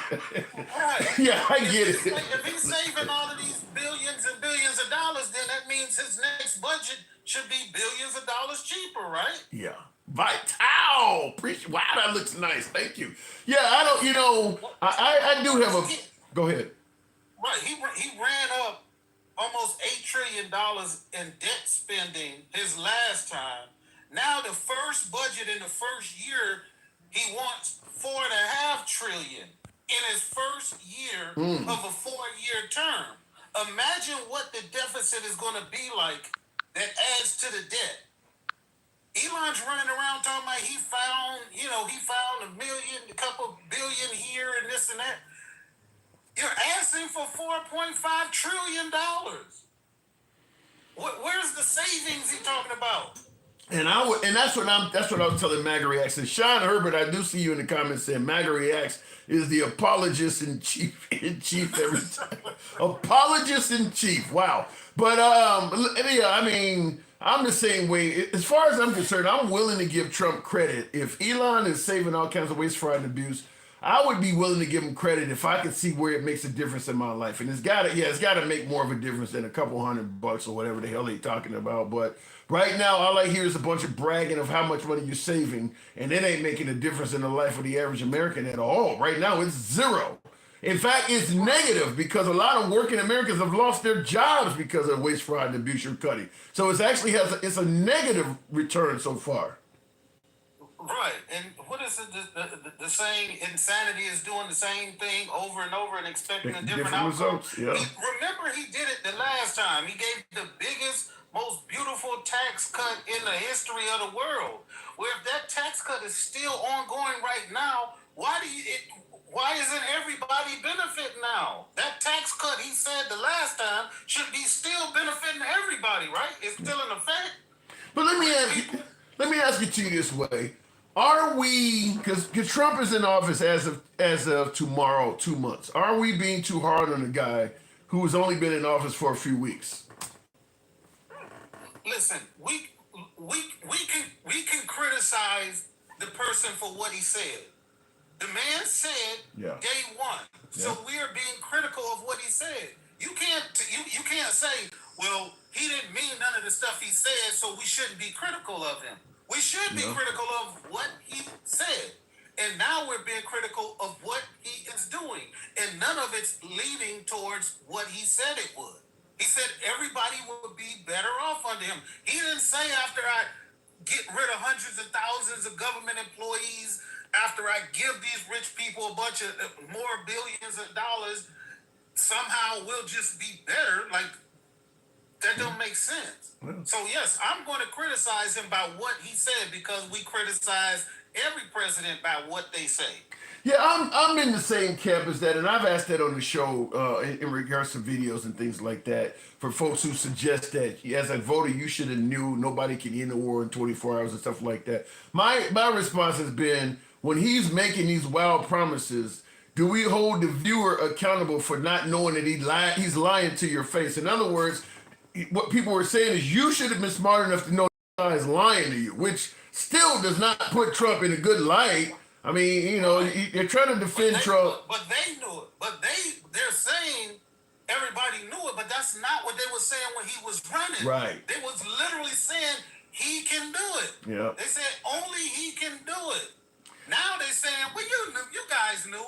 Well, why didn't y'all tell us he was lying back then? Yeah, and I was holding shows, and they were saying, look, he got a relationship with Putin, and he could do it, and yeah, he can do it. Biden and Kamala Harris can never do it. Yeah, he can in 24 hours. So that was one of my show questions was, do you believe that Trump could actually end the war in 24 hours? And yeah, MAGA was like, yeah, he has a relationship with Putin. He's a strong guy, and people scared of America and all of that. And they were saying, yeah, he could actually do it. Now you're right. Now it's what you should have knew, and you should have been able to tell he was just joking or it was out of context and all this crazy stuff. So, and all of this stuff about him being so strong and everybody is respecting us now. Countries that ain't even got no army is telling us to go jump in the fucking lake. I don't get that though. Why does the right? Because they said that under Biden we were laughed and not respected. Why do they believe that under Trump everybody respects us when you listen to the wording coming from world leaders, it's pretty clear that all of our allies have a problem with us. I mean, I don't hear anybody talking about the United States from a standpoint of adoration, respect, or love of Trump. They're all criticizing him. All of them. And they're all saying the same thing. We're going to reciprocate on those tariffs. Yeah. Nobody's saying we going to bow down. Now, in between, somebody may make little adjustments, or may say things to make him feel like he can go out and claim a victory so they can avoid tariffs. But all of them are saying, nobody is just laying down saying, we just gonna give you billions. Like, that's not what's happening. Yeah. In some cases, like in regards to Canada, it's actually increasing their patriotism because they're afraid, they're concerned that America is a threat to their sovereignty. Now, I had a caller come on from Greenland. He too said that their country is concerned, but they don't even have a military of Canada. But they too are concerned that America is a threat to their sovereignty because Trump is like, we gotta have that. We gotta have that. We need it for for security and tactical things like that. I mean, he just said that the other day. So both Greenland and Canada is looking like America is threatening to take over us. So that's exactly what he's trying to do. And in between all of this geopolitical and all of this stuff that's happening all over the world, well, what we trying to isolate ourselves. Now I look up and I see the headline on, through the Air Force Academy that he's purging Pentagon websites, including content on Holocaust remembrance, sexual assault, and suicide prevention. How does that make America great again to purge information about sexual assault and suicide prevention, let alone the Holocaust? I said this on yesterday's show, and this was in reference to Elon. Now, Trump, I believe, just gave Elon carte blanche, the ability to do whatever he wants. So I'm going to blame it on Trump, though, because it wouldn't happen without him. But it ain't Trump, it's Elon. To me, Elon, the example I used yesterday is like you put Elon Musk, you're about to go take a flight, and the pilot says you can take pictures from the cockpit, and you put Elon in the seat, in the co-pilot, and he's just pulling levers. I mean, he don't know what anything does. You fucking with the flaps, the ailerons are going all over here, the lights don't came on, you're fucking retracting the landing gear while we're on the ground. I mean, he's just pulling levers. Firing things. He's not concerned with how valuable any department is to the actual running of the country. He's just firing. It sounds like they kind of just said, okay, in terms of maybe essential military services, maybe that, but anything else, you can cut it. You can cut, doesn't matter what, CIA, FBI, you can cut it. I mean, he's just pulling levers. So instead of sending people in there that have degrees in this stuff, that have worked with this stuff for decades, he picks a DEI guy just because he's got a lot of money. Yep. And says he can run it. That's what he is. He's a DEI hire chosen to go in there, cause all kinds of chaos, and the stuff that he gets wrong, he thinks he can just flip the switch and correct it. But I don't know why MAGA Reacts is talking about why do we need this type of information on government websites? Suicide prevention? I mean, service members are most susceptible to commit those things than any part of society. Why do we need stuff on sexual assault? Because sexual assault in the military is a very prevalent thing that people need. Well, if you get rid of suicide prevention, it's kind of like getting rid of things that are related to minorities. If you get rid of it, it's hard to keep track. Like, there's studies that talk about how many veterans are committing suicide every day and things like that. You start getting rid of the suicide programs, and then they can fill in the blanks and say, well, only about 1%. He just, America has the strongest military on earth. They got great morale. Virtually nobody harms themselves. There's no way to prove them wrong. You got rid of the people who would keep track of that. Right. And now a lot of people don't know that now they put into it that a lot of African American or black people have a skin condition that makes it hard. Yeah, the razor bumps. They're kicking people out with razor bumps. I meant to do a video of that. If you can't uphold their standard, then they're gonna kick you out. I'm talking about people been dealing with this since the beginning of time. Yeah. Now it's very stringent. I know a bunch of I used to get bumps too. Yeah, me too. I tried to do it, but they very strenuous. They make you shave and then they make you come back and they evaluate you and all of that stuff. And then if it can't be controlled with normal means, then they give you a no shave chit.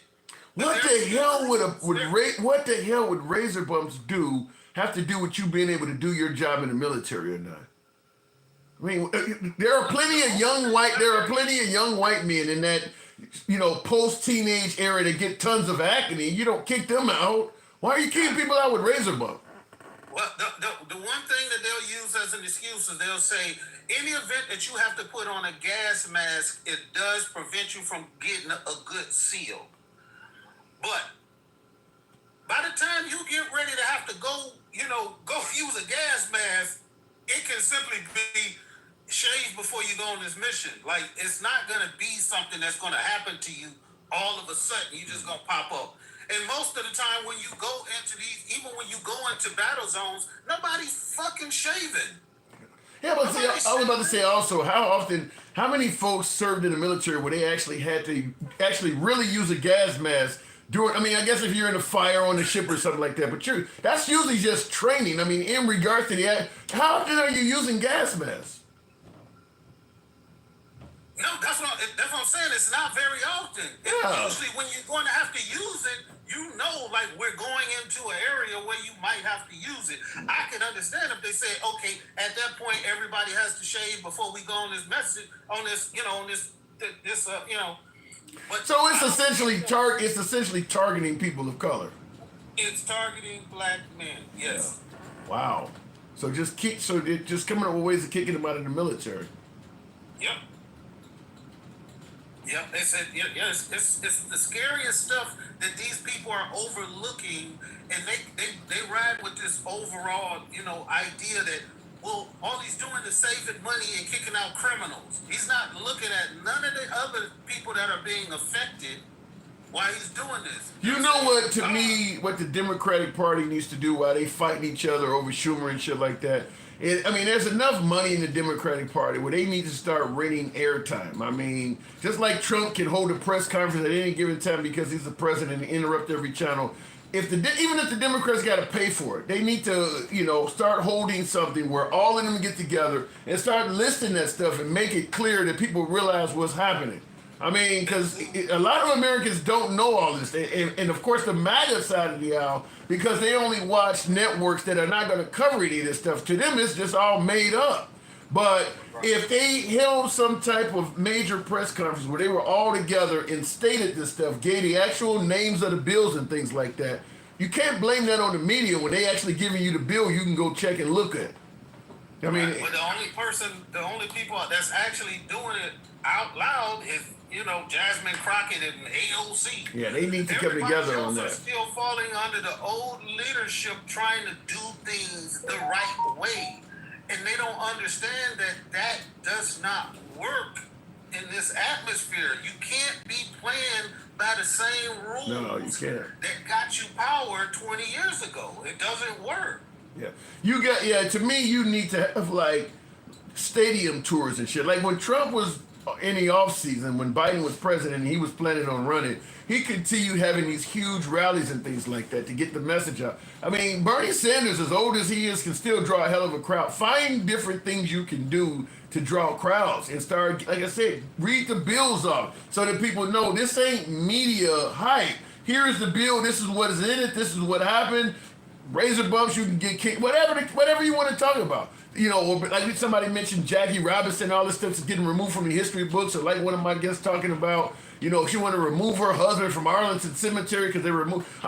You can show where it's happening. It's not media propaganda. To some degree, it's actually a failure of the media because you don't know about it. But it's actually happening. Right? It's a lot of stuff happening. And like you said, those people are only looking at sources that are not going to tell them this stuff. All they're going to say is the libs are mad. They're crying. They're mad because he's getting rid of criminals, which is not even half the story. I'm not saying I don't want him to get rid of criminals, but can we verify that they're criminals first? Right. And I'm in the same camp on that, is that you're claiming you're getting rid of rapists and murderers, but then when people question it, you resort all the way down to, well, they're a criminal because they came here illegally. That ain't rape. Walking across the Rio Grande is not in the same category as raping somebody. Like, how the hell you jump all the way up to that? So, yeah. Send them to a prison in right. the country where they treat people like animals, just to turn around and say, well, we don't really know if they all are criminals, but most of them are. or he got a tattoo. So like, what the fuck? You sent him to prison for life for a tattoo? And what did they say yesterday? What did people say? Yeah, they're gonna crack a few eggs. Those are fucking human beings. Yeah. I thought you was pro-life. What do you mean to crack a few eggs? It's a great point about not being pro-life. Dencal, man. I wish I could clone the conversation. I gotta move it on, but Cruelty. yeah. Saying somehow it's making us a better country. We're gonna be better because we just harm all of these people. We throw the baby out with the bathwater. You know. Yeah. It's pretty Interesting it's times. People, I've heard some people post memes that say, if you ever wondered what you would be doing in 1930s Germany, you're doing it now. You're doing it right now. You're seeing this. It's a perfect analogy, and I think you should use it a lot more. Just think about how people were acting during, the 30s in Germany. Yeah, because the Jewish people were complaining about they don't took my business or my cousin came up missing and they were getting demonized exactly the same way in the Third Reich was not proving the demonization was legit. But they were clearly complaining about it because they was losing everything. Calling them vermin, calling them poison in the blood. I mean, the exact same verbiage. Yeah. And now they're abusing those people, and people on here are talking about, isn't it great they're getting rid of all of these criminals? That's the same thing they were saying in the 30s. With no proof back then, too. It was not proven. None. Yeah. All right, then, Cal. You made me cry for today. Appreciate it. Gotta go. I mean, it's sorry, but we got to keep having these conversations over and over again. Maybe somebody, somebody will say, hey, maybe they are correct. Maybe this is not the way to make ourselves great by, damaging other people and races and there's if we survive this, there's going to come a day when they're trying to remove this era from history too. I gotta go. I appreciate it. Yeah, there's going to come a time when people are not going to want to admit that we stood by and done this stuff, because I do believe that eventually we're going to find out that some of them folks that were sent to El Salvador had no business being sent down there. People who got fired had no business being fired. And obviously people who are being sent down there are going to be harmed. People who are being fired that don't deserve to be fired are being harmed. We're harming people that don't deserve to be harmed. And not only are we doing it, we're celebrating it. I mean, we're making fun of it. We're happy it's happening. So I do believe there will be a time in history where people are not going to want to admit they stood by and idly watched other fellow Americans, veterans, and all of this stuff get mistreated like this. But that is in the future. Right now, we're enjoying the fact that we're doing it. Will Sim, I'm not afraid of a bunch of fragile. What does that say? Damn. You're talking to somebody in the comments, but Will says, I'm not afraid of a bunch of fragile MAGA Karens.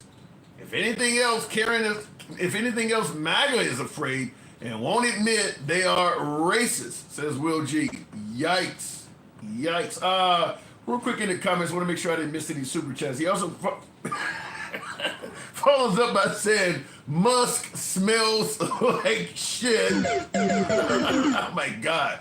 Says, out here crying about people destroying Teslas and blaming the left, saying he thought the left was more empathetic.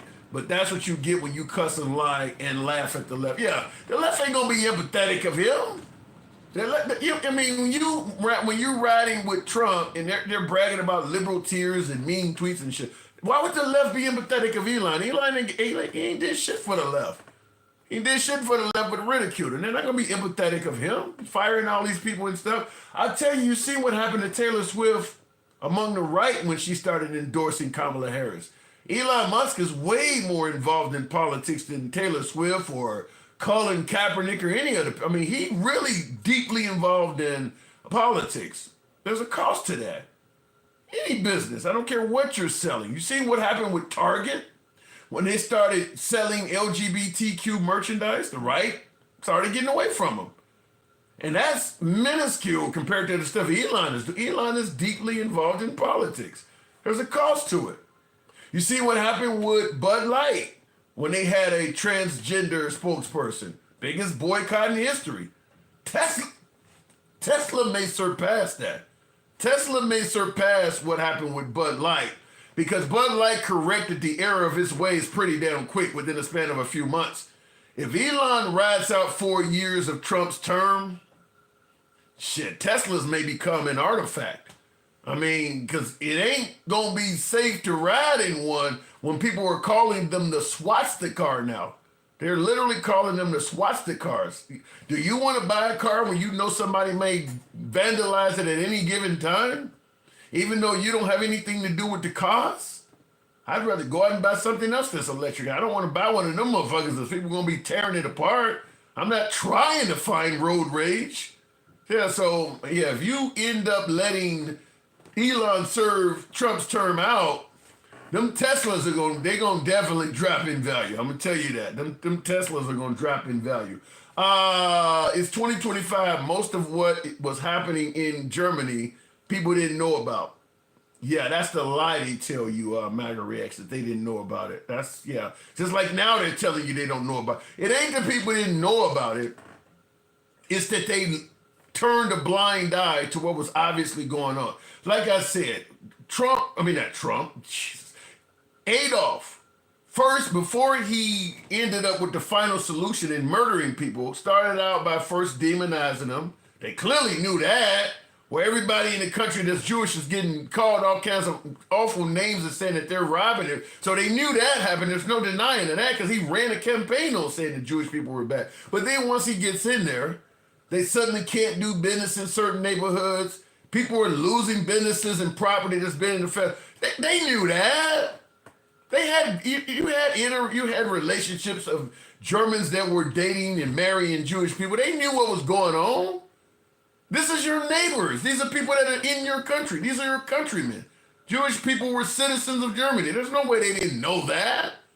All of a sudden, this guy's owned the local, restaurant for the last 20 years, and suddenly he can't own it no more. And he's telling the neighborhood that the government took his restaurant.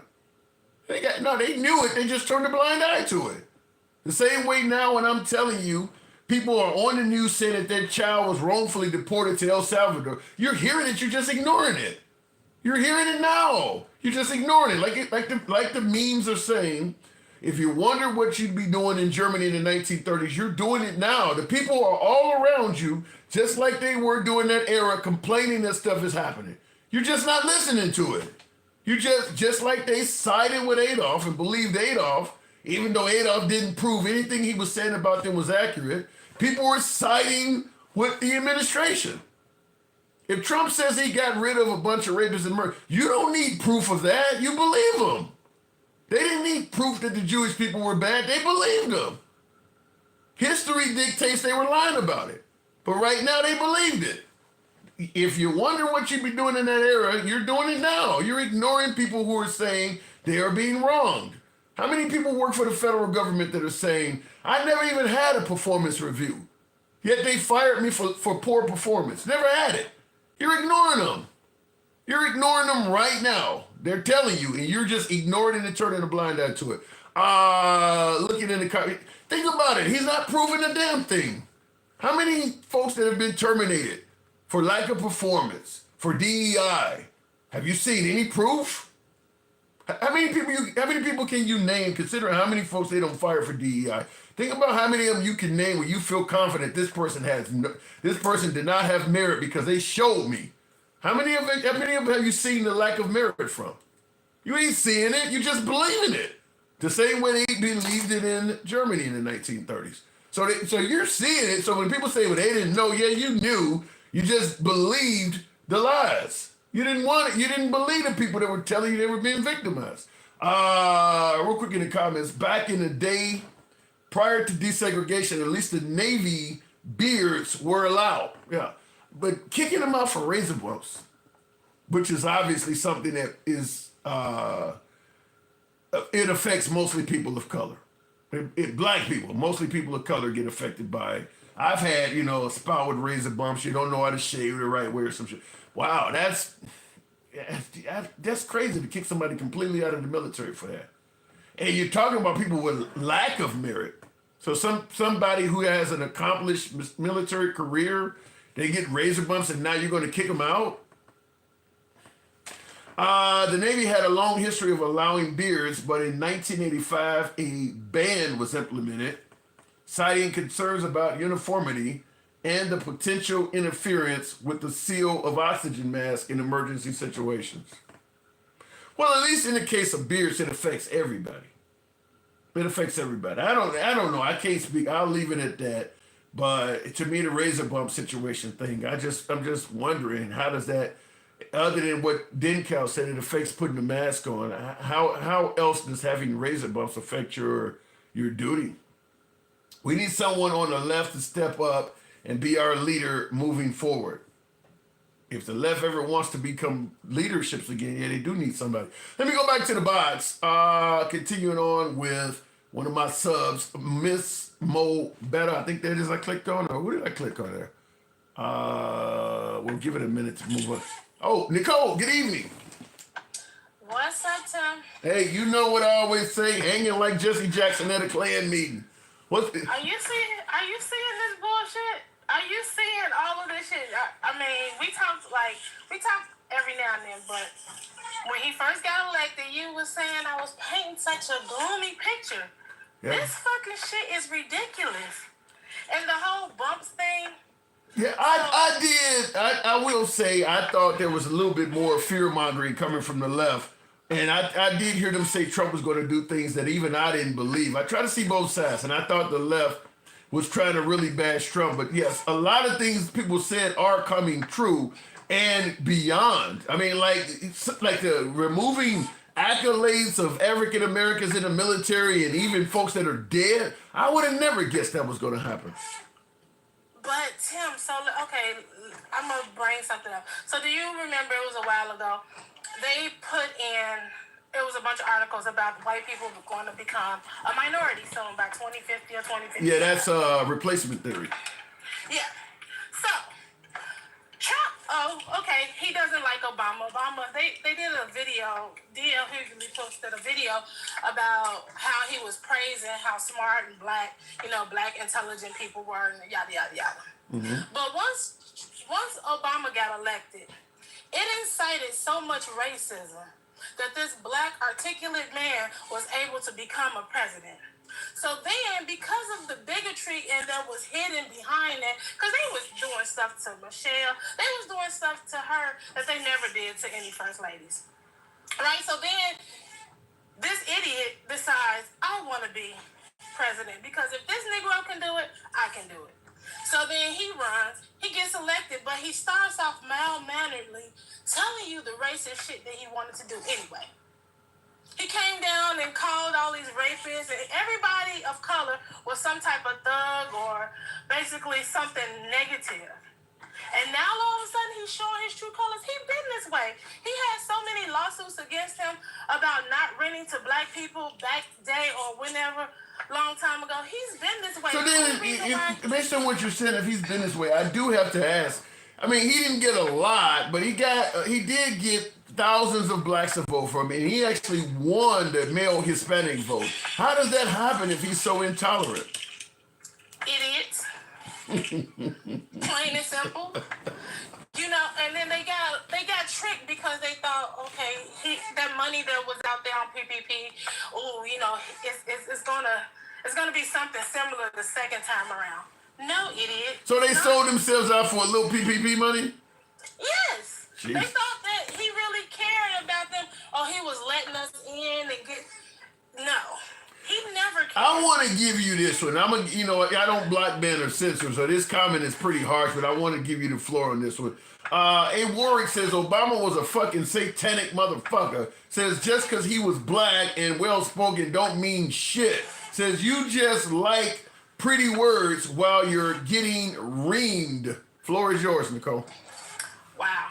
Okay. So, no politician is perfect.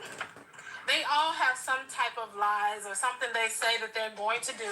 Whether they're allowed to do it or not, we won't get into that. But at the point of, there was a decorum, there was a class about being president.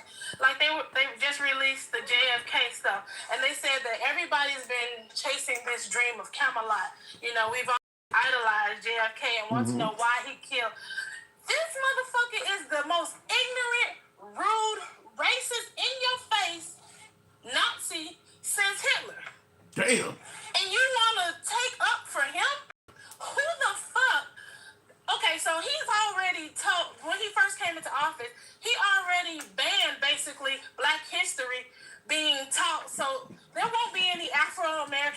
studies in colleges or in So let me interrupt to say this. A few weeks ago, definitely a few months ago, I would have just interrupted you and said what you said is totally fear-mongering. But when you start targeting Black History Month and shit, I can't even disagree with you at this point because he has why done do you stuff even want to like mess with that? Yeah, I don't have an answer for that. And why would you take a dead baseball player off of a website, but he doesn't mind putting up Confederate journals? That's an excellent point, and that's where you in the comments MAGA reacts. That's a great point. When she is making a good point that you would take the accolades of dead African Americans and minorities down, but you want to rename bases back after Confederates that have been dead even longer. I don't have an answer for that stuff, and I can play both sides of something. I don't have both sides to that. Why would you want to segregate any federal contract? Why would you want segregation? Why? He hasn't. Okay, so this is the other thing. He hasn't blatantly tried to get rid of the Civil Rights Act because he knows that will incite a whole bunch of bullshit. So I'm going to do little things here and there to piece it back. By the time we're only 2 months in, mind you. Yeah. It's kind of like the old commercials. There's more than one way to eat a Reese's where you're eating around it. We know you want to eat this whole damn piece of candy, but you're eating around it. Right. So That's what it sounds like. Alarmed. We're offended, but we're not alarmed. I'm at the point where, you're like, okay, he's just talking about federal contracts or those places, those facilities. Until I never thought that I would ever see a whites only sign. But any businesses that probably decide to do that stupid shit will probably go belly up. Look at Target. So people, the shit that you listen to from Mega Reacts, I can't even understand. I cannot. I commend you for doing this because the stuff. I like MAGA. I'm a big fan of MAGA. What can I say? Look, we don't agree. Me and MAGA Reacts don't agree. He says it correctly, though. And that's the part of white privilege. Because it's not about us being emotional. It's about seeing it for the truth. As a Black person, when you see these things happening, they didn't think that these things were going to affect them. That's why you got fuck around and find out. Because they didn't think it was going to affect them. They was always okay with it fucking with other people.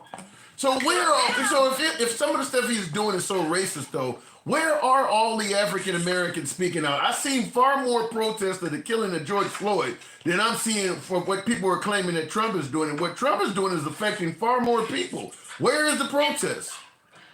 Because Black people right now are being oblivious to this shit. Most people don't even know what's going on. They're not following politics. But guess what?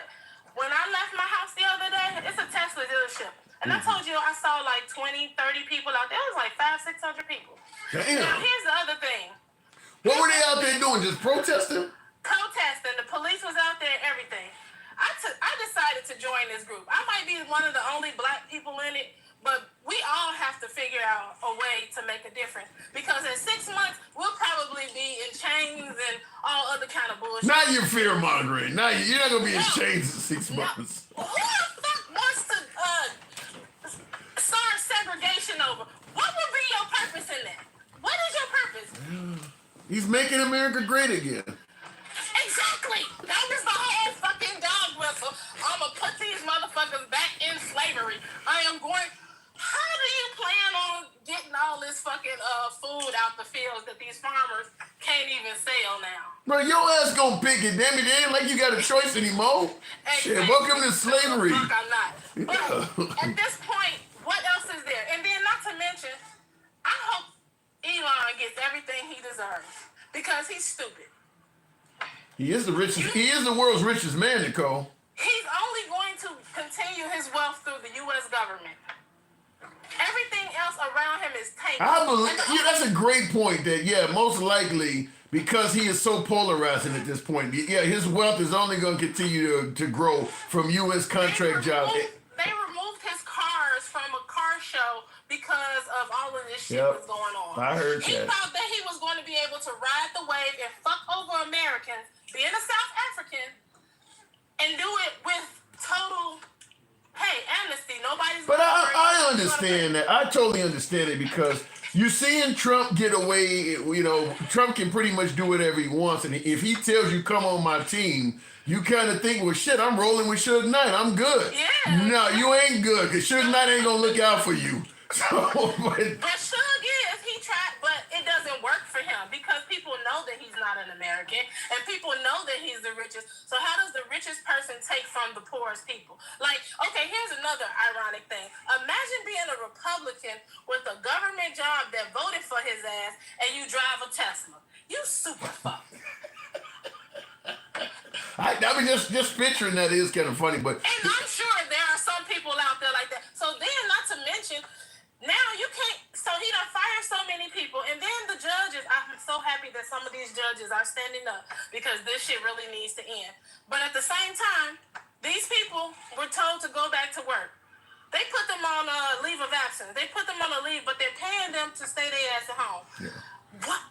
How is this saving us fucking money? Well, I'm gonna tell you something because I know me. I know I can be vindictive at times. If my employer, well, shit, you know me. If my employer brought me back to work and it was only because a judge forced him to hire me and he made it clear he was still trying backdoor ways to fire my ass, sabotage would be on my mind. If I'm in the office, yeah, sabotage. So you better give me pay. You know, you better pay me to be at home because I'm probably not good for the outfit if you got me at work. I will give Trump this though. He came back with a vengeance. No he shit. Came back. He came back this time. The first time he wanted generals that knew the law and wanted to do the shit the right way, so they would try to keep him off the rails. But this time he got a bunch of kiss asses that will, I mean, how do you go from a podcast to leading a fucking huge government agency?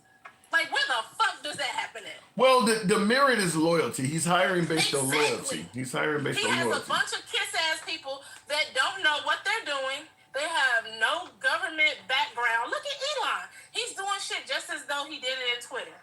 Yeah. That was okay. Those people in Twitter, they were, you know, they got fired.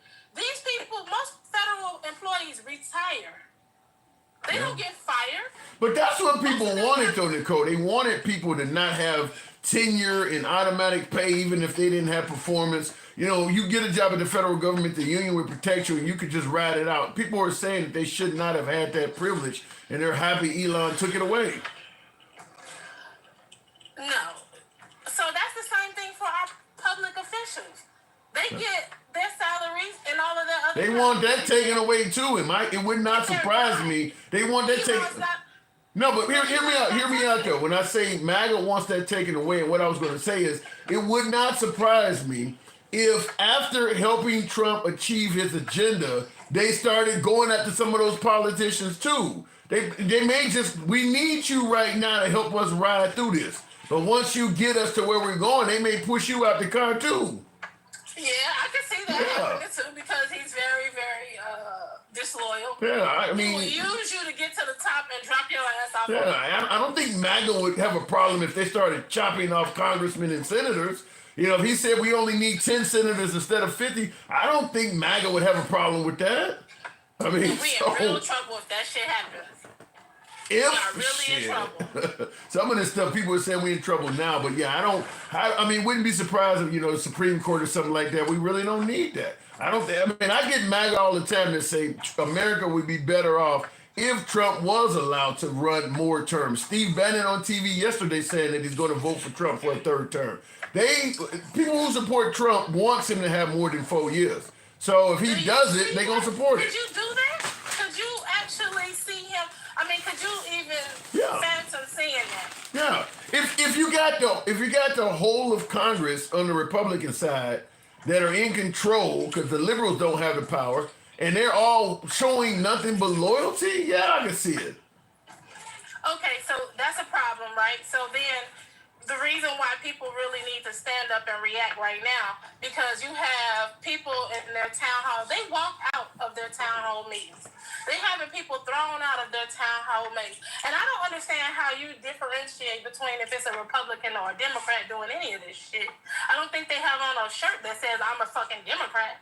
Well, that's the purpose of saying this paid Democrat is to calm down the Republicans and say, you don't have to worry, Republicans are not actually upset. It's against Democrats that are agitating. They're paying people to protest.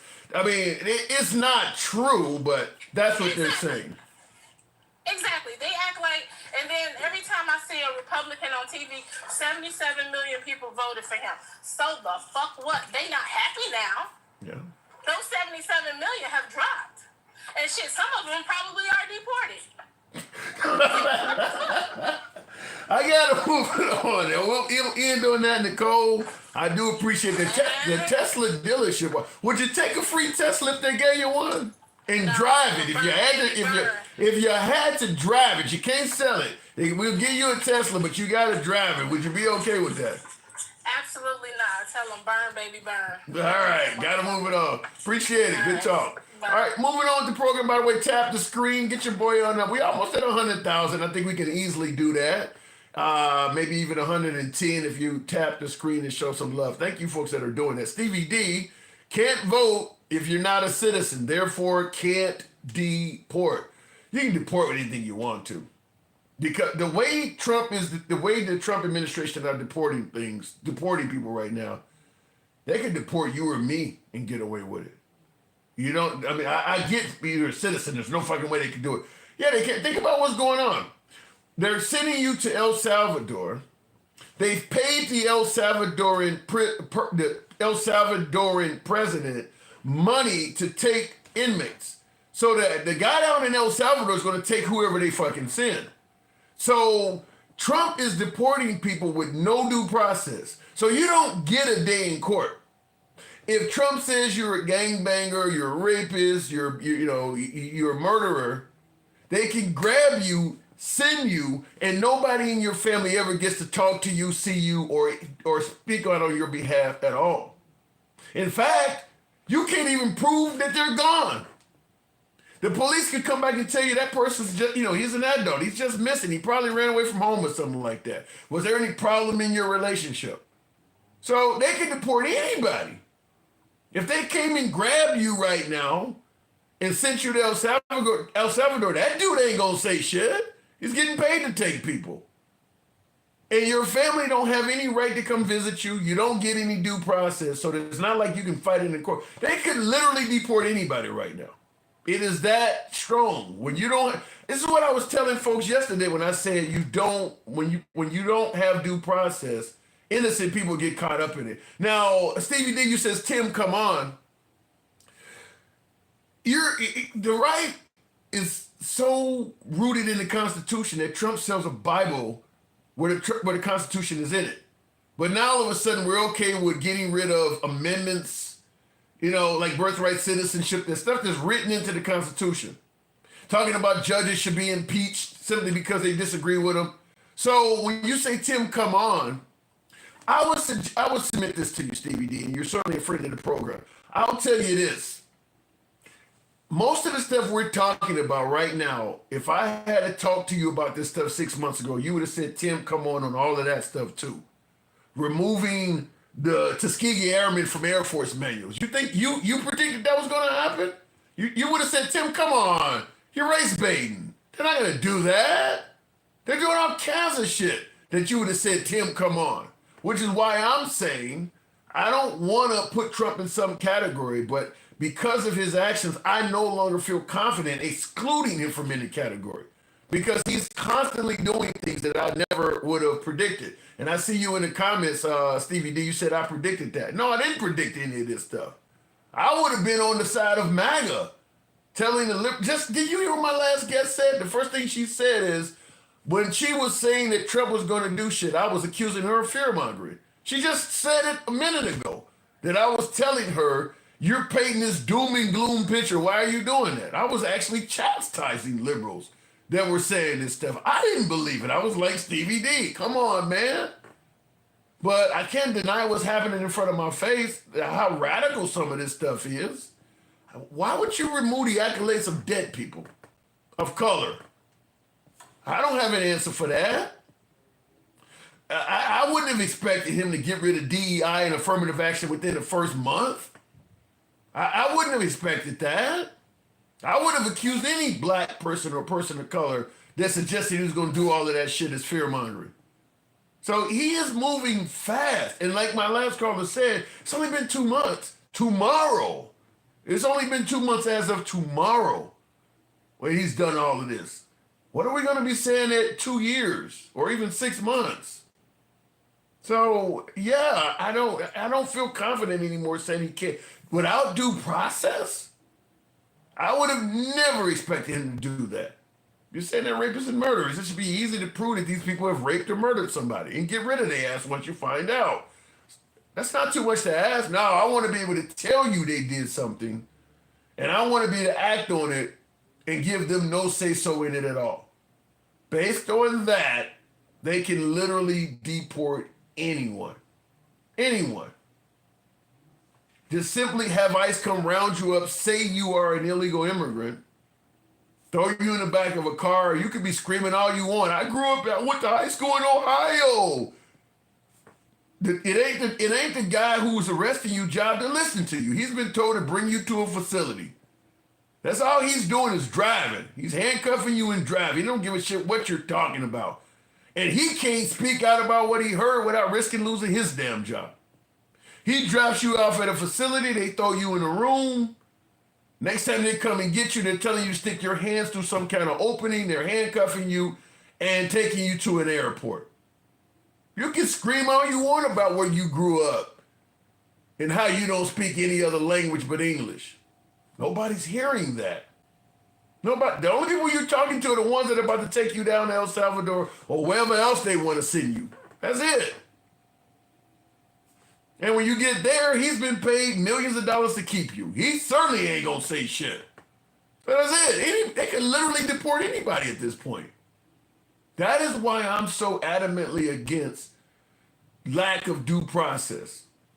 And why I don't, like I keep telling you folks, the folks who, as the meme says, were wondering what they were doing during 1930s, you're doing it now. People are screaming, I'm screaming at you right now. How the fuck could you be okay without due process? How the hell could you be okay with somebody being punished for murder without them having any say-so in the accusation at all? You're watching it happen now, and you're letting it happen because you don't like the people. That sounds just like the Jews. It's a lot of similarities in this. Looking in the comments, and I'm one who fought against it. But I can't deny what's taking place. To me, once you remove due process, that's saying I don't want to be held accountable for what I'm doing or saying. And that removes any chance of you being held accountable for what you're doing or saying. Don't be surprised to see if pro-constitutional judges start going missing and protesters are green lit to get Swiss cheese on Trump's orders. See, now that's one I'm going to push back.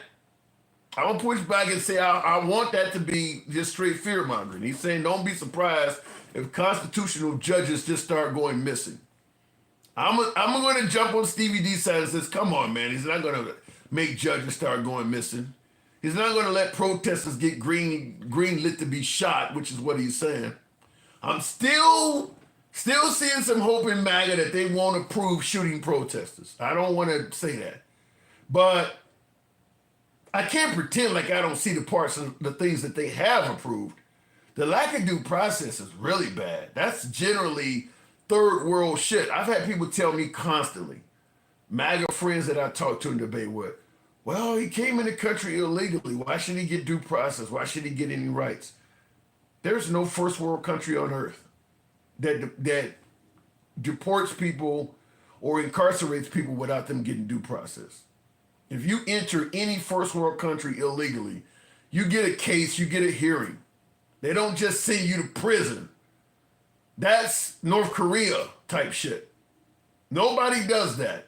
And there's no excuse, there's no reason to do it. I mean, you caught the illegal immigrant or whatever, rapist, murder, whatever he is. You can give him a speedy trial. There's no reason to do something to the guy without him getting any say. So, okay, you give him 3-4 days or whatever to put his case together. Give him a cheap public defender, whatever you got to do. You're accusing him of some heinous shit. You're about to send him to what they refer to as one of the worst prisons on earth. Shouldn't you get some say-so in that? Before you, shouldn't he at least get to prove his case at all? If you're willing to ignore folks being sent to El Salvador, you're probably willing to ignore them being gassed. Because it's no guarantee they're coming back from El Salvador. There's no guarantee they're coming back from that. I mean, you literally could be throwing somebody's life away. You're not gassing them, but you may be killing them slow. If you're willing to ignore that, you know, he had a gang tattoo, so it's okay sending him to the world's worst prison. If you're ignoring that, you will, and you are capable of ignoring more. I'm pretty sure of that. I'm pretty sure that if you're okay with that, without him having any say-so in it, yeah, you'll ignore more. Todd Johnson says saying Canada will be the 51st state after the election. Yeah, he did say that, and he's really pissed off the Canadians by threatening their sovereignty, calling their prime minister a governor, which means that the prime minister actually serves under Trump, calling him a governor. So that has really pissed off the Canadians. I don't want to make sure I didn't miss any comments here. I'll go back to the box. Miss Mo Betta. Good evening, Miss Mo Betta. This is what we voted for. Just because you don't like, that's true. CD father or whatever the case may be. You did. I agree. It is what you voted for. But what's likely to happen, just like I keep using the Adolf Hitler, when he was promising to do all, they voted for that too. But then once it came out it was evil, they're all trying to deny. Well, as MAGA React said, well, we didn't know what was happening. Yeah, you did. You voted for it.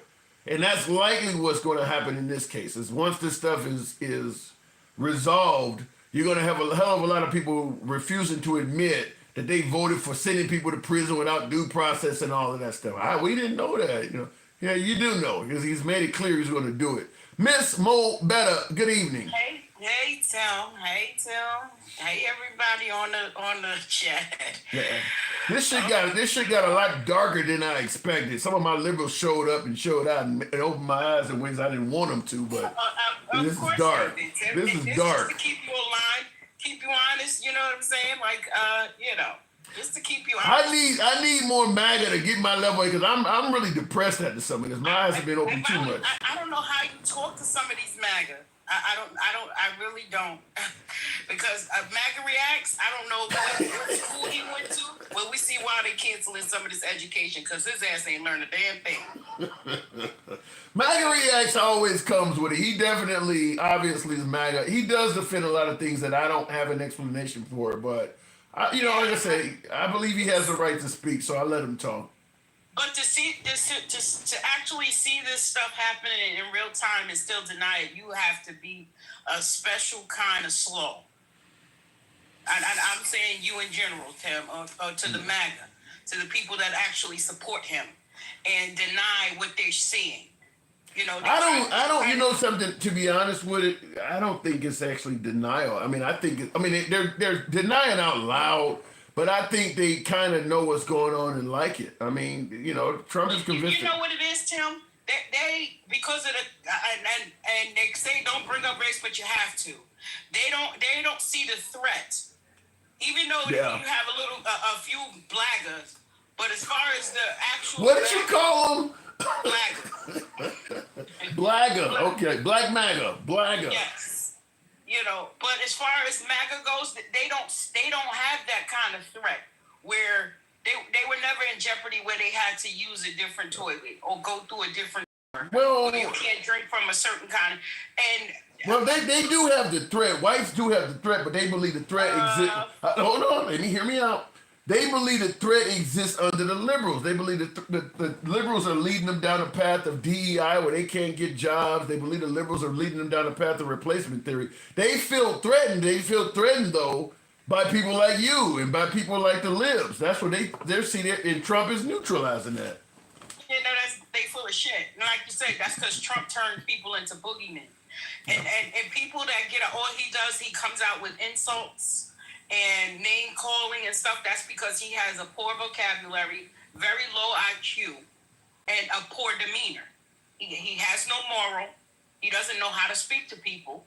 He wants to be a dictator, and I blame all of this on the Supreme Court because they gave him full immunity. Yeah. So where now he's unhinged. He's no guardrails there. There's nothing that he doesn't feel threatened by anything.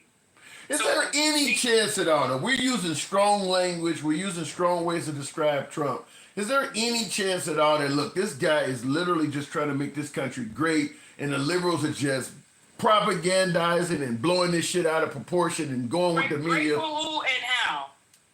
Because I have a question, and this is for MAGA. So how much money have you guys saved or seen in your bank account or taxes lowered since he's deported all of these people? Raise your hand. I'll wait. It's only been 2 months though, Mr. Bobetta. I'll wait. And by the way, I got News Nation on. I got News Nation on in the background behind all these monitors.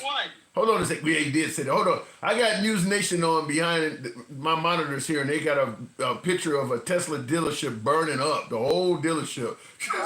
All the cars and everything. Well, see, that's where Trump failed at. And that's why I tell you, he's a trick.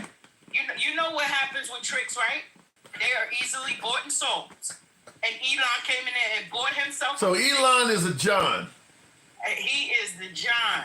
He is the John. He said, and Trump pretty much admitted that in a speech he was having the other day, saying, "Well, Elon's doing a good job. He's doing X, Y, Z. I think I owe him that." Well, and you know something, I think well, and I don't even think it needed to come out of his mouth. I think in reality, even if you're MAGA, even if you're a strong Trump supporter, it's pretty obvious Elon Musk purchased his way in the government. If he had only donated $1 million to Trump instead of the hundreds of millions he donated, he would not be the head of Doge. There would be no Doge. There would be no Doge if it wasn't for Elon Musk making that deposit. Yep, and he's here to bleed America dry. That's what he's here to do, and that's why he's not allowed in a lot of those other countries that he's been through, even the ones that he had citizenship to. So what's the purpose though? South Africans, or do they want Elon back over there? Do they want him? My guess is they. I'll wait again. Well, if the South Africans don't want Elon back, it's probably the black ones. My guess is the white ones, after seeing what he's doing in America, would love to have him back. Yeah, a select few. Yeah, they would want him back. A select few. Trust me, they probably ready to off with his kufi, if you know what that means. What did you say? Off with his kufi, that take his head off. That's what that means. Oh, damn. I did not know what that meant. So yes, off with your kufi. That means that sounded sexual for a minute. I'm down with a little bit of kufi. Yeah, I'm down with a little bit of kufi. But let me like shit, give me some kufi. But no, what do you think the goal is though? Because keep in mind, we're talking about racial stuff, but Elon is firing a lot of white people too. It ain't just liberals. It's people from all walks of the aisle. So he's going in there firing everybody. What is he trying to do? Again, that's the $1 million question right there. What is your intention, T? Because it's not just to save American money. Because if that's the case, why are you firing people? Why are you going there? Which they gotta hire back at least 24,000 people from what I read today. Because he believes they're wasteful, fraudulent, and abusive. They're not showing up to work. How does he know that if he's just getting in? You understand what I'm saying? His position, you was in SpaceX and all of that stuff. You're just coming in. Trump is just started his position when January 20th or whatever. Okay. And bring Elon on. How does Elon know there's a whole bunch of waste with all these people that you got? How do you know that? It takes at least a minimum of 18 months for them to do a complete audit. So how do you know that there's waste, fraud, and abuse coming from the people that you actually got rid of? And that's my point as well. Just like with the due process and stuff like that, they're telling you stuff without proving it. You're correct. In only 2 months, with thousands of people fired, there's no way possible that Elon Musk could possibly know if they lack performance or not. I mean, what manager told you they were not up to their performance level? Like you not, because you got rid of the manager too. So there's no way possible he could actually have done it based on any real eval. This is the thing about with like DEI or whatever. Like, you know why they doing that? Because he's so homophobic and transphobic that they're a part of the when they everybody having equal rights or whatever. The trans are a part of that. So he can't just pick them out of the bunch and say no trans XYZ or whatever. So he's like, I'm just going to get rid of the whole thing, which now it includes blacks. And I'm kind of wondering. During the Trump administration if it might not become damn near illegal to be trans. I mean, well, see, he's working his way up to that, and that's what I'm saying. People got to pay attention, like, because that's what he's really working his way. I'm gonna make it a way to where they could have zero rights. To where if I see a man walking down the street in a dress, we're gonna lock him up. Yeah, I don't know how he could do it, but I mean, one of the ways he's trying to figure out a way. Like I said, with him not having immunity, because the stuff he's doing now is really treasonous. Yeah. When you start being okay with a leader not having immunity, it opens up the door to anything happening because now you can literally make people disappear. The only difference right now is it's only happening to alleged illegal immigrants. But we do know under Trump, some humans can now literally disappear. We just don't know if it'll spread into humans that have citizenship. But we know all the way up to permanent residency, he has the ability to make humans just disappear, and we're just hoping it doesn't come into the citizen category. Right, which it's on its way there too, because you see how they got the kid from Colombia. Like he has permanent residency. That's what I said. Permanent residency on down. He has permanent residency with it, which his wife is about to give birth to. Yeah. And he doesn't care. He doesn't respect the Constitution. I don't even know why he speaks on it. He has no respect for the law of the land.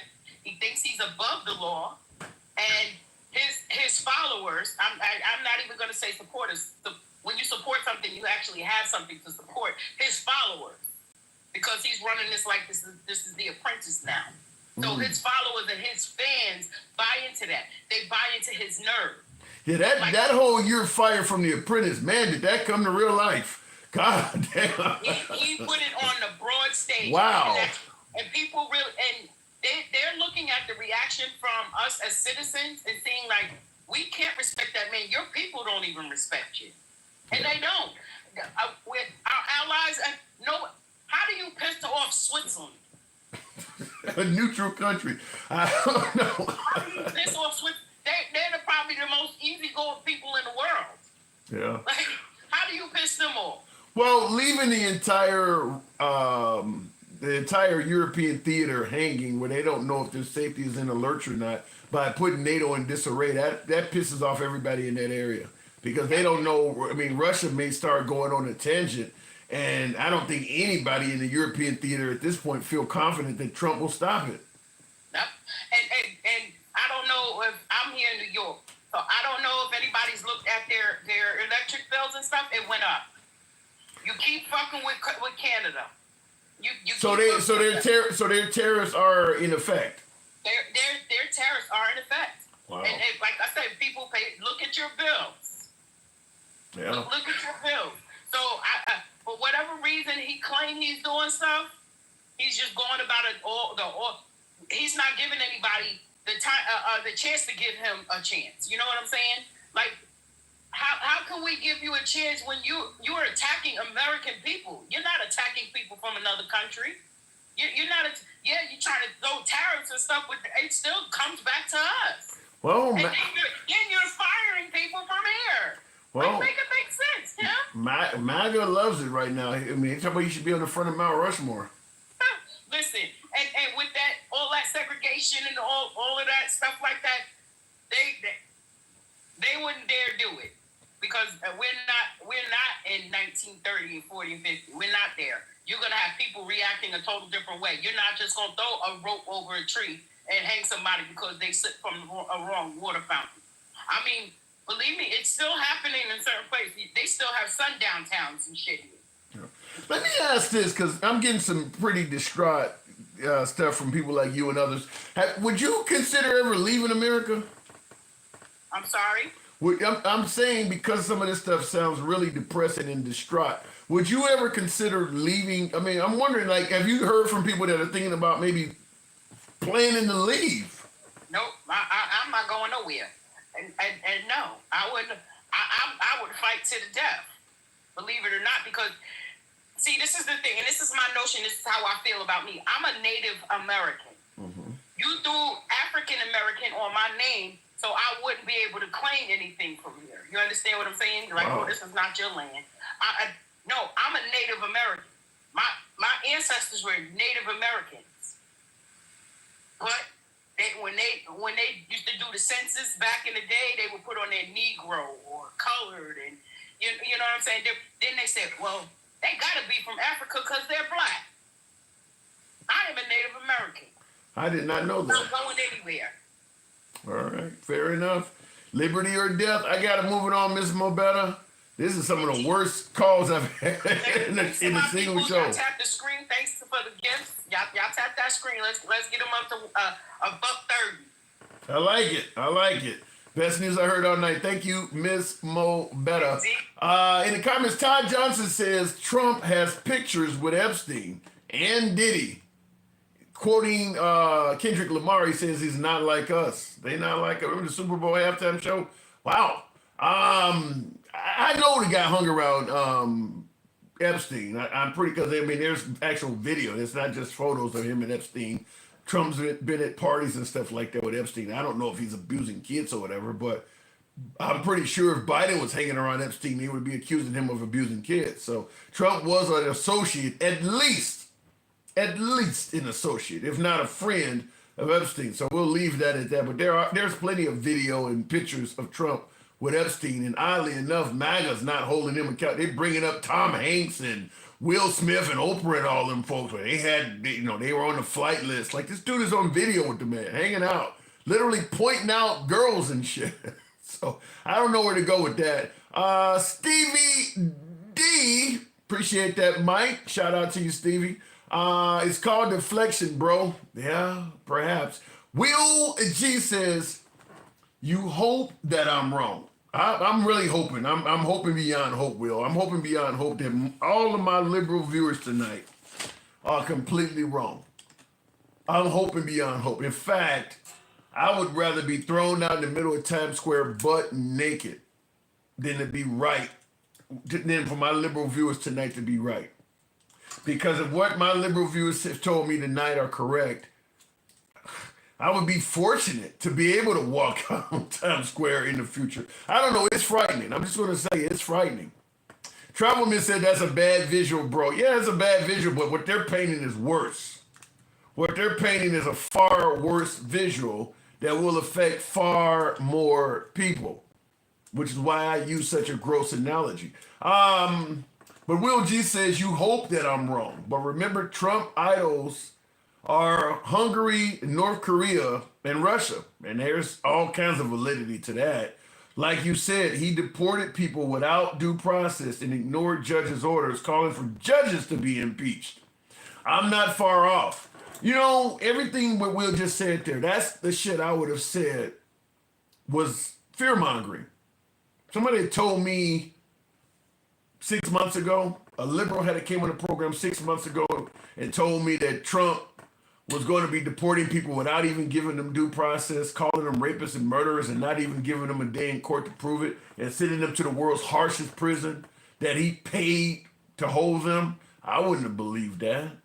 I'm not even a fan of American for-profit prisons. I think anywhere you have people incarcerated and the people holding them are making money from it, bad shit happens. Nobody should profit from incarceration, period. For some reason, we've convinced ourselves that human rights against illegal aliens is okay. Human rights abuses against illegal aliens. This is 1930s. I don't know how many of these things I got to keep saying that triggers that era, but they were convinced that those folks then were less than human. We are okay with human rights abuses against folks that if you entered the country illegally, it's okay to do anything to you. You're less than human just for entering the country illegally. Codfather says Democrats caused all of that. I don't know what part you're talking about. So I can't disagree with you, Codfather. I don't know what was said to make you say that. So I have to get your point of view. Got a nice viewer using the N word. He says N word. I'm not even. I mean, he does use the A. So I guess I don't know. Maybe that. I don't know. Folks believe the ER versus using the N word with an A means. I don't know. But he says you didn't either. So stop using our ancestors for your bullshit today. I don't think he's talking to me. I think you guys are talking in the comments with each other. Okay. I'm so sick of hearing how black folks who are less than 13% of the population are a problem and in the way. They are in the way because that's 13% more of the power you'd have without them. They are in the way. That's 13% of the pie you would have in your pocket. They're in the way. They are in the way. I mean, there's no denying about that. If during the era where blacks were being oppressed, you could go get a job and not have to compete with them. You could go buy a house and not have to outbid them. I mean, they are in a way. I mean, we are a capitalist country. Capitalism is based on greed. I want as much for me as I can get. I don't want to compete with other people. Black people are in a way. Equality is in the way. I mean, it is what it is. They are in the way. But if you were white and you grew up during the time when blacks were oppressed, you were better off than you are now. There's no denying that. They are in the way. People just don't want to say it because it sounds cruel. But they are in a way. I mean, they're in the way of success, of realizing greed and accomplishment. Musty smelling like... Jesus. Wow. Oh my God. What does that say? Awesome. Musty smelling like shit Musk is lucky he is not getting Luigi services. Wow. Jesus Christ. Well, they're not gonna get to Elon because Elon definitely knows he got targets on his back. That I'm sure he knows that. I mean, look, you start fucking with people's livelihood, they want you out. And Elon Musk has cost thousands of Americans, veterans and all, their livelihood. Yeah. And then not only did he cost them their livelihood, he made fun of it by, waving around a chainsaw on stage and smiling and shit like that. Yeah, Elon knows the gig. No pics I see. Release the file, says Todd Johnson. Talking about Epstein? What are you talking about? Asylum must be sought in neighboring countries first. That is not true though, Joshua. Under Biden, this is what I keep saying. Now read this comment first, though, because I'm free speech. Joshua says, asylum must be sought in neighboring countries first. Most have to travel through 20 countries to get here. That's asylum fraud. Read the rest of the law, please. That was not true under President Biden. That's the way we wanted it to be. I don't want people coming into the country, you don't know who the hell they are. I believe everybody should be vetted. I'm not saying Biden was doing things right, but you can't say because you don't agree with a presidential order coming from Biden that it's illegal. It's not. Just like I don't agree with a lot of things that Trump is doing now, but they are legal orders. Biden made it, well, he was okay with it being pretty damn easy to come into this country. He could have easily done more in terms of executive order to secure the border. He chose not to. But that don't mean it's illegal because he didn't do it. He had the right to do what he did. So and the idea that you got to go to a neighboring country, that ain't true. It wasn't true under Biden. That's what folks might suggest it should have been that way. So it's like you should be vetted. We should know who's coming in the country. But you can't force a president to do things your way. Trump won't release the Epstein files. Chat needs a civic class. Todd, maybe we all need a civics class to some degree. Maybe we all do. I tell you right now, times are so different than they've been. Look, I wish the man had stuck to securing the border, not sending money overseas, America first. I could have been okay with most of that stuff. I could have been. Acquiring Greenland and taking over people's countries and colonizing and all of this shit. Making Canada a 51st state. That now you're getting into colonization. I had somebody talk to somebody earlier who was trying to suggest that the liberals are fear-mongering, and I think his response to me was, because I was talking about how when you look at any comment section when blacks are committing crimes, and people put in there it's the usual suspects and it's in their culture to commit crimes and stuff. And I told him, I said, you would never look in the history books and look at everything from Jim Crow to slavery and say, well, it's in their culture to colonize and rape and murder. No, you know. He said, well, give me some examples that are recent. Now, why you got to go all the way back to slavery? And I told him, I said, abuse Trump. He's talking about taking over Greenland, making Canada the 51st state, turning Gaza into the Riviera of the Middle East. I said, he's colonizing right in your face. I said, all of that's colonization. That ain't 200 years old. He's talking about doing it now. None of those people in none of those lands want that to happen. That's how colonization works. He's talking about doing it right now. He's colonizing right now. That ain't 200 years ago. That's like yesterday. He right now is talking about colonizing people. You think if we acquire Greenland, Canada, and all these other, you think the people there are going to get treated fairly? You think Americans are not going to come in there in some way, fashion, or form and start taking resources and land away from the people? I mean, if we colonize Greenland, we're doing it for strategic purposes, according to Trump. That means we're going to put bases and drill and dig wherever we want. They're not going to have any say so. They're going to lose their land. That's how colonization works.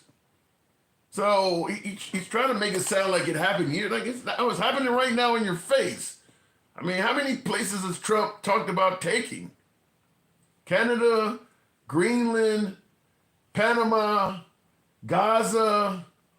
If he takes the minerals from the Ukraine, I don't know if that's going to expand, but I mean, we're in the Ukraine now talking about taking their rare earth minerals for some kind of repayment.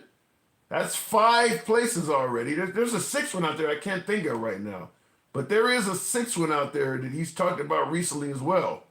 So we are kind of colonizing places. None of those countries want us in there doing that stuff. U.S. colonization has left many countries worse off. Yeah, we're not there for the betterment of those countries. We're there for the betterment of America. None of those countries are going to be better off. We're there to get their resources. Used to be their manpower, whatever it is. If they got, like in Ukraine, it's rare earth minerals. There is stuff to be mined in Greenland now that the permafrost is melting. We're going to take that. Obviously, the Panama Canal, I don't understand how the hell that deal worked, where you could build a canal for somebody in the 1920s, and they're still telling you 100 years later that the debt ain't been repaid. What the fuck is that? I don't understand what deal was made with Panama, but you're talking about the Iran deal being a bad deal and Trump canceling it. That was a real bad deal. How do you make a deal in the early 1900s and that nation is still saying you owe shit and taking a whole canal back a century later? That's a really bad deal. I don't know if Trump is accurate about that, but that's a really bad deal. So it does sound like we're talking about colonizing and doing all kinds of shit. So we'll see how it turns out. He wants to outdo Obama. He's outdone Obama in a lot of areas. I think Trump will make more. He'll be acknowledged in the history books more than Obama will, by far. Only thing Obama really did is the universal health care, and of course being the first African American. Those are probably his 2 biggest standouts: being the first black president and universal health care. Bin Laden, I guess, to some degree. But Trump has got way more things that we'll be talking about 100 years from now than Obama does. He's already outdid Obama in terms of legacy and history. It may not all be positive. But he'll certainly be talked about way more than Obama. They passed Obamacare without even reading the bill. That's your response. Trump promised to repeal and replace Obamacare and couldn't because the people were happy with it. So say what you want about Obamacare, even a lot of MAGA are using that. I mean, so he can't get rid of it. Obama needs to be held for crimes against humanity. What has he did that's worse than sending people down to El Salvador, along with Biden for Fast and Furious? I thought that was Trump. I mean, that's Obama with Fast and Furious. Okay, so you're saying Obama needs to be held for crimes against humanity, along with Biden for Fast and Furious, and also gassing children and women in Syria. Tanya, if you want to bring up Fast and Furious was the death of like 4 Border Patrol agents. So I'm not saying any death is, something you shouldn't look, but you're talking 4 people. If you're going to hold Obama accountable for crimes against humanity and you don't have an issue with George W. Bush in the Iraq War, you really are biased. Even Trump calls the Iraq War the dumbest mistake in U.S. history. And most of the MAGA, the Trump supporters, they're at least 40 years of age or older, are also responsible for helping Bush get in office. Obama ain't responsible for anywhere near as many wrongful deaths as Bush is. So, and my guess is sending people to El Salvador is going to result in unnecessary deaths as well. Not to mention COVID. Trump's handling of COVID, a lot of people believe he has deaths on his hands. A lot of people do. His handling of COVID was dismal. For real, Bush Jr. had us over there for no reason at all. Yeah, if you're going to talk about Obama with crimes against humanity and you're going to ignore George W. Bush, you just biased. You just want to go after a liberal. Obama droned an American citizen. That falls under the category of hilarious. It literally falls under the category of hilarious to bring up. Okay, in regards to Obama droning an American citizen, you had an American that sympathized with ISIS and was over in the Middle East fighting against Americans. And he was killed by an American drone with the authorization of Obama. Do you think that if Trump droned an American that was clearly unpatriotic to his own country, MAGA would have a problem with that at all? That if you wouldn't put on the flag of ISIS or Al Qaeda and you were actively trying to harm other American service personnel, and Trump authorized the offering, you think MAGA will be celebrating that shit? But that's biased stuff right there. I mean, that's really being biased when you want to criticize Obama for something that I'm 1,000% certain you'd be celebrating Trump for doing that, celebrating him. It would be a matter of either fuck around and find out or play stupid games and win stupid prizes. You went over to a foreign country to fight Americans on behalf of that country, and your family want to bitch about you getting killed. You went to a war zone to take on war on the United States. What did you expect was going to happen? That's laughable to even use that as there's a lot of things you can criticize Obama for, but that ain't it. What was he supposed to do? Just let the guy continue shooting at Americans and killing them? You can't even shoot at a cop without getting shot back. You over in a war zone doing it. I can't tell you. I mean, that's just, there's a sound effect for that. That's hilarious. I mean, that's hilarious that you want to bash him that bad. Anyway, as I said, MAGA won't let prominent black heads of state and departments have any glory. You know they hate former Attorney General Eric Holder. That is true. And he follows it up by saying MAGA ain't shit. I am concerned with them getting rid of generals and things like that. I am concerned that you might start seeing more people of color getting kicked out of prominent positions in government because they're just saying they're DEI. I mean, he kicked that black general out and said he was DEI, and MAGA didn't question that at all. Nobody asked him, sir, why would you appoint a guy that's DEI? You appointed him in the first term, and then in your second term, you fired him for DEI. Then why did you put him in there? Are you not smart enough to determine if somebody has merit or not? That's your appointee. MAGA was okay with that. Anyhow, folks, somebody says, will you stop with the people of color stuff? That's who seem to be getting targeted there, Kevin. Anyhow, folks, I do appreciate the whopping 123,000. You guys showed up, showed me some love tonight. I did have a few MAGA in the program. I'm not going to hold up the Trump is right hat because I don't have anything tonight. Thank you for that fine jury there, Bryce. Appreciate that. But drop my damn MAGA hat. I gotta order another MAGA hat. This one has been crushed. You know, they send them to my house. They really, for some reason, you know, they leave Amazon packages and shit on the porch. For some reason you order a MAGA hat, they really cover it up. It's remember back in the day you get yourself a Playboy or a Penthouse and they come in a black packaging because they don't want anybody to know what you're reading. They're trying to protect your privacy. They do MAGA hats like that. They don't want any, they make sure nobody know you getting that hat. You can order a Cubs hat or some shit like that, but if you order a MAGA hat, they really cover that shit up. Makes it kind of feel like you ordering Playboy or something. But anyway, got to give me another. I am MAGA friendly as always. I say on the program every day, every single day. We enjoy talking to MAGA. Doesn't matter what your politics are. We believe in free speech. Nevertheless, I do have to step away. But as I say, I got the dark MAGA hat. You should get one. It's smooth. Well, he has so many of them because I'm on Trump's text message list. 808, 10, 808, 22. There's like 2 of them.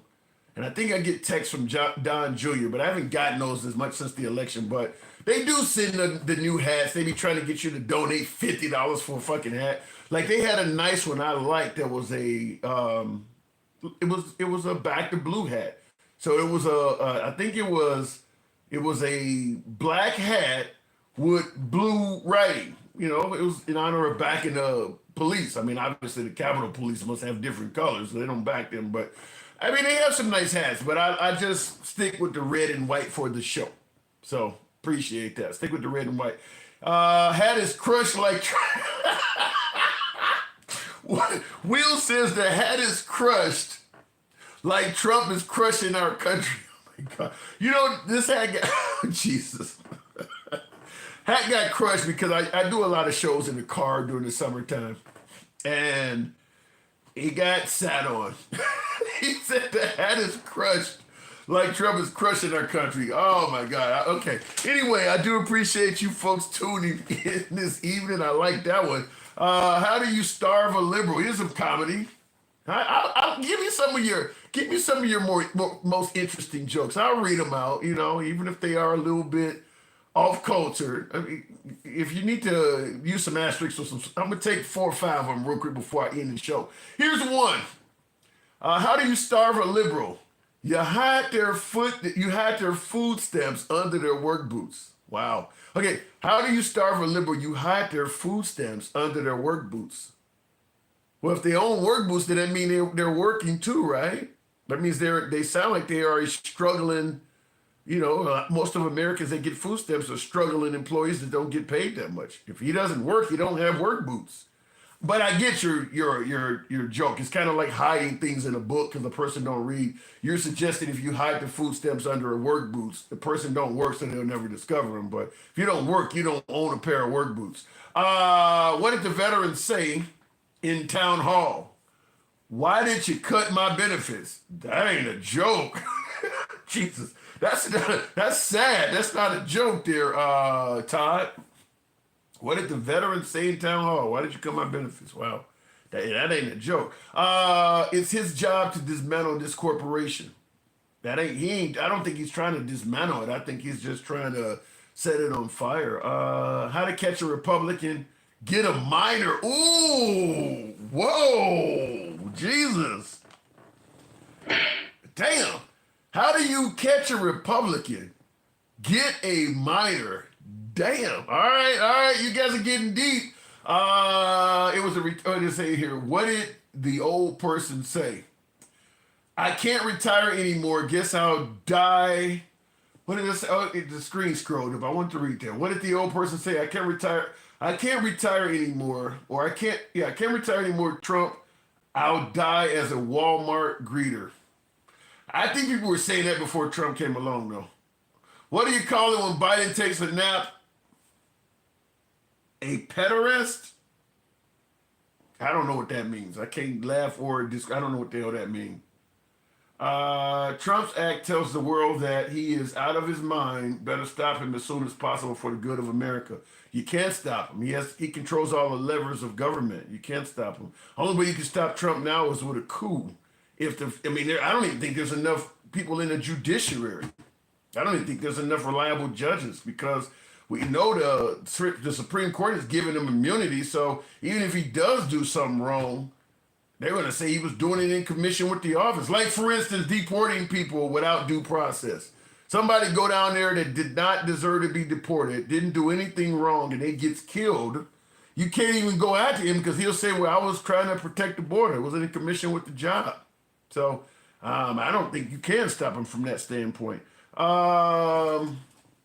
Impeachment can. You know, I wonder how that would work. Though. Let's say the Democrats win Congress and the Senate, because they're going to need both. They're going to have to impeach Trump with basically 0 Republican votes. I kind of wonder if they impeach Trump, Congress and Senate, and then they tried to get him out of the White House. I guess J.D. Vance will be the next one to step up. Do you feel confident that J.D. Vance would then do his job and remove Trump? Even if let's say the Democrats won the House and Senate, Trump gets impeached, he's supposed to step down, J.D. Vance is supposed to replace him. Do you feel confident that J.D. Vance would honor the the laws and do it? I mean, I'm just telling you, it may be very difficult to do what you're talking about.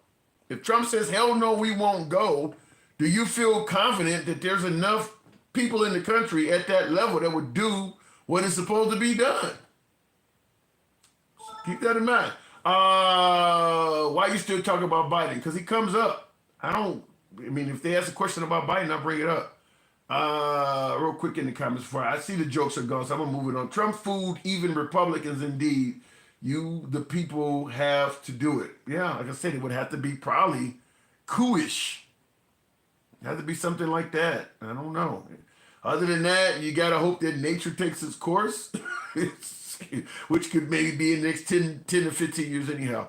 Anyway, I do appreciate you folks that have tuned in. And as always, I'll catch you guys tomorrow. Feel free to smash that subscribe button if you're on YouTube horizontal, YouTube vertical. Did I miss a super chat on YouTube horizontal? I want to make sure I didn't miss. Somebody said something and I didn't want to miss out on it. But what was it? Trump sent Venezuelan gangs, officially terrorists, to El Salvador. Did you forget Bush and Obama renditioned terrorists to Egypt?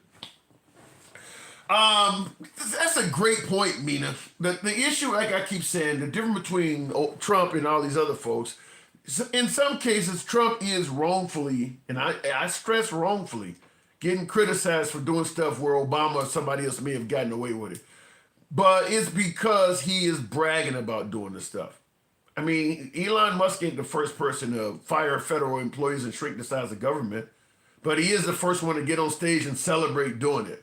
Same thing with separating kids in cages. Obama did that more than Trump did, but he don't brag about it. So that's where the issue is that Trump is going to get criticized more for this stuff because he seems to be taking pleasure in doing it. So when you say Trump sent Venezuelan gangs to officially, they're not officially terrorists either, by the way.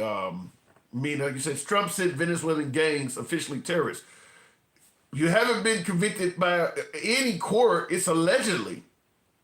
They're allegedly terrorists. We don't even know if they're a gang member, other than him saying it. You know, some of these folks, he had a gang tattoo on him, so that means he's in a gang. As I talked about early in the live, Pete Hegseth has tattoos, and folks said that he was a white supremacist. He had a day to speak out, and it's come out that people don't believe that. But imagine if we had the same entity like Trump is, where you could just oust somebody without any due process. So they're allegedly terrorists and gang members and rapists and murderers. They're not officially. Most of those folks down there, the U.S. didn't show you who their rape or murder victim is. They just sent them away. So no, I gotta disagree with you on that. But real quick before I shut it down, I think I answered everybody's comments there. Yes, Trump does talk too much, but love his policies. I stand by him. Well, Kim, fine. Like I said, I'm 100% for free speech, but it does come with consequences. And Trump likes to talk and say all kinds of wild shit. MAGA just does not like when people, liberal tears, snowflakes, all of that. Well, I could go for some mean tweets and $2 gas. Well, you do understand mean tweets make people don't like them. You know, so I don't know because Trump said even if I cure cancer, the liberals are not going to give me credit. I agree with that. I do agree with that. And I say it all the time. He would not just cure cancer. He would cure cancer and be like, the cure was right there in front of incompetent Biden's face too, but he didn't know what he was doing. If you hadn't elected me and you left him in there, you'd probably have the whole country with cancer by now. It's the rhetoric that comes along with it. So no, they're not going to celebrate him for a cure when he's talking like that. I mean, he just was trying to sell Teslas in front of the White House last week on behalf of Elon. And he got into one of the cars and stated Biden couldn't do this. Had no reason at all to take a shot at Biden, just a blind shot at Biden for no reason at all. Well, when you're doing that, people are not going to side with you. You shouldn't wonder why people don't like you when you're doing stuff like that. Even if you're doing things you think that are great for America, when you're doing stuff like that, it comes with consequences. So you can like Trump. There's nothing wrong with that. If he's doing what you think that is right for America, that's a legitimate reason to like the guy. But don't pretend like that he is getting attacked for no reason at all. He is saying and doing shit that is designed, literally designed to anger people. So don't complain when they get angry. Anyhow, appreciate you guys coming in. As always, it is your boy Tim, the handsome liberal. I will see you tomorrow. Take care, follow, subscribe. Have a good night. I don't know what I just hit on Clapper, but I may do Instagram tomorrow. See y'all tomorrow. How did Obama brag about Trump's economy? He didn't. Obama never bragged about Trump's economy. I gotta go. See you guys later.